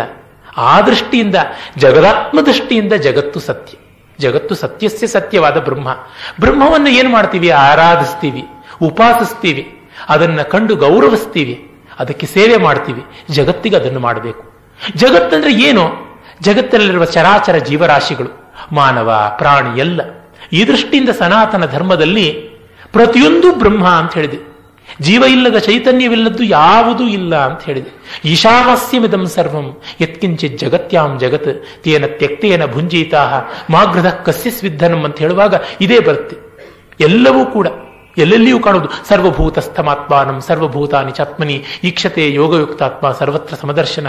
ಎಲ್ಲೆಲ್ಲಿಯೂ ಅದೇ ಬರ್ತಕ್ಕಂಥದ್ದು. ತಥೋನ ವಿಜುಗುಪ್ಸತೆ ಎನ್ನುವುದೇ ಶ್ಲೋಕದ ಜೊತೆಗೆ ಆ ಮಾತು ಈಶಾವಾಸ್ಯದಲ್ಲಿ ಮತ್ತೆ ಹೇಳ್ತಾರೆ. ಎಲ್ಲಿಯೂ ಅದೇ ಕಾಣುತ್ತೆ. ಅನ್ನಂ ಬ್ರಹ್ಮೇತಿ ವ್ಯಜಾನಾತ್ ಅಂತ ಸಮಷ್ಟಿಯಾದ ಅನ್ನಸ್ವರೂಪವಾದ ಜಗತ್ತೆಲ್ಲ ಬ್ರಹ್ಮವೇ ಅಂತ ಭಾವಿಸಬೇಕು ಅಂತ. ಹೀಗೆ ಇರುವಂತಹದ್ದು ಇದು ಸನಾತನ ಧರ್ಮದ ದೃಷ್ಟಿಕೋನ. ಹಾಗಾಗಿ ಸನಾತನ ಧರ್ಮವನ್ನು ಅನುಷ್ಠಾನ ಮಾಡುವವರಿಗೆ ಎಲ್ಲವೂ ಒಂದೇ ಅಂತ ಅನಿಸುತ್ತೆ. ಆದರೆ ಕೆಲವು ಹಾಗಿಲ್ಲ. ಅದನ್ನು ಹೇಳೋಕ್ಕೂ ನಮ್ಮ ಮತ ಪ್ರಚಾರಕರಿಗೆ, ಮಠಾಧಿಪತಿಗಳಿಗೆ, ತತ್ವ ಜಿಜ್ಞಾಸುಗಳಿಗೆ, ಪ್ರವಚನಕಾರರಿಗೆ, ಉಪನ್ಯಾಸಕರಿಗೆ, ಲೇಖಕರಿಗೆ ಬಾಯಿ ಬರೋಲ್ಲ. ಹೇಳಿಬಿಟ್ರೆ ನಾವೆಲ್ಲ ಸಂಕುಚಿತರಾಗೋಗ್ಬಿಡ್ತೀವೋ, ಸೆಕ್ಯುಲರ್ ಆಗೋದಿಲ್ಲವೋ ಅನ್ನುವ ಸಂಕಟ ಉಂಟು. ಅದೇ ಇಸ್ಲಾಂ, ಕ್ರೈಸ್ತ ಮೊದಲಾದ ಸೆಮಿಟಿಕ್ ಮತಗಳನ್ನು ನೋಡಿ, ಅದು ಹೀಗೆ ಹೇಳೋಲ್ಲ. ಪ್ರಪಂಚದಲ್ಲಿ ಮಾನವನು ಮಾತ್ರ ಆತ್ಮವಂತ, ಮಿಕ್ಕವು ಅಲ್ಲ. ಅಂದ್ರೆ ಏನು? ಅದು ಗಂಡಸು ಮಾತ್ರ. ಇವತ್ತು ಈಚೆಗೆ ಯಾವುದೋ ವಿಮೆನ್ ರೈಟ್ಸ್ ಕಮಿಷನ್ಗೆ ಯಾರೋ ಒಬ್ಬ ನಾಯಕ ಮಣಿ, ಒಬ್ಬ ಹೆಂಗಸು ಮನುಸ್ಮೃತಿಯಲ್ಲಿ ಹೆಂಗಸರನ್ನ ಹಂಗೆ ಬೈದಿದ್ದಾರೆ, ಹಿಂಗೆ ಬೈದಿದ್ದಾರೆ, ಹಿಂದೂ ಧರ್ಮದಲ್ಲಿ ಹಂಗಿಲ್ಲ ಅಂತ ಹೇಳ್ತಾರೆ. ಆಕೆ ಇರುವಂತ ಮತ ಕ್ರಿಶ್ಚಿಯಾನಿಟಿಯಲ್ಲಿ ಹೆಣ್ಣಿಗೆ ಆತ್ಮವೇ ಇಲ್ಲ ಅಂತ ಹೇಳಿದೆ. ಆಕೆ ಮುಸ್ಲಿಂ ಆಗಿದ್ರೆ ಇಸ್ಲಾಮಿನಲ್ಲಿ ಆತ್ಮವೇ ಇಲ್ಲ ಅಂತ ಹೇಳಿದ್ದಾರೆ. ಹೆಣ್ಣು ಯಾತಕ್ಕಿರೋದು? ಗಂಡಿನ ಭೋಗಕ್ಕಾಗಿ ಇರುವುದು ಅಂತ ಆ ಮತಗಳು ಸ್ಪಷ್ಟವಾಗಿ ಹೇಳ್ತಾ ಇವೆ. God created man after his own image. ನಮ್ಮ ಮತದಲ್ಲಿ, ಸನಾತನ ಧರ್ಮದಲ್ಲಿ ಪರಮಾತ್ಮ ವಸ್ತು ಹೆಣ್ಣು ಹೌದು, ಗಂಡು ಹೌದು, ಎರಡೂ ಅಲ್ಲವೂ ಹೌದು. ಆದರೆ ಅಲ್ಲಿ ಹಾಗಲ್ಲ. ಅವನು ಹಿ ಮ್ಯಾನ್ ಅಷ್ಟೇ. ಅಲ್ಲಿ ಹೆಣ್ಣಿನ ಪ್ರಸ್ತಾವವೇ ಬರೋದಿಲ್ಲ. ನಮ್ಮ ಹೆಣ್ಣಿನ ಸಮಾನತೆಯ ಬಗ್ಗೆ ಗ್ರಂಥಗಳು ಬರೀತಕ್ಕಂತಹ ವೀರ ನಾರಿಯರಿದ್ದಾರಲ್ಲ, ಅವರಿಗೆ ಧೈರ್ಯ ಇದ್ದರೆ ಒಂದು ಮುಸ್ಲಿಂ, ಒಂದು ಕ್ರಿಶ್ಚಿಯನ್ ತತ್ವವನ್ನ ಪ್ರಶ್ನೆ ಮಾಡಲಿ ನೋಡೋಣ. ಅವರಿಗೆ ಬರುವ ಅವಾರ್ಡ್ ಹೋಗುತ್ತೆ, ಅವ್ರಿಗೆ ಬರೋ ಬಿದಿರು, ಬಾವಲಿ, ಬೊಂಬು, ಚಟ್ಟ ಹೊರಟೋಗುತ್ತೆ. Why am becoming so pungent ಅಂತಂದ್ರೆ ಅಷ್ಟು ಕರಪ್ಷನ್, ಅಷ್ಟು ಪರ್ವರ್ಷನ್, ಅಷ್ಟು ಹಿಪಾಕ್ರಸಿ ತಾಂಡವ ಆಡ್ತಾ ಇದೆ ನಮ್ಮ so called intellectual world. Intellectual ಅಂತ ಹೇಳೋದಿಕ್ಕೇನೆ ಅಸಹ್ಯವಾಗುತ್ತೆ. ಆ ಪವಿತ್ರ ಶಬ್ದವನ್ನು ಅವರಿಗೆ ಬಳಸಬಾರದು. ಅವರಿಗಿಂತ ಅಜ್ಞಾನಿಗಳು, ಅವರಿಗಿಂತ ಅವಿವೇಕಿಗಳು, ಲೋಕ ಭಂಜಕರು ಮತ್ತಾರೂ ಇಲ್ಲ. ಅಂದ್ರೆ ಆ ಮತಗಳಲ್ಲಿ ಇರುವಂತಹ ಆತ್ಮಸ್ಥಂ ಬಿಲ್ವ ಮಾತ್ರಂ ದೋಷಂ ನ ಪಶ್ಯತಿ ಪರೇಶಾಂ ಸರ್ಷಪ ಮಾತ್ರಂ ದೋಷಂ ಪಶ್ಯನ್ ಉದ್ಘೋಷಯತಿ ಅಂತ ಒಂದು ಮಾತು ಬರುತ್ತೆ ಸಂಸ್ಕೃತದಲ್ಲಿ. ಬೇರೆಯವರಲ್ಲಿರುವ ಸಾಸಿವೆ ಕಾಳಿನ ದೋಷವನ್ನ ಕಂಡು ಕೂಗಾಡ್ತಾನೆ, ತನ್ನಲ್ಲಿರುವ ಬಿಲ್ವ ಫಲಗಾತ್ರದ ದೋಷವನ್ನ ಕಾಣುವುದಿಲ್ಲ ಅಂತ. ಸ್ತ್ರೀಯರಿಗೆ ಜೀವತ್ವವೇ ಕೊಟ್ಟಿಲ್ಲವೋ, ಸಕಲ ಪ್ರಾಣಿ ಪಕ್ಷಿ ಚರಾಚರ ವಸ್ತುಗಳೆಲ್ಲ ಯಾರಿಗೆ ಭೋಗ ಮಾತ್ರವೋ ಅಂಥ ಮತವನ್ನ ಸೆಕ್ಯುಲರಿಸಂನಲ್ಲಿ ವಿಶಾಲವಾದದ್ದು, ಉದಾರವಾದದ್ದು ಅಂತ ಹೇಳುವುದು. ಅದು ಮಾತ್ರವಲ್ಲ, ಸನಾತನ ಧರ್ಮದ ಆಚರಣೆಯಲ್ಲಿರುವ ದೋಷಗಳನ್ನ ಬೇರೆಯ ಮತಗಳಲ್ಲಿರುವ ಸಿದ್ಧಾಂತದಲ್ಲಿರುವ ಗುಣಗಳ ಜೊತೆ ಹೋಲಿಸುವುದು. ಹೋಲಿಸಬೇಕಾದ್ರೆ ಎರಡರ ಆಚರಣೆಯನ್ನು ಹೋಲಿಸಬೇಕು, ಇಲ್ಲ ಎರಡರ ಸಿದ್ಧಾಂತವನ್ನು ಹೋಲಿಸಬೇಕು. ನನ್ನ ವೀಕೆಸ್ಟ್ ಪಾಯಿಂಟ್ಸ್ ಅನ್ನ ಇನ್ನೊಬ್ಬರ ಬೆಸ್ಟ್ ಪಾಯಿಂಟ್ಸ್ ಜೊತೆಗೆ ಹೋಲಿಸಿದರೆ ನ್ಯಾಯವಾಗುವುದಿಲ್ಲ. ನನ್ನ ವೀಕೆಸ್ಟ್ ಪಾಯಿಂಟ್ ಅನ್ನು ಅವನ ವೀಕೆಸ್ಟ್ ಪಾಯಿಂಟ್ ಜೊತೆ ಹೋಲಿಸಬೇಕು, ಅದು ಅರ್ಥ. ಅಮೆರಿಕದ ಅತ್ಯಂತ ಶ್ರೀಮಂತನನ್ನ ಭಾರತದ ಅತ್ಯಂತ ಬಡವನನ್ನು ಇಟ್ಟುಕೊಂಡು ಮಾಡುವಂತಹದ್ದನ್ನ ಕಂಪ್ಯಾರಿಸನ್ ಅಂತ ಕರೆಯೋದಿಲ್ಲ, ಅದನ್ನು ಕರೀತಕ್ಕಂಥದ್ದು ಕನ್ಫ್ರಾಂಟೇಷನ್ ಅಂತ ಕರೀತಾರೆ, ದುರುದ್ದೇಶ ಪೂರಿತವಾದದ್ದು ಅಂತ. ಅದರ ಪ್ರಾಕ್ಟೀಸ್ನ ನೋಡಿ. ಒಬ್ಬ ಮಾನವ ಸನಾತನ ಧರ್ಮದವನಾಗಲಿ, ಇಸ್ಲಾಂನವನಾಗಲಿ, ಕ್ರಿಶ್ಚಿಯನ್ ಆಗಲಿ, ಏನಾಗಲಿ, ಅವನಲ್ಲಿ ಮೂಲಭೂತವಾದ ರಾಗದ್ವೇಷಗಳು ಇದ್ದೇ ಇರುತ್ತವೆ. ನಾನು ಈ ತಕ್ಷಣ ಕ್ರಿಶ್ಚಿಯನ್ ಆಗ್ಬಿಟ್ಟ ತಕ್ಷಣ ನನ್ನ ಮನಸ್ಸಿನಲ್ಲಿ ಕಾಮಕ್ರೋಧಗಳೆಲ್ಲ ಅಳೆದು ಹೋಗ್ಬಿಡೋದಿಲ್ಲ. ಒಬ್ಬ ಕ್ರಿಶ್ಚಿಯನ್ ಹಿಂದೂ ಆದ ತಕ್ಷಣ ಅವನ ಮನಸ್ಸಿನಲ್ಲೇನೋ ಬ್ರಹ್ಮಭಾವ ಬಂದು ತುಂಬಿಕೊಳ್ಳೋದಿಲ್ಲ. ಮತದಲ್ಲಿ ಏನಿದೆ? ಏನೂ ಇಲ್ಲ, ಲಾಂಛನ ಮಾತ್ರದ ವ್ಯತ್ಯಾಸ ಅಷ್ಟೇನೆ. ಹೆಸರಿನಲ್ಲಿ ಬರುತ್ತೆ ವ್ಯತ್ಯಾಸ, ಆಚರಣೆಯಲ್ಲಷ್ಟೇ ಬರುತ್ತೆ ವ್ಯತ್ಯಾಸ, ರಿಚುವಲ್ ಅಲ್ಲಿ ಇನ್ಯಾವುದೂ ಇಲ್ಲ. ಹಾಗಿರುವಾಗ ಏನು ವ್ಯತ್ಯಾಸ ಇಲ್ಲ. ವ್ಯತ್ಯಾಸ ಇಲ್ಲ ಅಂತ ಹೇಳುವರೆ ಇಲ್ಲಿ ತುಂಬಾ ವ್ಯತ್ಯಾಸ ಇದೆ ಅಂತಂತಾರೆ. ಅಂದರೆ brand A dog as mad and hang it ಅಂತ ಹೇಳ್ತಾರಲ್ಲ, ಆ ದೃಷ್ಟಿಕೋನ ಎದ್ದೆದ್ದು ಕಾಣುವಂಥದ್ದು. ಇದನ್ನು ವಿರೋಧಿಸುವಂತ ಶಕ್ತಿ, ಇದು ನೀವು ಮಾಡ್ತಾ ಇರೋ ತಪ್ಪು ಅಂತ ಸನಾತನ ಧರ್ಮದವರು ಅಷ್ಟು ಒಮ್ಮೆ ಉಗಿದರೆ ಆ ಇಂಟೆಲೆಕ್ಚುಯಲ್ಸ್ ಎಲ್ಲ ಕೊಚ್ಚಿಕೊಂಡು ಹೋಗಿ ಅರಬ್ಬಿ ಸಮುದ್ರಕ್ಕೆ ಬೀಳ್ತಾರೆ. ಅಷ್ಟು ಒಂದು ಎಂಜಲು ಉಗಿದ್ರೆ ಸಾಕು ಹೋಗ್ತಾರೆ. ಒಮ್ಮೆ ಪಾಕಿಸ್ತಾನದ ಬಗ್ಗೆ ಆ ಮಾತನ್ನ ಇವರು ಹೇಳಿದ್ರು, ಪಟೇಲ್ರು. ಇಡೀ ಭಾರತೀಯರು ಒಮ್ಮೆ ಸೇರಿ ಉಗಿದ್ರೆ ಸಾಕು ಪಾಕಿಸ್ತಾನ ಸಮುದ್ರಕ್ಕೆ ಕೊಚ್ಚಿಕೊಂಡು ಹೋಗುತ್ತೆ ಅಂತ. ಅಂತಹ ಶಕ್ತಿ ಉಂಟದ್ದು. ಅಂದರೆ ನಮ್ಮ ವಿವೇಕ ಇರ್ತಕ್ಕಂಥವ್ರನ್ನವರಿಗೆ ಕೂಡ ಹೇಳಿದ್ರೆ ಇಲ್ಲಿ ಇನ್ನೊಬ್ಬರ ಸೆಂಟಿಮೆಂಟ್ಸ್ ಹರ್ಟ್ ಆಗುತ್ತು ಅಂತ. ಯಾರ ಸೆಂಟಿಮೆಂಟ್ಸ್ ಯಾರು ಹರ್ಟ್ ಮಾಡಿಕೊಳ್ಬೇಕಾಗಿಲ್ಲ, ಆದರೆ ವಾಸ್ತವವನ್ನ ಮರೆಯಬಾರದು ಅಂತ. ಇದನ್ನು ಹೇಳುವಾಗ ನಾನು ಯಾವ VHP ಅವನೂ ಅಲ್ಲ, ಬಜರಂಗದಳವೂ ಅಲ್ಲ. ವಾಸ್ತವವನ್ನ ತಟಸ್ಥ ದೃಷ್ಟಿಯಿಂದ ನೋಡಿದಾಗ ಗೊತ್ತಾಗುವಂಥದ್ದು. ಇದನ್ನ ಫ್ರಾನ್ಸಿಸ್ ಗೋತಿ ಅಂತವರು, ಕೊಯಿನ್ರಾಡ್ ಎಲ್ಸ್ಟರ್ ಅಂತವರು, ಮತ್ತೆ ಮಿಶೆಲ್ ಡ್ಯಾನಿನೋ ಅಂತವರು, ಡೇವಿಡ್ ಫ್ರಾಲಿ ಅಂತವರು, ಇಂಥ ವಿದೇಶಿಯರು ಕಂಡುಕೊಂಡು ನಮಗೆ ಹೇಳ್ತಾ ಇದ್ದಾರೆ, ನಮಗೆ ಗೊತ್ತಾಗ್ತಾ ಇಲ್ಲ ಅಂದ್ರೆ ಏನರ್ಥ? ಹೀಗಾಗಿ ಆ ಸಚ್ಚಿದಾನಂದದ ಮೂಲ ಸ್ವರೂಪದಲ್ಲಿ ಯಾವ ಭೇದವೂ ಇಲ್ಲ, ಜಗತ್ತೆಲ್ಲ ಒಂದೇ ಅಂತ ಭಾವಿಸಿರುವ ಸನಾತನ ಧರ್ಮ. ಆ ಸನಾತನ ಧರ್ಮವನ್ನ ನಾನಾ ಬಾಯಿಗಳಿಂದ ಸನಾತನ ಧರ್ಮದಿಂದಲೇ ಹುಟ್ಟಿ ಬಂದವರು ಹೇಳ್ತಾ ಇದ್ದಾರೆ. ಅವರಿಗೆ ಆ ಮತಗಳಿಗೆ ಹೋದರೆ ಹೇಳುವ ಅಧಿಕಾರ ಬರುವುದೇ ಇಲ್ಲ. First they will be band and later they will be murdered. ಅಂದರೆ ಯಾತಕ್ಕಿದನ್ನು ಹೇಳ್ತಾ ಇದ್ದೀನಿ? ಕಗ್ಗದ ಈ ಮೌಲ್ಯವನ್ನ ಈ ಹೊತ್ತಿನ ಪ್ರಸಕ್ತ ಚಾಲೆಂಜಸ್ಗೆ ನಾವು ಗಮನಿಸಿಕೊಂಡು ಇಟ್ಕೊಳ್ಬೇಕು. ಸಾಮಾಜಿಕವಾಗಿ ನಾವು ಅರ್ಪಿತವಾಗದೆ, ಜಗತ್ತಿನ ಆಲೆಮನೆಯ ಗಾಣಕ್ಕೆ ನಮ್ಮನ್ನು ತೆತ್ತುಕೊಳ್ಳದೆ ನಮ್ಮೊಳಗಿನ ಸಚ್ಚಿದಾನಂದ ರಸ ಬರೋದಿಲ್ಲ. ಯಾರು ಏನಾದರೂ ಹೋಗಲಿ, ನಾನು ವೇದ ಉಪನಿಷತ್ತು ಇಟ್ಕೊಂಡು ಕೂತ್ಕೊಂಡು ಬಿಡ್ತೀನಪ್ಪ, ಏನು ತೊಂದರೆ ಇಲ್ಲ ಅಂದ್ರೆ ನಿಮ್ಮ ವೇದವೂ ಇರೋಲ್ಲ, ಉಪನಿಷತ್ತೂ ಇರೋಲ್ಲ. ಸ್ವಾಮಿ ವಿವೇಕಾನಂದರು ತಮಿಳುನಾಡಿನಲ್ಲಿ ಯಾತ್ರೆ ಮಾಡ್ತಾ ಇದ್ದಾಗ ಒಬ್ಬ ಸನಾತನಿ ಬ್ರಾಹ್ಮಣ ಹೇಳ್ದ, ನೀವು ಯಾತಕ್ಕೆ ಸ್ವಾಮೀಜಿ ಇಷ್ಟೆಲ್ಲ ಕಷ್ಟಪಡ್ತೀರಾ? ಏನು ಬೇಕಾಗಿಲ್ಲ. ಎಲ್ಲಿಯವರೆಗೂ ಒಬ್ಬ ಬ್ರಾಹ್ಮಣ ಗೌತಮಿ ನದಿ ಅಂದ್ರೆ ಗೋದಾವರಿ ತೀರದಲ್ಲಿ ಸಂಧ್ಯಾವಂದನೆ ಮಾಡ್ತಾ ಇರ್ತಾನೋ ಅಲ್ಲಿವರೆಗೂ ಸನಾತನ ಧರ್ಮ ಸಾಯೋದಿಲ್ಲ ಅಂತ. ಆಗ ಸ್ವಾಮೀಜಿ ಹೇಳಿದ್ರು, ಹೌದಪ್ಪ, ಅವನು ಸತ್ತೋಗ್ಬಿಟ್ಮೇಲೆ ನಿನ್ನ ಸನಾತನ ಧರ್ಮ ಸತ್ತೇ ಹೋಗ್ಬಿಡುತ್ತಲ್ವ. ಅವನು ಸಂತಾನ ಬೆಳೆಸಬೇಕು ಅಂತಂದ್ರೆ ಮದುವೆ ಆಗಬೇಕು. ಮದುವೆ ಆಗೋದಕ್ಕೆ ಮತ್ತೊಬ್ಬ ಬ್ರಾಹ್ಮಣಿ ಇಲ್ಲ ಅಂದ್ರೆ ಅವನು ವರ್ಣಾಂತರ ವಿವಾಹ ಅದ ಅಂದ್ರೆ ನಿನ್ನ ಸನಾತನ ಧರ್ಮದ ನಿನ್ನ ಡೆಫಿನೇಷನ್ ಪ್ರಕಾರ ಅವನು ಜಾತಿ ಭ್ರಷ್ಟನಾದ, ಅವನು ಬ್ರಾಹ್ಮಣ್ಯ ಹೋಯ್ತು, ಅವನ ಮಕ್ಕಳು ಚಂಡಾಲರಾದ್ರು, ಸಂಧ್ಯಾವಂದನೆ ಅಧಿಕಾರ ಬರೋದಿಲ್ಲ, ಅಲ್ಲಿಗೂ ನೆಗೆದು ಬಿತ್ತಲ್ಲ. ಹೀಗಾಗಿ ಇಂಥ ಧರ್ಮ ಸತ್ತು ಹೋಗ್ಬಿಡ್ಲಿ ಅಂತಂದು ತುಂಬಾ ಜನ ನಾನು ಮಂಗಳಾರತಿ ಮಾಡಿಬಿಟ್ರೆ ಸಾಕು ಸನಾತನ ಧರ್ಮ ಉಳಿಯುತ್ತೆ ಅಂತ ಅಂದ್ಕೋತಾರೆ. ಹಾಗಲ್ಲ. ನಾವು ಬದುಕಿನಲ್ಲಿ ತುಂಬಿಕೊಳ್ಳಬೇಕು ಅಂತಂದ್ರೆ ಕ್ರಿಯಾತ್ಮಕವಾಗಬೇಕು. ಕ್ರಿಯಾತ್ಮಕವಾಗಬೇಕು ಅಂದ್ರೆ ಸರಿಯಾಗಿದ್ದದನ್ನು ತಿಳಿದುಕೊಳ್ಳಬೇಕು, ಅನ್ಯಾಯವಾದದ್ದನ್ನ ಪ್ರಾಮಾಣಿಕವಾದ ನೆಲೆಯಲ್ಲಿ ವಿರೋಧಿಸಬೇಕು. ಭಗವದ್ಗೀತೆಯಲ್ಲಿ ಕೃಷ್ಣ ಮಾಡಿದ್ದು ಅದೇನೆ. ಜಹಿ ಶತ್ರೂನ್ ಅಧಾರ್ಮಿಕಾನ್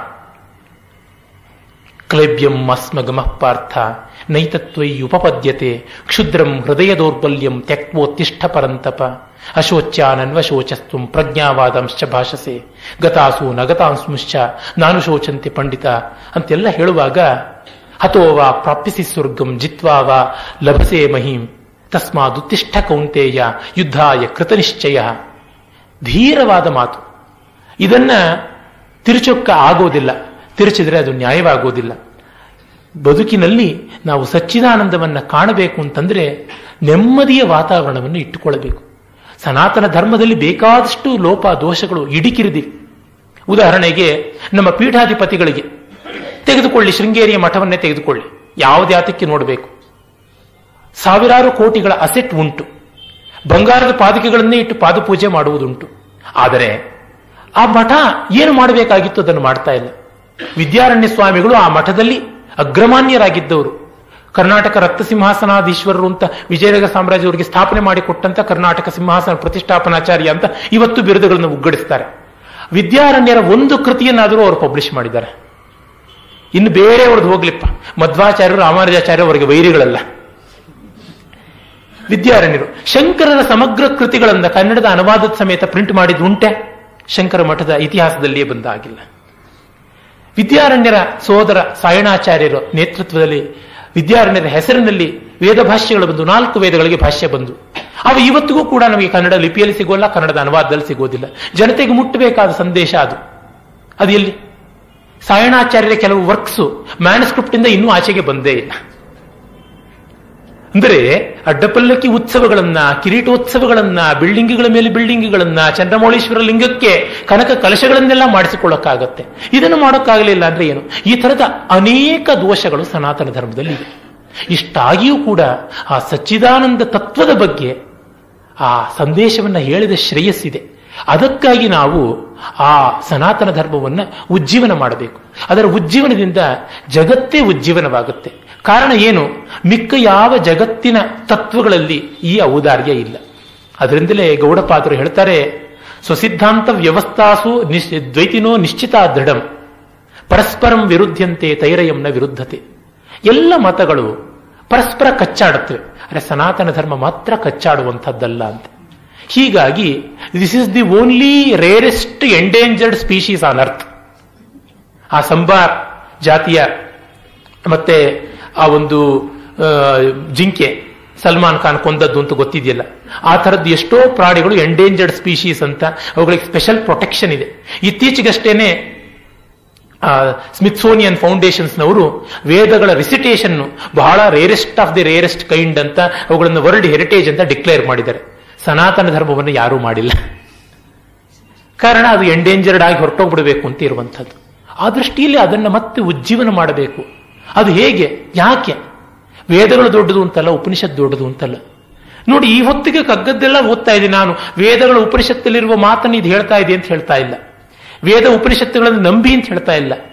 ಎಲ್ಲರ ಅನುಭವಕ್ಕೆ ಬರುವ ಸತ್ಯವನ್ನ ಇದು ಹೇಳ್ತಾ ಇದೆ. ವೇದವೂ ಅದನ್ನೇ ಹೇಳಿದ್ದು, ತಸ್ಮಾತ್ ವೇದಸ್ಯ ವೇದತ. ಹಾಗಾಗಿ ವೇದಕ್ಕೆ ವೇದತ್ವ ಬಂದದ್ದು ಅಂತ. ಕಗ್ಗವಾದರೂ ನಮ್ಮ ಅನುಭವಕ್ಕೆ ಬಂದದ್ದನ್ನು ಹೇಳೋದ್ರಿಂದ ಅದಕ್ಕೆ ದೊಡ್ಡತನ ಬಂತು. ಹೀಗೆ ಅನುಭವಕ್ಕೆ ಹೆಚ್ಚಿನ ಬೆಲೆ, ನಂಬಿಕೆಗಳಿಗೆ ಅಲ್ಲ. ಮತ್ತು ಒಬ್ಬ ಪ್ರವಾದಿ ಮತ್ತೊಬ್ಬ ಇನ್ನೊಬ್ಬ ಪ್ರವಾದಿ ಅಂದ್ರೆ ಕೊನೆಯಲ್ಲಿ ಎಲ್ಲರಿಗೆ ಅವರವರೇ ಪ್ರವಾದಿಗಳು, ಅವರವರಿಗೆ ಅವರೇ ಗುರುಗಳು ಅನ್ನುವ ದಾರಿಯನ್ನು ತೋರಿಸುವಂತಹ ಈ ದೇಶದ ಸಂಸ್ಕೃತಿಯನ್ನ ಉಳಿಸಿಕೊಟ್ರೆ ಮಾತ್ರ ಆತ್ಮವಂತಿಕೆಗೆ ನಿಜವಾದ ಪ್ರಯೋಜನ ಉಂಟು. ಇರಲಿ, ಸಾರಿ, ನಾನು ಬೇರೆ ಬೇರೆ ವಿಷಯಗಳಿಗೆ ಹೋಗ್ತಾ ಇದ್ದೀನಿ, ಕೆಲವೊಮ್ಮೆ ಕಠೋರವಾಗಿ ಮಾತಾಡ್ತೀನಿ. ಅದೆಲ್ಲ ವ್ಯಾಕುಲತೆಯಿಂದ, ದುಃಖದಿಂದ ಬಂದದ್ದೇ ಹೊರತು ಕೋಪದಿಂದ ಬಂದದ್ದಲ್ಲ. ಆ ಬಗ್ಗೆ ಕ್ಷಮೆ ತೋರಿ ಅಂತ ಕೇಳಿಕೊಂಡು ಮುಂದೆ ನೋಡೋಣ. ಈ ಜಗತ್ತಿನಲ್ಲಿ ಹೊಸತು ಅನ್ನುವುದು ಎಲ್ಲಿದೆ? ತುಂಬ ಜನ ಹಳತನ್ನ ಧ್ವಂಸ ಮಾಡಿಬಿಡಬೇಕು